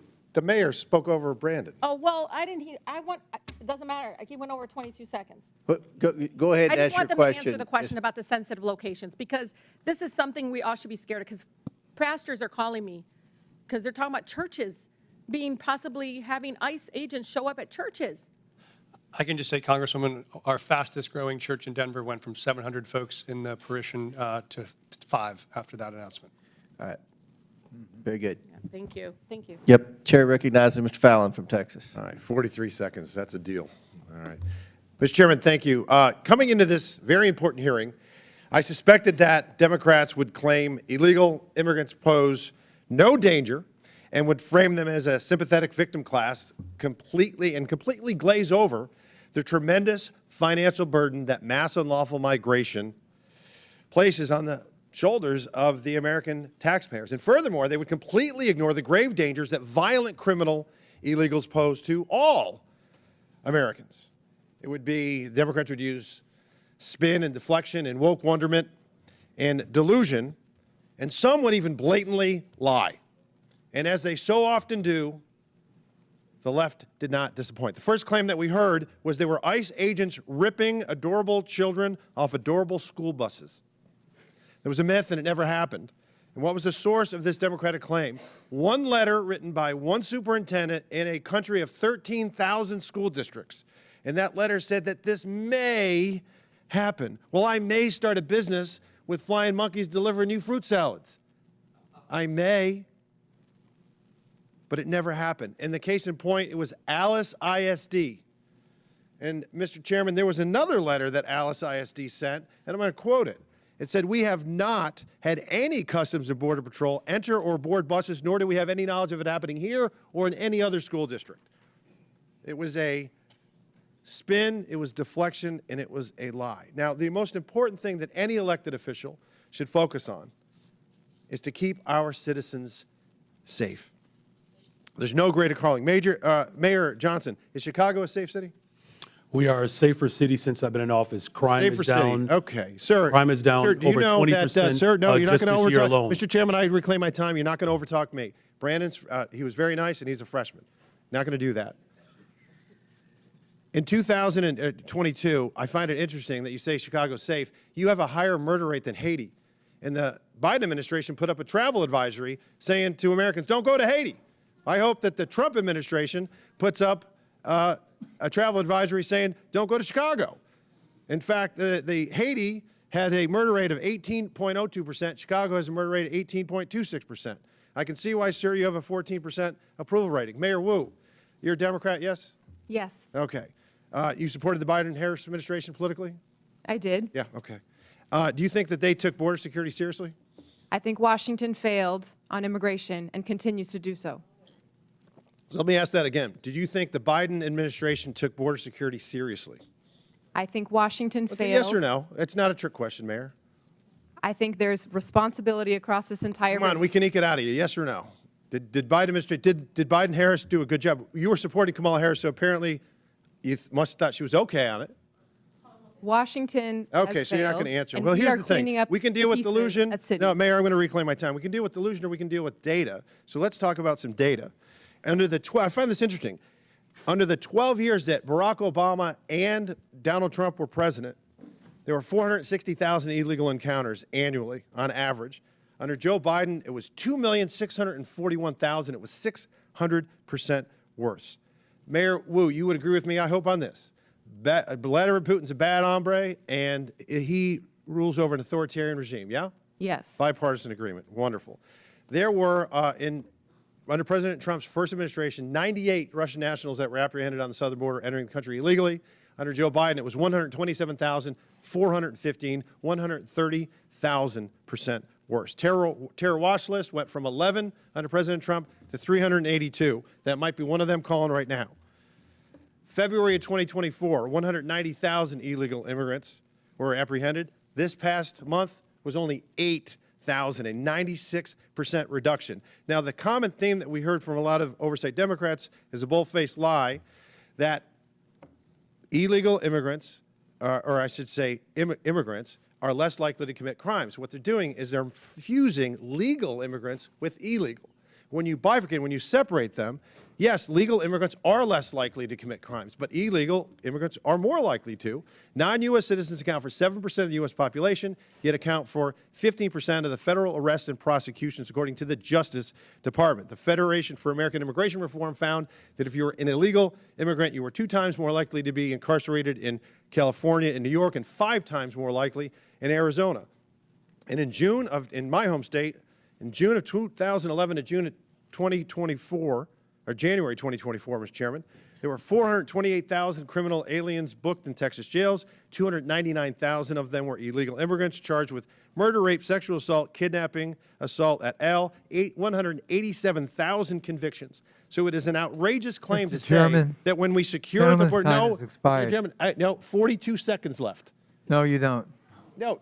I got 20. Yes, I do, because she went over 42 seconds. Spare me. Mr. Chairman, I got 20 seconds left, and I'll wrap He's wrapping his question up, but he's doing. It's an outrageous claim to say that securing the border and enforcing our immigration laws does not make Americans safer, because it does. And if you don't agree with that, I would encourage you to talk to Laken Riley's family or Jocelyn Nerngray's family. Mr. Chairman, I yield back. Gentlemen, thank you. Chair recognizes Ms. Stansberry from New Mexico. All right. Well, thank you, Mr. Chairman. I always think that we should sage this room after these hearings because we hear a lot of crazy stuff in here. But let me start out by saying, mayors, welcome to our committee. Thank you for serving your cities and your people. I have to say, as also an elected official, you have the hardest job in America. There is no job harder than being a mayor of a major city. So thank you for serving your constituents. And I want to take this opportunity to especially acknowledge Mayor Wu, because not only are you the first woman to ever serve the city of Boston, if you all haven't been watching, she is also the mother of a newborn who is here with her. She has a 7-week-old baby, and she showed up to testify and be yelled at by our colleagues for 4 hours. So I say to you, Mayor Wu, may your daughter grow up to be a fierce leader like you. Thank you. Now, I want to reject the fundamental premise of this hearing, because what this entire effort is about is intimidating state and local officials, attacking law-abiding immigrant families, and spending millions of dollars of taxpayer dollars, both in the administration and in Congress, to make ads that are complete smoke and mirrors, trying to say that Donald Trump has somehow secured America's safety. What they are doing is not making America safer. In fact, it's a total and complete lie, because Donald Trump has failed to actually even secure the border. He's failed to stop illicit drugs like fentanyl from crossing the border. He's failed to secure sufficient staffing and technology to stop human trafficking and illicit drugs from crossing the border. He's failed to support local law enforcement and behavioral health programs to address the issues that are affecting our communities. And he's failed to even execute on the most basic thing that he said he would do, which was to pass immigration reform when he got into office. Here we are, Donald Trump. Where's your immigration bill? Oh, wait, you don't have one. That's right. Because none of this is actually about making America safer. In fact, all of this is making America weaker. He's dismantling our federal law enforcement that would actually go after cartels and drug traffickers. Over the last 6 weeks, Donald Trump has taken out the most senior FBI officials and the officials in our U.S. attorney's offices that were actually prosecuting the cases against the drug cartels. Donald Trump took out the law enforcement that were prosecuting those cases. So let's be real about that. He froze federal law enforcement funds all across the country. I have tribes in my district that still haven't had their DOJ grants reinstated. Let's be real about what's going on here. He's frozen funds to refugee resettlement and other immigrants groups permanently who have outstanding receipts. There are refugees and asylees that had waited decades to get to this country from war-torn parts of the world, and they literally had their flights canceled the last 2 weeks, while Donald Trump is sitting in the Oval Office and offering millionaire oligarchs a free ride into America with his gold visa program. Is this really about making America safe again? Is that really what he's about? Is that really what my colleagues across the aisle are about? Because what I can tell you, as a representative from a great city, the city of Albuquerque, a border state, is that we know what makes our communities safer. It means we stop drugs from coming into our country and our communities. It means that we support and we fund our law enforcement. It means that we fund our behavioral health system. It means that we support our mayors, our tribal leaders, and our state officials. It means that we invest in them. It does not mean that we drag them in front of Congress for 4 hours. We yell at them. We tell them we're going to give them criminal referrals. The DOJ is intimidating our mayors, and my colleagues across the aisle are producing TV ads to try to pretend that they're making this country safe again. It's total bullshit. Absolute bullshit. They are not making America safer again, and what they are doing is terrorizing immigrant families. That is what they are doing. Parents who are afraid to send their kids to school, parents who are afraid that they won't come home again, kids who are afraid to leave their houses, refugees who have waited for years to come into this country. And our mayors are sitting here enduring this ridiculous hearing as they've been threatened in front of the American people. And so I will say, in the words of my sister in the front row who brought forward the words of one of our faith leaders just a few days ago on the House floor, I hope that my colleagues across the aisle, who I can tell, most of whom come from immigrant stock, will have the same mercy that our ancestors had shown to them by this country so that you could sit here and be a congressperson. Gentlelady's time's expired. We're good Chair, I'd at, ask the unanimous consent. Ms. Crockett. From The Economist, how Boston became the safest big city in America. Murder is declining across the country, but Boston has led the way. And then I have one more UC request. It is from insightcrime.org. Gang violence in Haiti continued to surge in 2024, following a trend that began after the assassination of President in 2021. The country reported a record number of homicides in 2024 with over 7,000 murders for a rate of 62%, up from 40.9% in 2023. Without objections ordered, at the request of the witnesses, we're going to do one more questioner. It'll be Mr. Sessions from Texas. Then the committee will take a 15-minute break. Last questioner before the break, at the request of the witnesses, will be Mr. Sessions from Texas. Mr. Chairman, thank you very much to the panelists. Thank you for taking time to be here. I hasten to say that I'm probably not going to yell at you. I will not live up to the things that we've been accused of today, but I will say that I want to defend some actions that are being taken. I remember a few years ago when Boston had 2 illegal aliens who were, they were known as criminal aliens, but they were known as on the watch list. They created a bomb that went off at the Boston Marathon. Only killed a couple people, but caused huge disruption. And it brought to light that the administration at the time and prior administration had allowed people who were on watch lists that we understood, terrorism, criminal, and we were allowing them in the country. We watched forward as we moved about the rule of law being ignored. United States of America allows 1 million people to go through our process, the largest amount of anywhere in the world, 1 million people, and they go through a process. And I spoke at one of these ceremonies, naturalization ceremonies last May. And I spoke to the people that were there. And they all unequivocally stated, thank you to the United States of America, but they learned what they were entering, what they were expected to do, that their customs from where they came from, some could be kept, but the things which did not correspond to American law now needed to be followed, that they were going to become American citizens, not where they came from, but they wanted to be Americans, and they had to follow those rules and regulations or laws.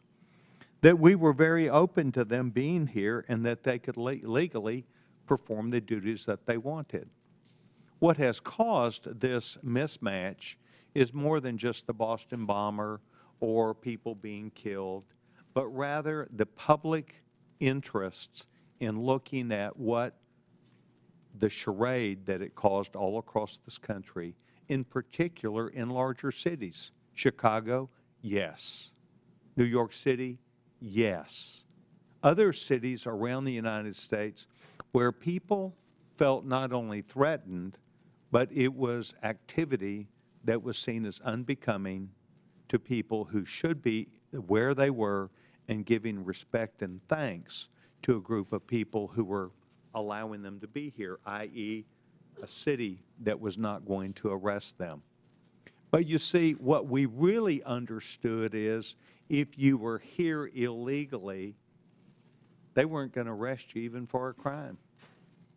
They might have arrested someone who was a citizen and put them behind bars, but unless they really created a heinous circumstance, they were not going to be arrested. And so this created an aura around the United States that the American people understood. And that is one of the reasons why you saw the American people not only vote with their hands, but vote with their emotions about the need to bring back not just law and order, not just rule of law, but the ability that we had as an American people to rethink the entire issue. And I do understand you think that this is all broken in Washington, D.C. because you disagree with it. But what we've been allowing is the next president, whether it be Barack Obama, whether it be George W. Bush, whether it be Donald Trump, whether it be Joe Biden, to insist upon their own way instead of the law. The laws have been misguided, they've been misused, and they are taken advantage of.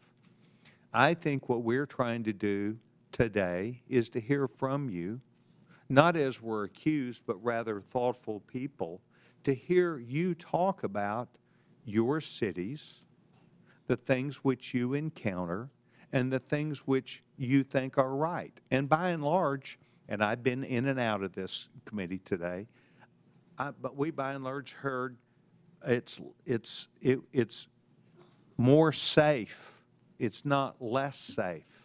It's more safe because of what we do. And yet it comes at a cost and a price, and it creates circumstances. So I want to thank you for being here. I want you to remember that not everybody yelled and screamed at you. Some people actually showed up to listen, and that is what I did today. I want to thank each of you because your modeling that you have been doing is something that we do need to pay attention to. Mr. Chairman, I yield back my time. Very good.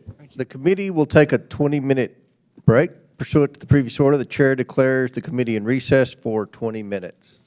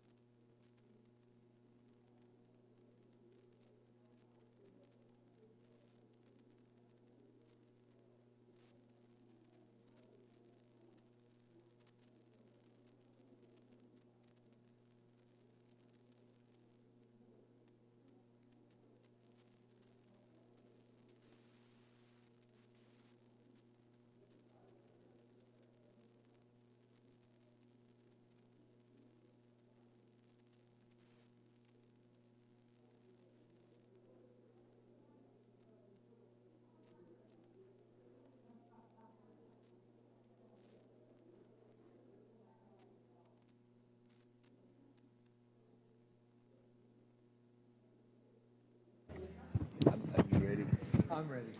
I think the mayor's out here. Okay. Yeah, with Chairman put it up.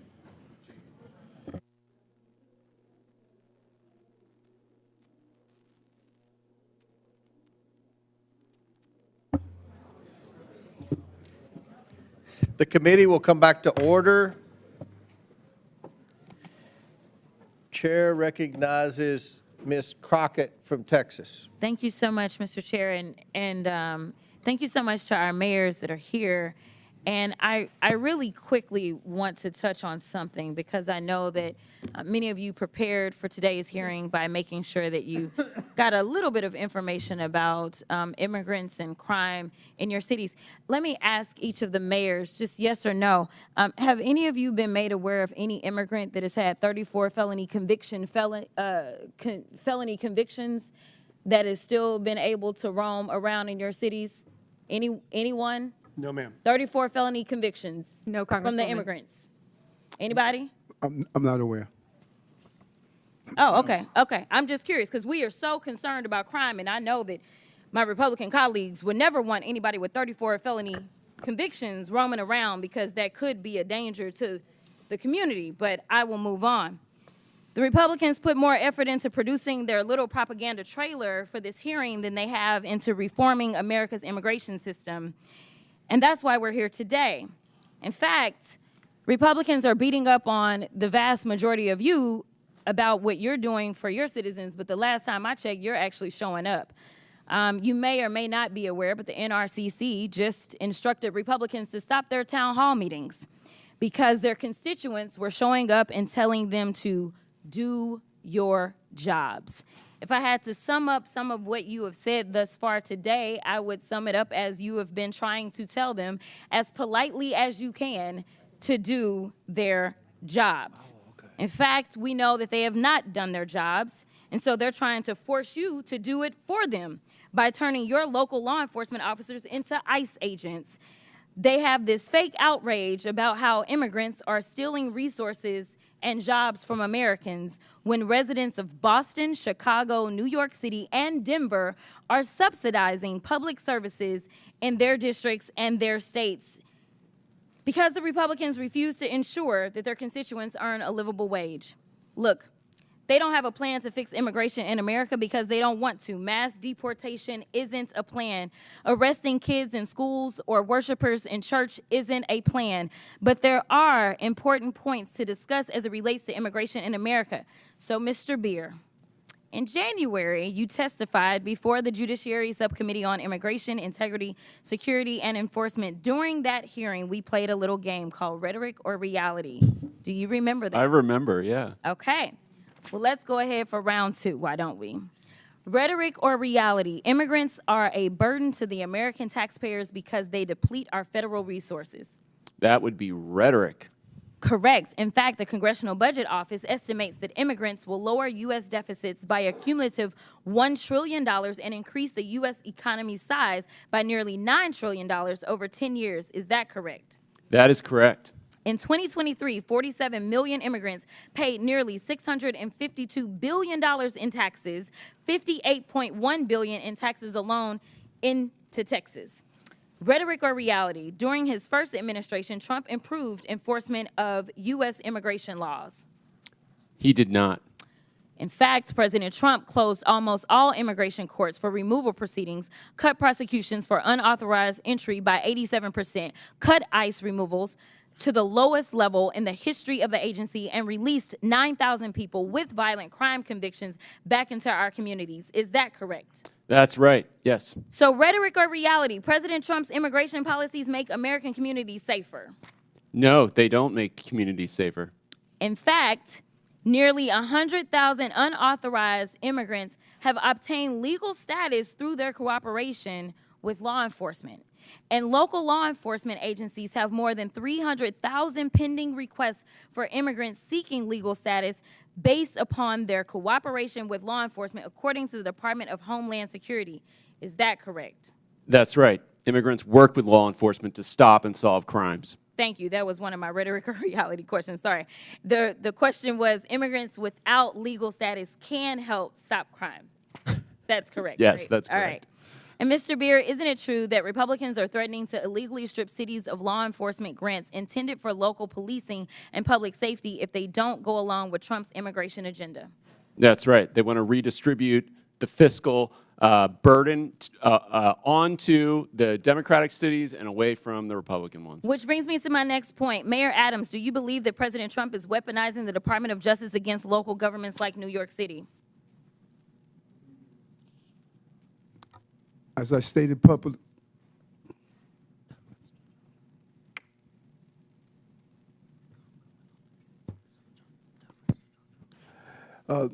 thank you for the question, Congresswoman. And as I indicated previously, this case is in front of Judge Ho, and I'm going to allow the judicial process to go forward. Well, let me ask it a different way. There was a quote from Mr. Well, he had to get advice, so can I just get a... What's that? He was getting advice, so can I get a little bit of time? I didn't interrupt while he was getting advice. Because they were advising us. Go ahead. Okay, this is the last one. There was a quote from Mr. Homan, I believe, where he said he will be in your office and up your butt if there was a problem with whatever agreement. We don't know what it was. My question to you, I know you've been asked about it a couple of times today, is was he lying when he said that you made an agreement that would cause him to be up your butt if you failed to uphold your end of it? And gentlelady's time's expired, but if the mayor wants to answer that, he can. Congresswoman, I answered that question, and it appears as though we're asking the same questions over and over and over again. My comments are not going to change. No quid pro quo, no agreement. I did nothing wrong. Chair recognizes Mr. Langworthy from New York. Thank you very much, Mr. Chairman. Thank you, mayors, for being here. You all represent cities that should be beacons of opportunities for young professionals, entrepreneurs, and hardworking Americans that want to make it in this world. Not the laughing stocks that they've become in many ways. New York was once hailed as the capital of the world. Boston was admired for its founding role in America. Chicago was the gateway to the West and the icon of the Great Lakes. And Denver was admired for its natural beauty. Now all these cities are seen as a place where illegal immigrants, violent criminals, and gang members thrive, breaking our laws and spreading fear throughout our communities. Let's be clear. Sanctuary policies have not just failed, they've made our cities less safe and less welcoming to those who truly want to contribute to our communities. Here's a perfect example. Laken Riley's murderer was arrested in New York City on charges of detaining a minor. He was released due to New York State's sanctuary status. He was then allowed to go on to Georgia, where he murdered Laken in cold blood. Last night in my district, 400 miles from New York City, 2 members of Tren de Aragua gang were arrested for an ATM jackpotting scheme that stole more than $100,000. The suspects were also wanted for similar crimes throughout the state of New York, and in your state's Mayor Johnston and Mayor Wu for hundreds of thousands of dollars. Now, God only knows what else these dangerous gang members are responsible for. Buffalo ICE recently arrested an illegal from Peru who had murdered 23 people and had the victims' faces tattooed on his body. He was allowed to evade law enforcement for a long time due to New York State's green light law that protected him and shielded DMV data from federal law enforcement officials. There is no such thing as a victimless crime. Every crime has a victim, and these victims, they don't have a sanctuary. They have to live with the pain and the trauma of something being taken from them, their safety, their security, their property. And to add insult to injury, the witnesses before us have protected the perpetrators. Mayor Wu, the other day, you stunningly expressed sympathy for the man responsible for the knife attack, not the brave officer who stopped him. Where is the sympathy for the men and women in law enforcement trying to keep us safe? Congressman, Where check your is this? facts. It's my time. Check your facts. Watch the video. It's my time. I did not express sympathy for that Where is the individual, but for sympathy their for the family. victims? And any individual I haven't whose asked life you a is question. lost is a It's tragedy. appalling to me that we even have to ask for sympathy for victims instead of violent criminals, but here we are.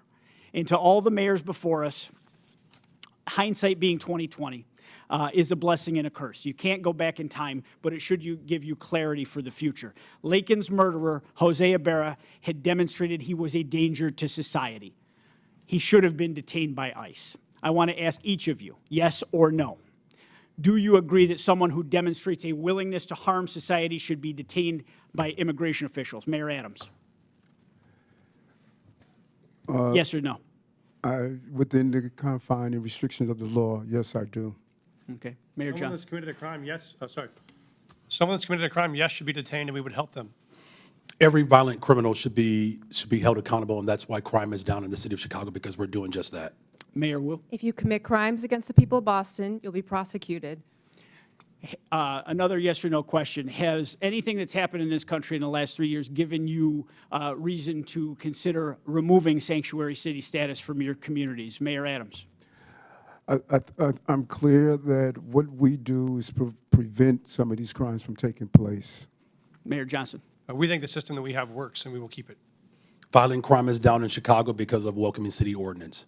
Have you considered removing sanctuary city status? Well, violent crime is down in the city of Chicago under my leadership, and we're going to continue to do what we have to do to ensure that that continues. Mayor Wu. We are the safest major city in the country, in part because people trust that they can call 911 and help police solve crimes. Have you considered removing sanctuary city status? We are going to continue to keep our policies in place that have been working for the people of Boston. I think you've answered the question. The American people are fed up with the policies that protect criminals, waste taxpayer dollars, and prioritize illegal immigrants over the safety and well-being of hardworking citizens. Your cities, once shining beacons of opportunity, have now become a symbol of failure in leadership. The time for excuses is over, and the American people demand that you take responsibility, abandon these reckless policies, and start putting the safety of your constituents first. And with that, I yield back, Mr. Chairman. Gentleman yields back. Mr. Chair, I have a unanimous consent. Who said that? From USAFacts.org, which states rely the most on federal aid? The number 3 highest proportion of federal funding that a state relies upon is the state of Kentucky, your state, Mr. Chair. Without objection, so ordered. Chair recognizes Ms. Simon from California. Thank you, Mr. Chairman, and thank you, Ranking Member Mayors. It's really a pleasure to hear from you today. And Ms. Wu, I was able to meet your sleeping daughter outside, and as a mother myself, I know the care that you are taking not only for your own family, but for our communities. But to all of you, thank you for being here today for so many hours. Just quickly, you know, when I came to Congress, I was under the impression that both members of Congress and folks who are in the federal government take heed to the history of this country. I would love for members of Congress and on this committee to contact the Congressional Research Service and look at the ordinances and the authors who created ordinances of sundown towns. That animus is almost mirrored with the conversations today about our immigrant communities. So when you get in your Uber and when you talk to your nurse and when you go home, I want you to look in the face of the folks that you are disrespecting today. The real crisis is a crisis to me and many who study this issue for a career. It's a broken asylum system. Right now, 3.7 million folks are in this country waiting, and they have waited years, meaning these folks fleeing violence for years are waiting for an immigration system that works. That is not on the duty of these mayors. It is our job, it's the federal government's job, create an asylum system that honestly purports what we say on the base of the Statue of Liberty, and let's get that work done. Don't blame our mayors who are supporting young people and elders and bringing in federal dollars for health care. I want to yield my time to the gentle lady from New York, Ms. Cortez. I thank the Congresswoman. I'd like to start with some questions prior to my recognized questions. Mayor Adams, on January 31st of 2025, your attorneys met with federal prosecutors regarding the charges of bribery, campaign finance fraud, and conspiracy against you. Were you aware of this meeting prior to its occurrence? Congresswoman, as Microphone, please. I'm sorry. As I stated to your colleagues, and I'm going to continue to state because we're asking the same question over and over again. This is a new question. This case is in front of Judge Ho, and out of deference to I our understand, criminal justice Mayor Adams. process, I'm going to Mayor Adams, defer this as your to the counsel, court. I'm sure will inform you. The only permissible way to refuse to answer a question during a congressional proceeding such as this is by pleading the Fifth Amendment. Deference to the judge is not a permissible excuse for not answering questions during a congressional hearing. Is it your intention to plead the Fifth today? Councilwoman, you said the only way that you can't answer a question is to plead the fifth. I am answering your question. I'm answering your question directly. That You are not, Mayor Adams. Okay, I believe I am. I will ask it again. Were you aware of the meeting between your attorneys and federal prosecutors on January 31st? Answering this question is a yes or a no. And I'm going to answer it again. Out of deference to Judge Holt with this case in That is front not an of, answer, Mayor Adams. He is going to deal with the outcome of the case. Mayor Adams, is it your intention to not comply with these questions?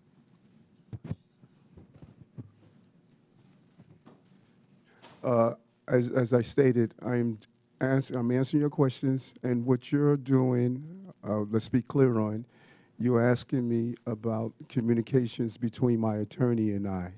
And I don't Okay, think I'll that move is on to the next appropriate question. If to it's be about- if asking a it's- question if it's between about- me, our attorney, and I, because we are in a country of law and order. I understand. And your So, Mayor relationship Adams, and who communications is with your your attorney attorney? should be respected. Who is your attorney?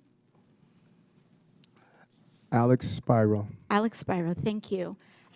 Now, Mayor Adams, have your attorneys ever met with city officials? That is not covered. I'm not asking about your conversations with your attorneys. Have your attorneys met with city officials, New York City officials? Any communication or activity between my attorney yes or and I no? is Have up to your- our attorney have and your I. You can personal reach out attorneys to, met with New York City officials? Alex Spiro, my attorney, to deal with those communications. Mayor Adams, in this meeting, did anyone representing you, including perhaps Mr. Spiro, agree or allude to any arrangement with the Trump administration that would involve changing city policies in exchange to reconsideration of the charges brought against you? You say in this meeting, can you be clear? In the January on which- 31st meeting?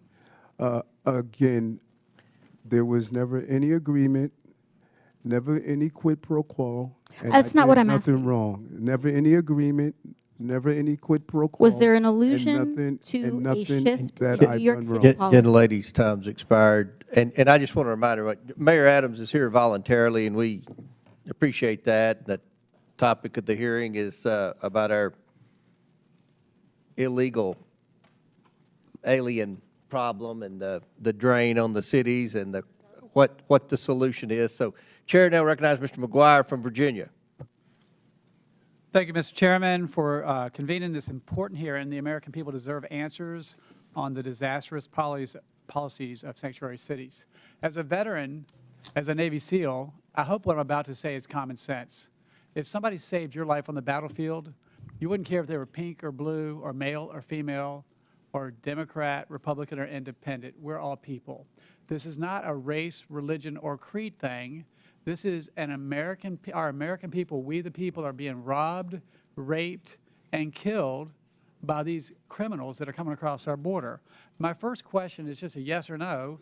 Do you believe that someone who breaks the law is a criminal? Mayor Adams. Yes, I do. Next. If you've broken criminal law, Just yes. simple yes or no. Did you answer? Yes, sir. Okay, could you repeat your question again? If you commit a crime, are you a criminal? Yes or no? If you commit a crime, you should be held accountable, absolutely. I don't use that label depending on what it is, like a speeding ticket, for Understand. example. Next. Well, I got to tell you guys, thank God we have President Trump in the White House. Thank God we have the border czar, Tom Homan. Thank God we have Mike Johnston as a speaker. Thank God we have Leader Thune in the Senate. And thank God we have Hegseth, Rubio, and everyone else. Over the last 4 years, the American people have been robbed, raped, and killed. And the left doesn't talk about that. They want to say that people might be scared in their homes. Well, what about the families whose members have been killed and persecuted? The border has been cleaned up in just a matter of weeks. Border crossings are down 97% in just a matter of weeks. And over the last 4 years, we've been getting lip service like we want to secure the border. 80% of Americans believe we should secure the southern border. We are all elected leaders, and I assume you all sought these positions to help your citizens improve the quality of life in your city. It appears to me that left-wing activists want to create wedges in our society and cause the mayors of our great cities to ignore the oath of office and to support rule of law. Each of you took an oath that included an oath to support the Constitution of the United States, correct? Yes. Yes. Yes. Are you aware Correct. that Article 6, Section 2 makes laws of the United States supreme, known as the Supremacy Clause? Is everybody aware of this? Yes. I'm shocked Yes. that you all, as elected leaders, flaunt violating federal laws as if you are running a political campaign. We are a nation of laws. We lose credibility as a nation when we disregard or ignore the law and the people die. As of July 24th, there are more than 660,000 illegal aliens from criminal backgrounds roaming the United States.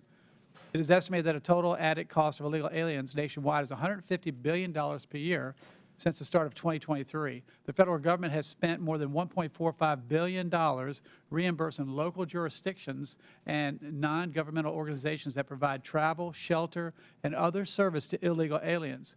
What about homeless veterans that are living on the street? What about Hurricane Helene victims that are still suffering in North Carolina? What about those folks that are suffering from the forest fires in Los Angeles? Chicago has spent over $639 million.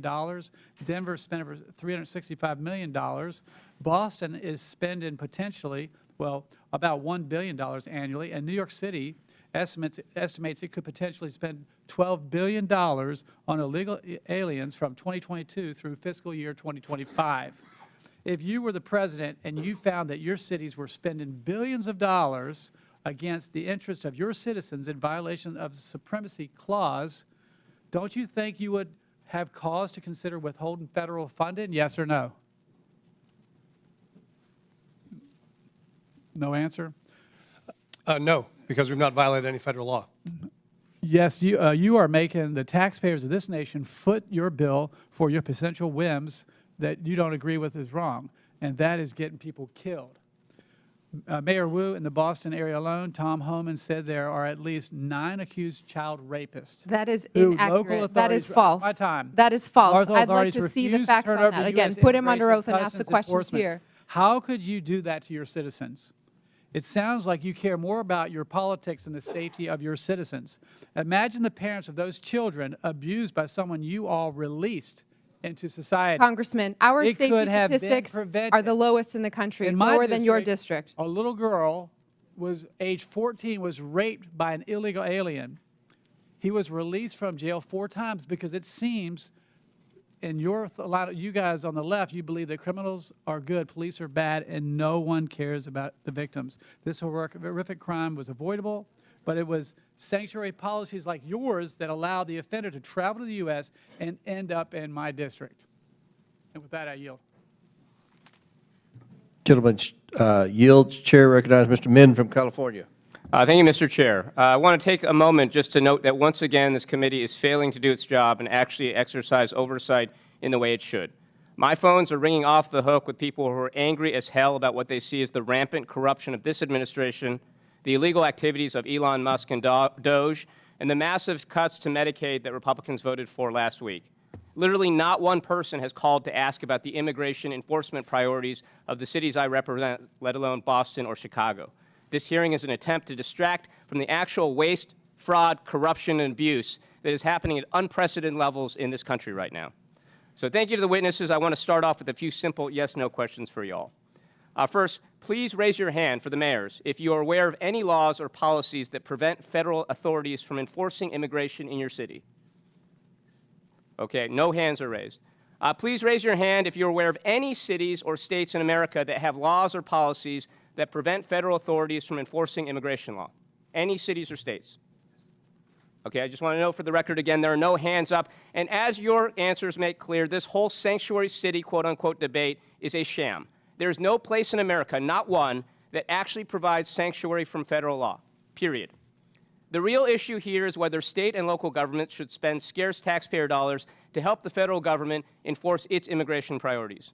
Whether local police should spend their time focused on their actual jobs, keeping our streets safe, apprehending violent criminals, solving crimes, or whether they should be deputized to help enforce federal immigration laws. And a lot of cities and states, including my state of California, have made the very reasonable decision to say, hey, we want our teachers, nurses, doctors, cops, firefighters to focus on their actual jobs and not be dragged into this Republican war on immigrants. And let's be clear, the Republican immigration policies being pushed forward right now are counterproductive and will make us far less safe, something several of our mayors pointed out in their testimony.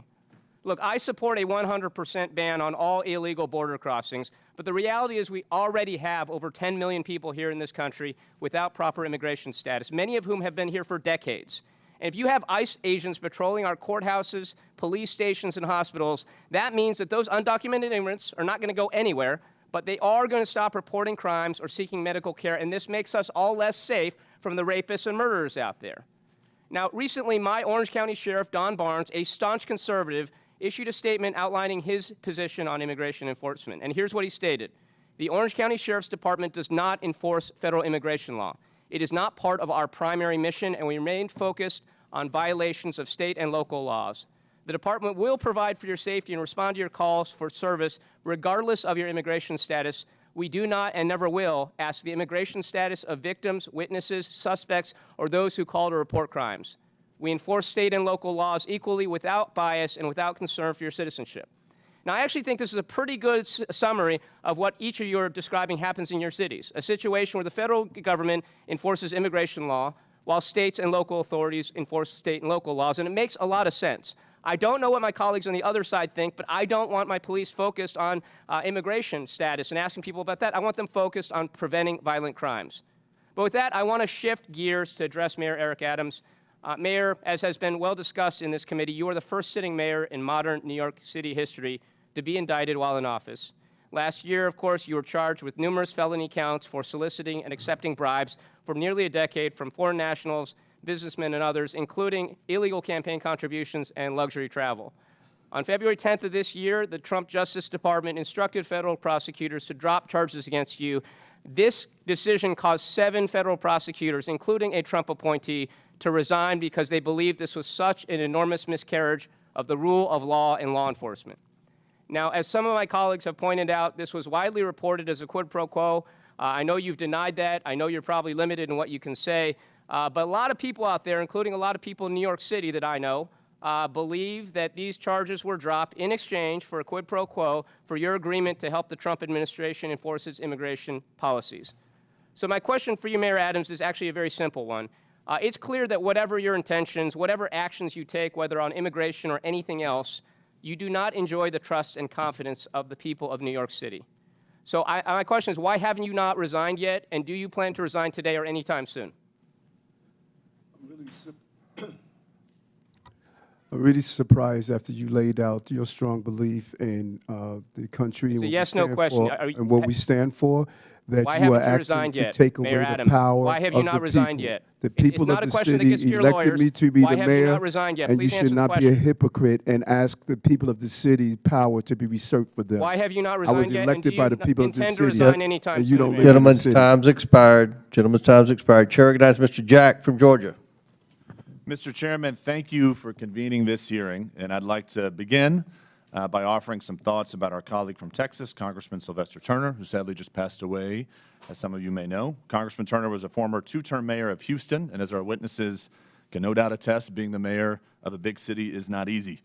Congressman Turner was a member of our freshman class, and his office is right next to mine in the Longworth House Office Building, and as such, I had an opportunity to walk with him to and from votes, found him to be an incredible gentleman with respect and courtesy. My colleagues across the aisle, particularly the freshmen, knew Congressman Turner better than I, so I certainly yield to them on this topic, but I wanted to at least mention my own thoughts for the record. Now, to the topic of today's hearing, I prepared for today's hearing by chatting with some of the mayors from my district, from those who represent just a few hundred to those who represent a few thousand, and I found a common theme of frustration. They, along with me and many other constituents I proudly represent in Georgia's 3rd Congressional District, want to know why policies are in place that benefit citizens of other countries at the expense of citizens of our own country. So if I could, Mayor Johnston, I'd like to start with you from Denver. I know Chairman Comer, in his opening line of questioning, discussed an ordinance passed by the Denver City Council in 2017, and I recognize you had just left the state Senate by then. But this ordinance prohibits city and county employees from assisting the enforcement of federal laws or inquiring about a person's immigration status. So I just have to ask, do you see a benefit in learning whether or not someone charged with a crime is a citizen of another country? Thank you, Congressman. I do just want to say Mayor Turner hosted me in Houston when I first became mayor, so that's a powerful statement for me. Thank you for acknowledging it. Thank you, sir. We don't ask someone's status when we first contact them because it's not relevant to whatever charges we may be pursuing. They may list their country of origin on a document that we ask for. It does not indicate their immigration status. They could have legal status but be from another country. Thank you. Mayor Johnston of Chicago, do you see a benefit in asking someone charged with a crime whether or not they're a citizen of our country? The benefit of community safety is trust between local residents and law enforcement, and that relationship is critical to driving violence down. Under my leadership, violence has gone down in the city of Chicago. And Mayor Johnston, if I can ask, have you ever disciplined, fired, or arrested law enforcement officers or correction officers if they notified ICE or other federal immigration officers of an illegal criminal alien in lockup or courts in violation of your sanctuary city policies? Have you ever disciplined, fired, or arrested a law enforcement officer that worked with ICE? That is not, I don't believe that's under the jurisdiction of the mayor. I don't arrest people or. Are there issued memos in which you direct Chicago officers from not assisting with enforcement in immigration law or helping ICE identify folks who may not be here illegally? We do have documentation around making sure that the residents of the city of Chicago know their rights. That's important because it builds trust between law enforcement and community. By having that confidence and trust, people are more likely to come forward to report violent crime regardless of their immigration status. Well, I have to submit to the record, Mr. Chairman, an article from News Nation Now, January 21st, 2025, in which it says Chicago police reminded they cannot cooperate with deportations. And if I may ask, Mayor, are there any memos? Thank you. Are there any memos that direct Chicago police to not cooperate with President Trump's deportation plans? Well, so local law enforcement, we're not federal agents. So local law enforcement in the city of Chicago, they do not dub as federal agents. But that having been said, from your mayoral office, have you ever issued memos to the police department instructing them not to cooperate with President Trump? We remind people of what the Welcoming City Ordinance entails. Would you submit to the committee any written documentation to the Chicago Police Department as it relates to this? For the Welcoming City Ordinance, we're happy to make sure that this body has that ordinance, and that policy has been around for 40 years. Thank you very much. Mayor Wu, back to my line of questioning with Mayor Johnston and Johnston. Do you believe that if you are asking someone who's been charged with a crime, whether or not they're here in our country legally, is that a proper and beneficial thing to do? The laws of Massachusetts and the Boston Trust Act help Boston police solve crimes. We do not ask for immigration status because it allows for people to trust that when they call 911, when they have information that might help bring justice to another family, that they feel comfortable sharing that. Thank you. And Mayor Adams, in closing, obviously you know the police very well. Do you see a benefit in asking folks who've been charged with a crime whether or not they're a legal citizen? Yes, I do. With that, Mr. Chairman, I yield back. Thank you. Gentleman yields back. Chair recognizes Ms. Gillen. Thank you, Mr. Chairman. I think one thing everybody seems to agree on here is that our immigration system is broken and desperately needs to be fixed. And I ask my colleagues on the other side of the aisle to work together with us to fix our broken immigration system, to fix our broken asylum system, which isn't fixed by firing the top immigration judges who can actually help us fix this problem. But my focus here today is the effect on my constituents on Long Island. Every day, my constituents are dealing with the effects of the failure to secure our border and the influx of more than 670,000 migrants who have come into the state and New York City, putting a strain on our schools, on public safety and law enforcement, and local governments. Mayor Adams, you said your top priority is to keep New Yorkers safe, but under your watch, the exact opposite has happened. Instead of effectively governing our city, your policies have compounded this crisis. New York has housed migrants in the Roosevelt Hotel for nearly 2 years, not only giving them food and shelter, but also debit cards. In New York, taxpayers have paid about, as you acknowledge, $7 billion to respond to this crisis.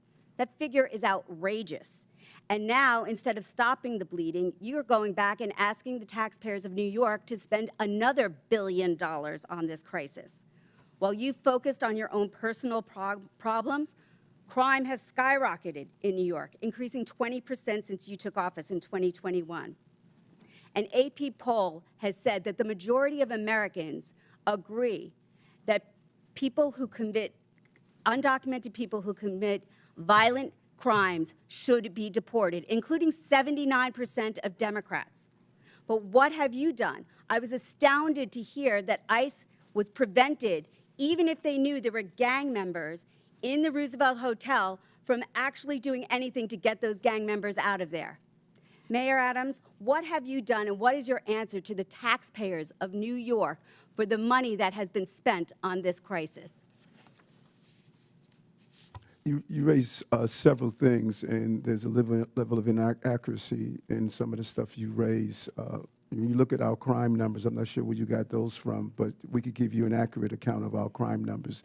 Crime has continued to drop since I've been the mayor of the city. We have moved over 20,000 illegal guns off our street. And although we had 230,000 migrants and assignment seekers that came to our door, 189,000 were able to go on to the next step of their journey. We managed a crisis. Congress makes our immigration policies, not mayors. I managed a crisis that was dropped at my door. And I continue to do that every day, and I'm proud of what my team did coming out of COVID and managing this crisis as well. Our city has more private sector jobs in the history of the city. We received our bond rating increase and stabilized. Our city is functioning, and we're going to continue to do the job that I was elected to do. So spending $8 million $1 billion is a good job. Mayor Adams, what you said today has given me no confidence in your ability to continue to serve and lead our city. But you don't live in New York City. You live on Long Island. You don't vote for me. Mayor, and you should resign. And I said that before you made your deal with Donald Trump. Thank God you don't live in New York City. You live on Long Island. But people of city, New York City people of affect city my elect constituents people of New York City who elected. work in Manhattan, whose kids live in Manhattan, who go to the doctor in Manhattan. Everything that happens in Manhattan affects my constituents, Mayor. I yield back. Would the gentlelady yield to me, please? I thank the gentlelady. My question, Mr. Bier. We've heard a lot about crime. So the overwhelming majority of crime in the United States is committed by undocumented individuals whose immigration status is dubious. Is that correct? No, that's not correct at all. The overwhelming majority of crime is committed by U.S.-born Americans. So if I wanted to demonize naturally born Americans, I could cherry pick crime rates from that population and demonize them and dramatize that and use it to smear an entire subgroup in the population. In this case, the majority group. Is that correct? Oh, absolutely. You could look at people with driver's licenses and say, man, they're committing a lot of crime. We should stop issuing driver's licenses to people.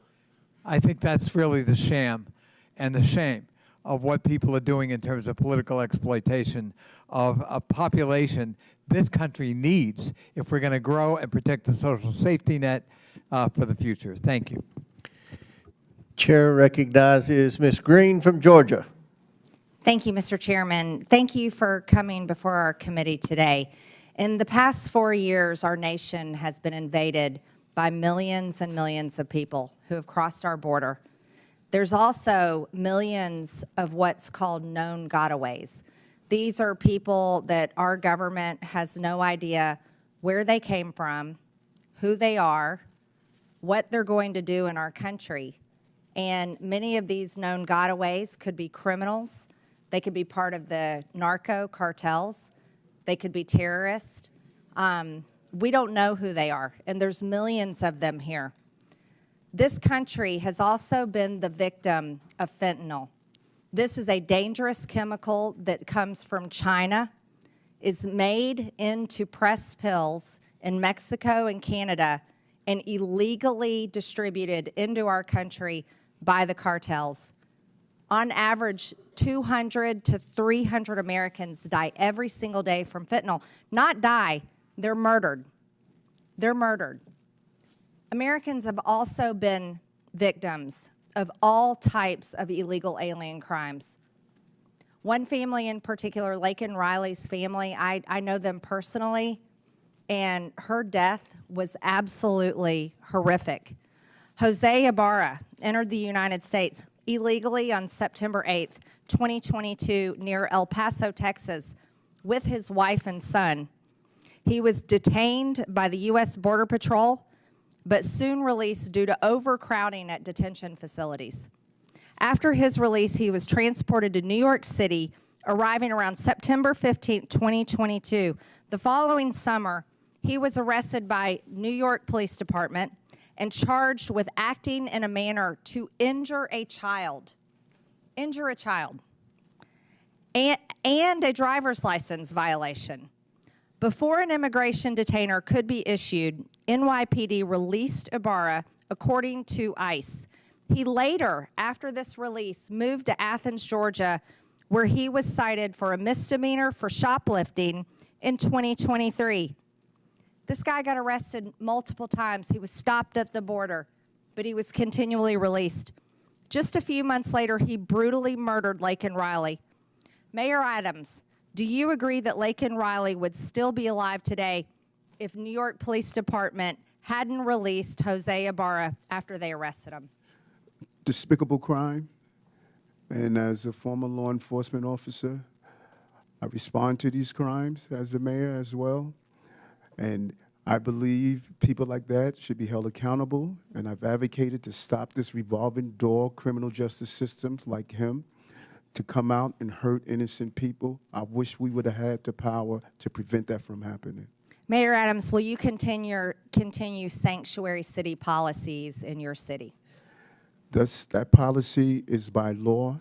I do not make the law. I must operate within the confines of the Constitution and the law. Mayor Adams, will you advocate to get rid of sanctuary city policies in the city of New York? I have made it clear on a portion of the sanctuary city policies that I believe we need to alter to prevent crimes like this from taking place. Federal law under 8 U.S.C. 1324 makes it a crime to knowingly harbor and shield illegal aliens from detection, but your cities refuse to work with ICE detainers to help them find these criminals. I'll go one at a time. Mayor Adams, will you work with ICE in New York City, yes or no?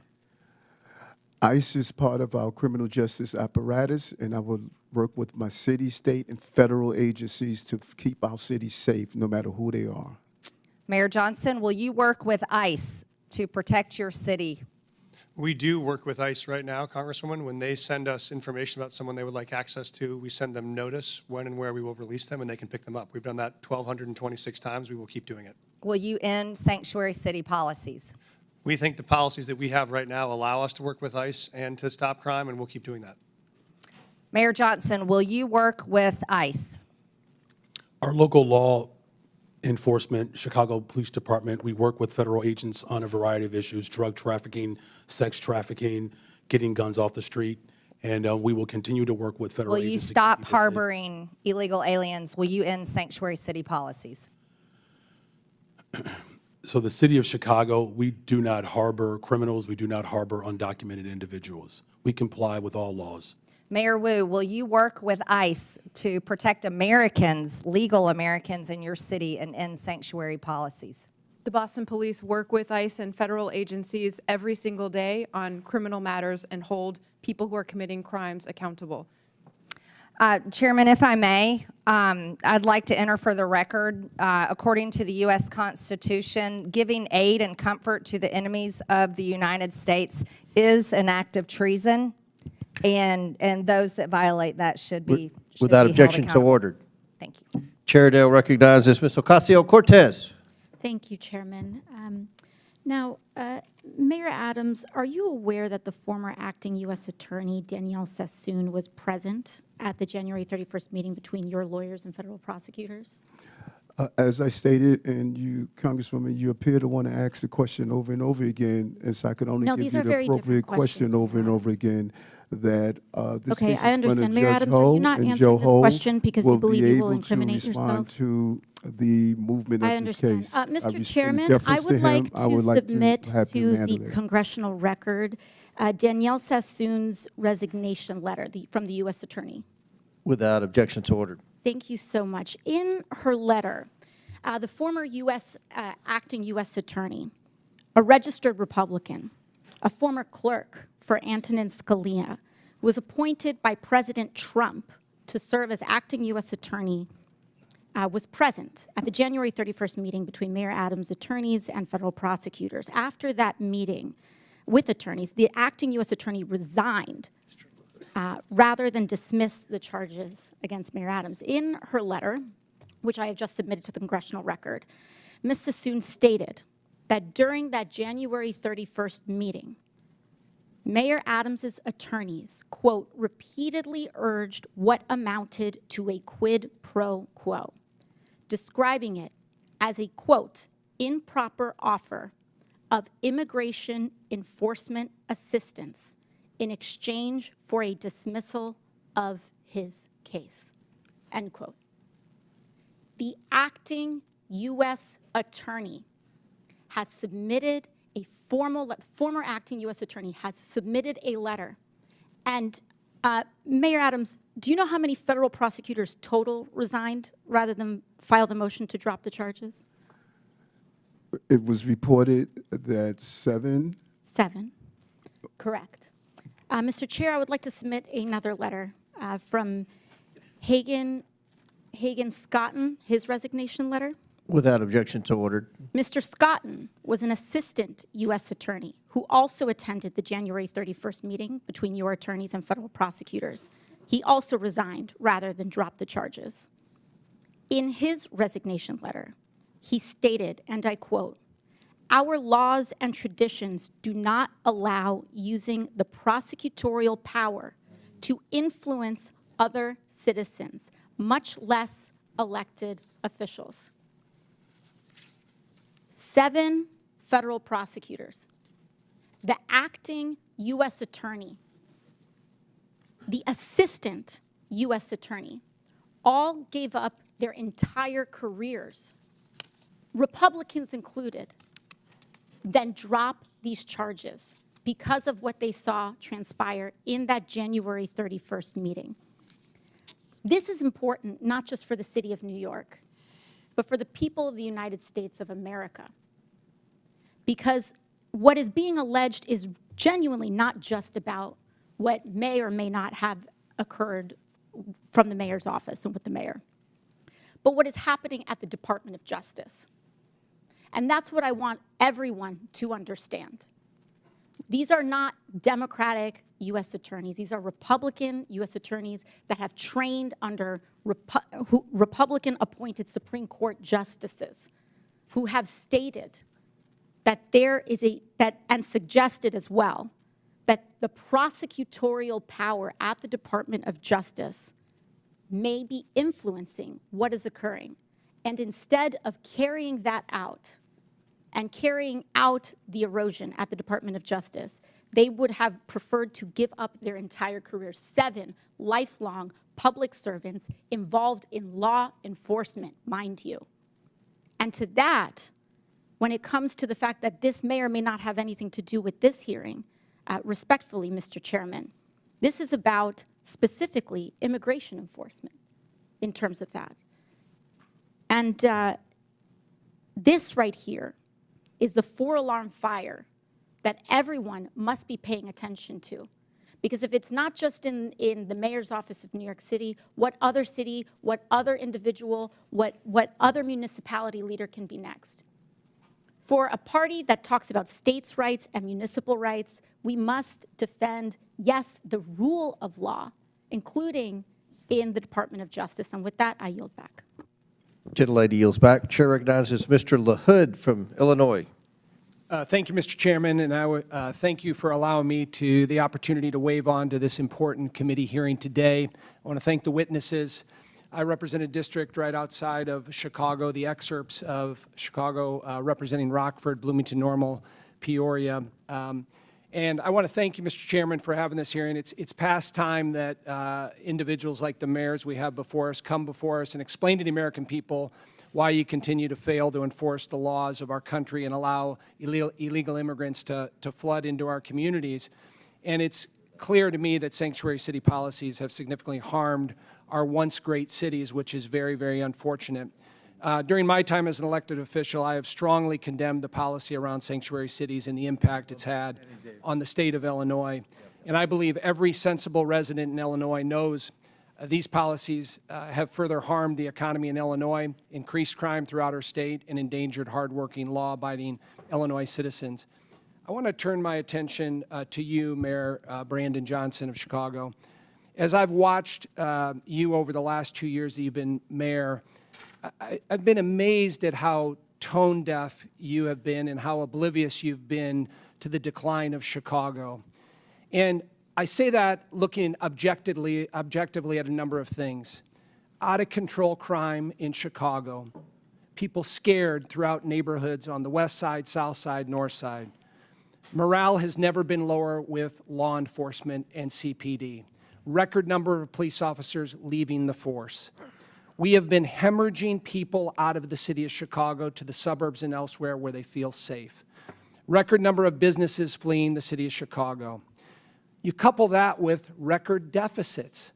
$2 billion deficit, $2 billion deficit line of credit that you just had to take out this week. But you've spent $300 million of taxpayer money on illegal immigrants. And when I think about all of those things and I look at the strategy you continue to take, I mean, you're putting the interest of illegal immigrants above the interest of taxpayers in Chicago. But you continue to go down this path, and for the life of me, I can't understand it. So, Mayor, tell me why you continue to put the interest of illegal immigrants above taxpayers in Chicago. Thank you for your representation. Violent crime is down in Chicago. Well, let me reclaim my time. So I have a statistic here. Last year, Chicago had 573 murders. Down. Okay, but I want to compare that to the city of New York that is almost two-thirds the size of Chicago, 337 murders. So you had 573 murders in the city of Chicago, and you're one-third the size. That's the lowest amount in 5 years under my leadership. Okay, and you look at the level of violent criminals, sexual offenses, and drug dealers. All violent crime is down in Chicago. In fact, just this year alone, Congressman, respectfully, there's a 20% decrease in violent crime in the city of Chicago. I don't agree with your statistics. Well, it's not a matter of whether or not you agree with it. It's a matter of whether it's a fact. Let me reclaim my time, because I thought you might do this. And when I hear your answer, no one in this room should be surprised that your approval rating is 6.6%. Now, that's not just me saying this. Newsweek article, the least popular politician in America is Brandon Johnston. So, recent poll, M3 Strategies, conducted this February 20th to 21st, showed that Mayor Johnston has a 6.6% approval rating, the worst showing of any political figure in the country's history. So, I know you're talking about crime is down and things are great and, you know, the city's flush with money. None of that is backed up by the people in the city of Chicago. And so I'm wondering why you continue to go down this path of failed policies, destruction to the city of Chicago, people fleeing, law enforcement at an all-time low. And I'm wondering if you have any remorse for that here today and can tell us why you continue to double down on these failed policies.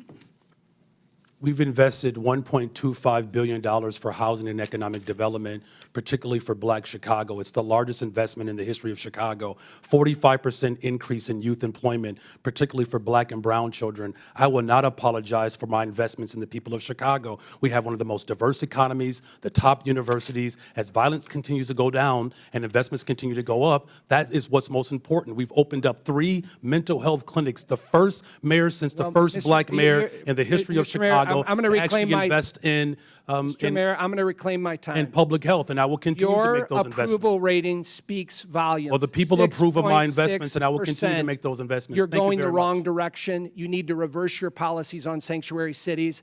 That's what the election results were last year. Crime and Is down in immigration Chicago. were the #1 issue in the election, from Republicans, Democrats, Chairman, the Independents. gentleman's We time could has use your expired. help to actually help us continue to invest in these programs that continue to drive violence down in the city of Chicago, and I'm willing to work with you, and I'm glad I had a chance to finally meet you for the first time. Gentleman's time's expired. Chair recognizes Mr. Davis from Illinois. Well, thank you very much, Mr. Chairman, And I also want to thank you and Ranking Member Connolly. If the gentleman could speak into the microphone so we can hear. Thank you very much, Mr. Chairman. I also want to thank you and Ranking Member Connolly for letting me participate in today's hearing. I also want to thank all of the witnesses. I served some time as a city councilman, so I know what it looks like to be mayor and what happens. Thank you for your service. As a proud Chicagoan, I stand in support of our city's locally elected leaders, namely Mayor Brandon Johnston, who could be back home serving the residents of Chicago, but instead is here before us today, preserving and protecting the sovereignty of the city of Chicago as a welcoming and humane city. At a time when immigrants are being blanketly labeled as criminals and targeted haphazardly to fuel the Trump-Musk administration's PR-orientated deportation stunt, I'm proud that since the enactment of the Illinois Trust Act in 2017, the state of Illinois, Cook County, and the city of Chicago have maintained an ongoing commitment to welcoming those in need, including those that have endured persecution abroad and pressed their way across borders, looking and longing for a better life for themselves and their families. I think we all agree that immigration has long played an integral role in the development of American society, culture, and its economy. In recognition of such, the city of Chicago is holding true to its values. As Mayor Johnston has stated on several occasions, that Chicago, and I quote, will remain a welcoming city, end of quotation, despite recent and repeated threats and attempts of coercion from the current administration to do otherwise. Likewise, H.R. 32, the supposed No Bailout for Sanctuary Cities Act that undergirds today's hearing, is drafted in the same threatening, intrusive, and non-constructive manner, as the measure unfairly calls for welcoming jurisdictions to be stripped of federal funding that we just heard often goes towards supporting critical public safety initiatives and local programming needs.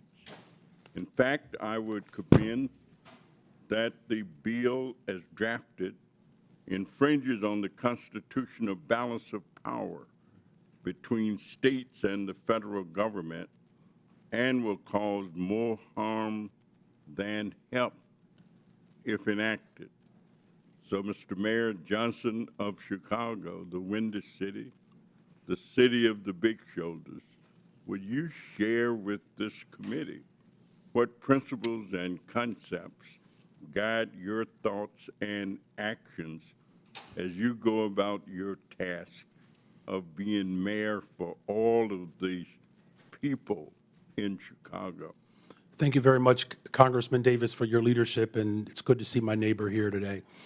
You know, look, the city of Chicago, we reflect and we represent the best part of America. It's a diverse city, again, a city that was established by a Black Haitian immigrant and a Potawatomi woman, a city that has invited immigrants from around the world, a city that was built by the formerly enslaved, my ancestors.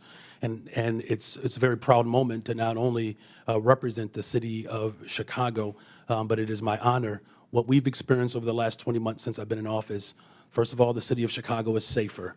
We have violent crime has gone down in the city of Chicago. by over 20% just this year alone. We've invested in housing. We've invested in mental health care. We've invested in youth employment. We've invested in our overall community safety plan, 200 more detectives to solve crime. We are headed in the right direction, and I'm grateful for your leadership, and I will look for this body to continue to support these efforts for all of our cities. Thank you. Mr. Chairman, and I yield back. Thank you. Chair recognizes Mr. Evans from Colorado. Thank you, Mr. Chairman and Ranking Member, for allowing me to wave onto this committee. And of course, thank you to the witnesses for taking the time to come and have this conversation. So, Denver Mayor Johnston. I'm a Colorado native, grew up in and around the Denver metro area, also Latino, grandson of an immigrant from Mexico, and I also served for 12 years in the U.S. Army, Colorado Army National Guard, and in the Denver metro area for another 10 years as a police officer. And unfortunately, as a Denver metro area police officer, I've seen firsthand how public safety in Colorado and in Denver is plummeting. When I started my law enforcement career, Colorado was ranked 31st in the nation for our crime rate. We were ranked 3rd in the nation last year. Denver, 6 years ago in 2019, they didn't even make the top 50 most dangerous dangerous cities in the country list. This year in 2024-2025, U.S. News & World Report ranks Denver as the 10th most dangerous city in the country. Denver has twice the homicide rate as San Francisco. We've lost more than 7,000 Coloradans to illegal drug overdose deaths since 2020, with a significant percentage of that coming from illegal drugs like fentanyl. And we know from criminal intelligence that in the Denver, Colorado area, almost all of that fentanyl is being trafficked by illegal transnational criminal organizations, the Jalisco cartel and the Sinaloa cartel.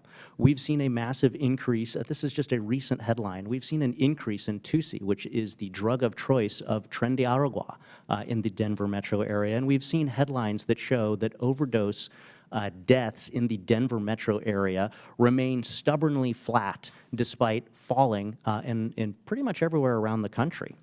In terms of violent crimes, Denver's had over 6,400 violent crimes, so that's including things like 689 sexual assaults, over 1,200 robberies, over 4,400 aggravated assaults, and again, depending on which database you look at, anywhere from 65 to 71 homicides. Again, double the homicide rate of San Francisco. So the first question to you is, for those homicides, do you know how many of those were committed by people illegally present in the country? Thank you, Congressman, and happy to answer that because I think you may have some bad facts. I'm happy to clarify them for you. In terms of what's happening in Denver right now, as we know, crime is down in Denver from last year to this year. Reclaiming my time, Meyer. Do you know? I do want to answer the question you phrased. Reclaiming my time. Do you know how many of those 65 to 71 homicides were committed by people illegally present in the country? And I'm happy to show all of the sources for my facts. We don't ask anyone's status at point of arrest. We do not know someone's status and when they're charged. Thank you. Thank you for the answer, Mr. Mayor. And I'm glad you've brought that up because, as you can see displayed here, we actually have a training bulletin to the Denver Police Department dated January of this year, which pretty much says what you just said, which is that Denver Police Department is prohibited from asking for any information about the national origin, immigration, or citizenship status of any individual, and that's a problem because of the second item that we're going to display here, which is the standard FBI fingerprint card, something that I filled out for over a decade when I was a police officer, which has those items as mandatory fields, location of birth and then the citizenship. And so I've heard, being a cop in the Denver metro area, that police officers in Denver are being told not to fill out those mandatory fields in the FBI fingerprint card, which could potentially indicate why you're unsure of how many of these crimes are being committed by illegal immigrants in your city. So the second question is, will you allow Denver police officers to fill out all of the information on an FBI fingerprint card, to including asking for and recording the citizenship status? Thank you, Congressman. Right now, under city ordinance, we do not ask someone's status at point of contact, and that does not prejudice in any way our prosecution. We believe it doesn't matter where someone's from, thank you, Mr. what Mayor. crime they've committed. So you're not so you're not filling out the FBI fingerprint card as required? Right now, we are filling out information when folks arrive, and none of that information prevents us from prosecuting them to the full extent of the law, which is what we do. Thank you, Mr. Mayor. So not filling out the FBI fingerprint card, which would directly contradict your statement that you want people who are illegally present in the country and committing crimes to be held to account for those crimes. And I think that the statistics that we've gone through in the space of crime show why Denver is specifically cratering in their public safety statistics as compared to major cities around the country. That's just actually false. I can show you my statistics. And as a police officer, I am here to make sure that we are uplifting the voices of the victims of these crimes who are being taken advantage of in communities that provide sanctuary to dangerous illegal criminal gangs like Tren de Aragua, which your jail released just last week. We talked about somebody back into the community. We must take care of our victims. I've brought legislation, the Uplift Act, to focus on this. We're here to protect the victims. And Mayor, I would ask you to join me in that. We've already done that, and Yield we'll back. keep doing that. Thank you. I'm happy Chair to answer. recognizes Mr. Crank from Colorado. Mr. Chairman. Oh, wait, one moment. Just quick UC. I would ask unanimous consent to enter the record an NPR article entitled Criminal Records of January 6 Rioters Pardoned by Trump Include Rape, Domestic Violence. And I would also ask the correspondence between a number of us and the new Attorney General, Pamela Bondi, be entered into the record at this point. Without objection, so ordered. The Chair. Now, Chair recognizes Mr. Crank from Colorado. Thank you, Mr. Chairman. Thank you for allowing me to wave on. This is a very important issue to the state of Colorado. And Mayor Johnston, thanks for being here. I know for all of you it's been a long day. Appreciate you being here. Mayor Mike Johnston, Denver has an ordinance that prohibits city and county employees from assisting in the enforcement of federal immigration laws or inquiring about a person's immigration status. We've just talked about that. The city of Denver also has a legal defense fund to support individuals facing deportation. Denver's received more than 41,000 illegal aliens over the past 2 years, and due to its sanctuary status, has become a popular destination for illegal aliens. It's estimated that Denver spends more than $180 million a year supporting illegal immigrants. And in rare cases where ICE is able to apprehend an illegal immigrant in Denver jails, Denver forbids that transfer from taking place in the jail. Now, I just did a ride-along with El Paso County Sheriffs. That's my home county. Colorado Springs, just an hour away.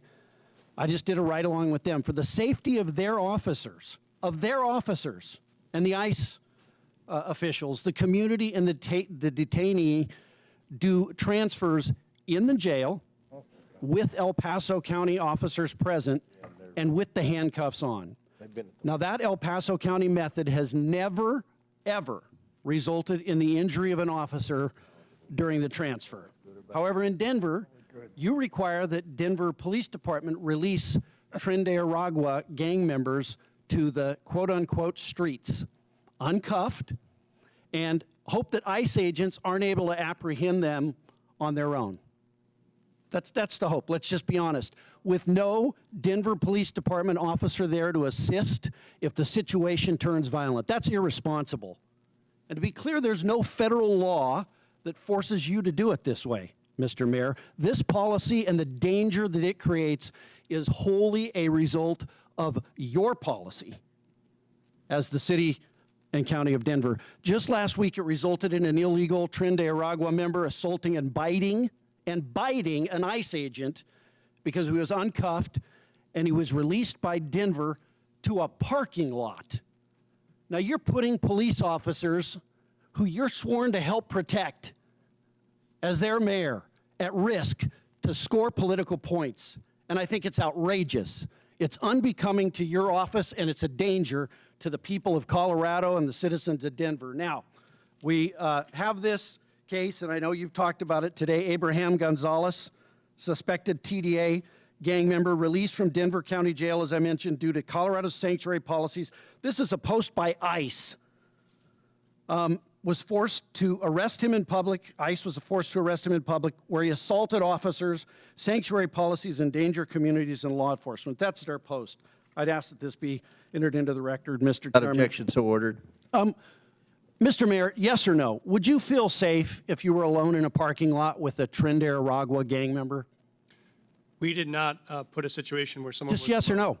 Would you feel safe if you were in a parking lot alone with the Tren de Aragua member like you make your police officers do, or like you make an ICE agent do? Yes or no? There were 6 ICE agents on the scene. Could you answer when my he was question? Would released you feel safe without in- any weapons? Would you in feel a safe? secure location Reclaiming my time, thank you. with Would a fence around Coloradans, reclaiming my time, Mr. Mayor, you're not going to answer the question. Would Coloradans be safer if ICE had full cooperation from Denver to remove Tren de Aragua gang members, yes or no? We currently honor those notification requests. We've done it 1,226 times. This is the first time I've ever been aware of there being an incident, which is why I reached out to ICE Full yesterday. cooperation would be allowing them to come into the jail and doing it in the jail, not in the parking lot. Will you change that? For the safety of your officers and those ICE agents, would you change that? I reached out to the ICE officers as soon as I heard about this. I have a meeting with them in the coming weeks to talk about the procedure. We have 2 jails. 90% of the pickups are from the other jail where we've never had an occurrence Would you like this. change it? And so I'm going to sit down with the ICE officers and see if they're It's just common sense. You don't do a transfer in the middle of a parking lot when you can do it in a jail. It's common sense. It's common sense. It's been common sense 1,226 times it's worked, and so we're going to figure out what happened. Mr. Mayor, is your highest priority as mayor the citizens, the safety of the citizens of Denver? My priority as mayor is to protect public safety for all of our Okay, residents. last question. Have you apologized to the federal law enforcement agent who was assaulted by a Tren de Aragua gang member because of your failed leadership? Yes or no? I reached out to the ICE officers yesterday, and I've asked to sit down with them to talk about this procedure and how we can align systems to make sure no other officers get injured. Thank you. Chair recognizes Mr. Burleson from Missouri. Thank you, Mr. Chairman. From what I gathered from this hearing, the term sanctuary cities seems to mean a sanctuary only for criminals. Throughout this hearing, we have heard countless examples of illegal immigrants with criminal histories being allowed to roam free in these cities and continue to commit crimes and violence against American citizens that should never have happened. The bottom line is that sanctuary policies are a violation of federal immigration laws. The states, when they enacted the Constitution in Article 1, Section 8, Clause 4, made it very clear that it's in the purview of the federal government, not the states, to determine these policies. States shouldn't be flaunting our laws that they gave us the sole responsibility to implement. And yet Chicago, Denver, New York City, and Boston are aiding and abetting in the furtherance of laws and policies that are in direct defiance of the immigration laws that are passed by Congress. This hearing is important for us as Congress to determine ways in which we can use our constitutional powers, such as the power of the purse, to force these and other sanctuary cities into compliance. My first question, I want to ask Mr. Bier. You haven't had a lot of questions today, right? Not enough. I want to ask, okay, so are you aware of how much it costs the American taxpayer per illegal immigrant in the United States, roughly? Not on a per capita basis, no. Okay. The Budget Committee has determined it's almost about $9,000 in net loss per per illegal immigrant. That's definitely not correct. Okay, you can question, but that's the group that did the research. So let me ask you this. Does Cato support subsidizing, creating taxpayer programs to subsidize other people's health care benefits? No, we don't. Okay.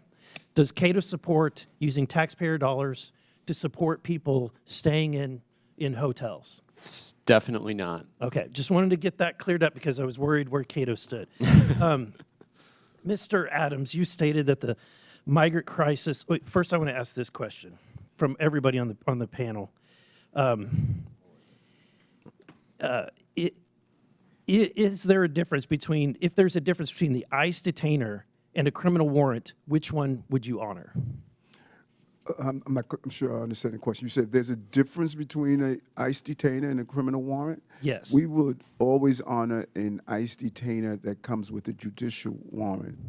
That is what the law calls for in the city. Okay, and do you concur? Is that what you would do? We always support our criminal warrants with ICE requests, yes. Okay. Mr. Johnston? With a criminal warrant, our local police department, with a criminal warrant, will collaborate and cooperate with federal agents. And Mrs. Wu? Whenever there's a criminal warrant from any agency, Boston Police enforce it. Okay. Mr. Johnson, I'm concerned about what's happening. Obviously, my neighboring state of Illinois. But you said that you're prepared, let's see, you said that you oppose proposals to eliminate sanctuary protections for illegal immigrants that are convicted of serious crimes. Why do you think it's important to protect even violent criminals?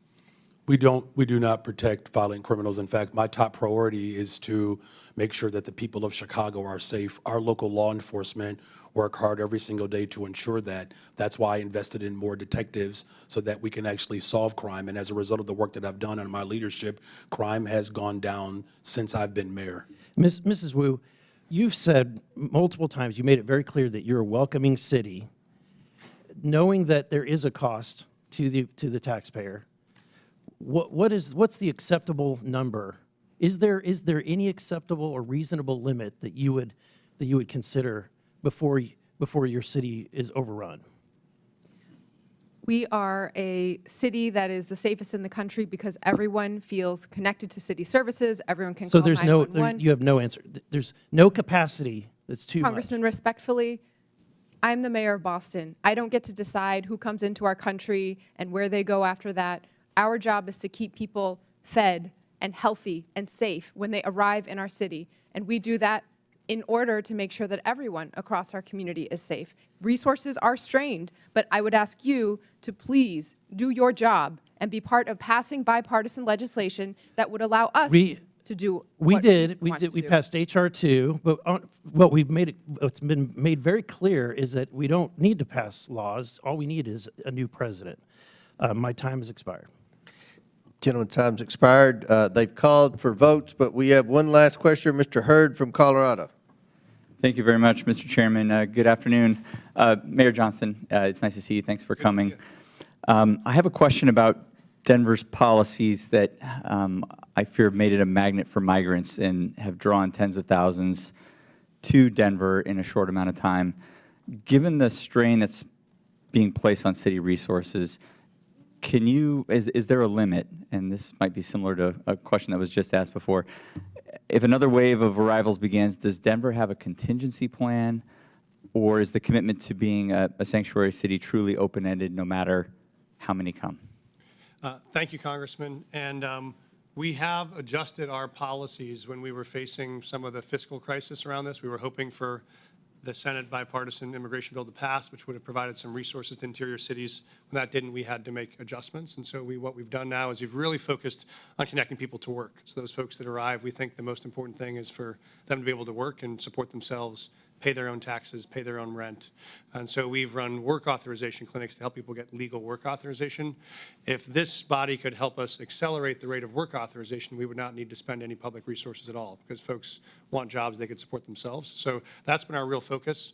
The more folks we work authorized, we've been able to then need to provide fewer resources around housing, shelter, food, et cetera. Are you concerned that Denver could be reaching a breaking point soon? Thank you, Congressman. We actually are seeing dramatic drops in arrivals since June of 2024. So we are not in a moment of crisis right now. We don't have migrant encampments. We've closed all of our shelters. We've actually dropped our spending on migrant supports by 90% from 2024 to 2025. So our expenditures are down dramatically, and we'd love to see it stay that way. How about my concern about incentivizing certain actions? Do you have any concrete evidence that sanctuary policies have not made Denver more vulnerable to crime? Thank you, Congressman. We do have concrete evidence that even as 42,000 newcomers have arrived in the city over the last 18 months, crime has gone down in Denver. And so shootings are down 24%, homicide is down 17%, auto theft is down almost 30%. So we've seen all those major drivers go down. At the same time, we've had new folks arrive.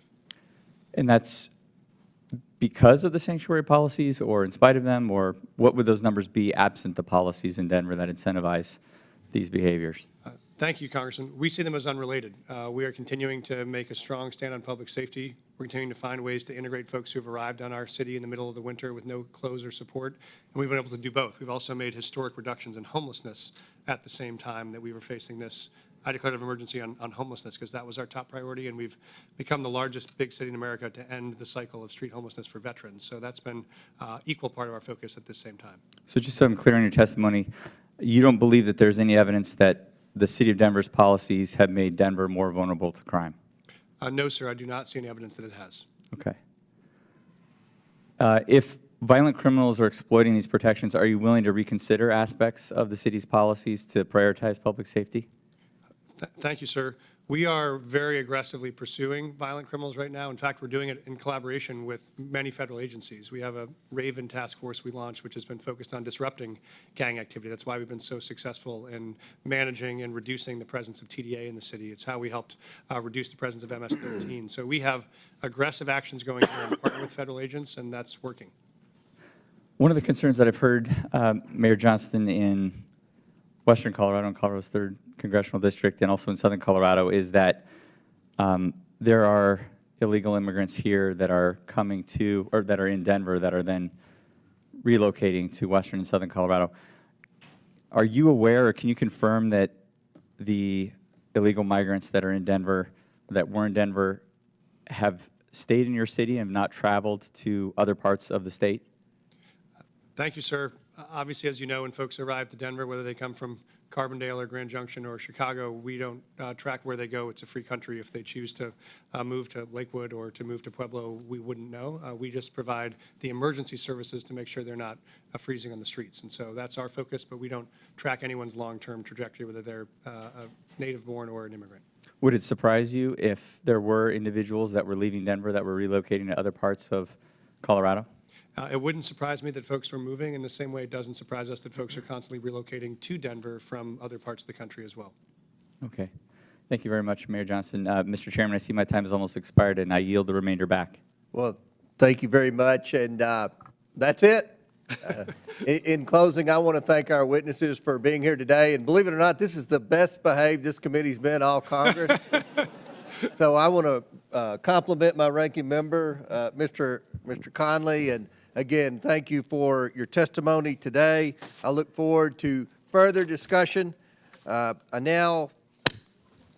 With that and without objection, all members have 5 legislative days within which to submit materials and additional written questions for the witnesses, which will be forwarded to the witnesses. If there's no further business, without objection, the committee stands adjourned.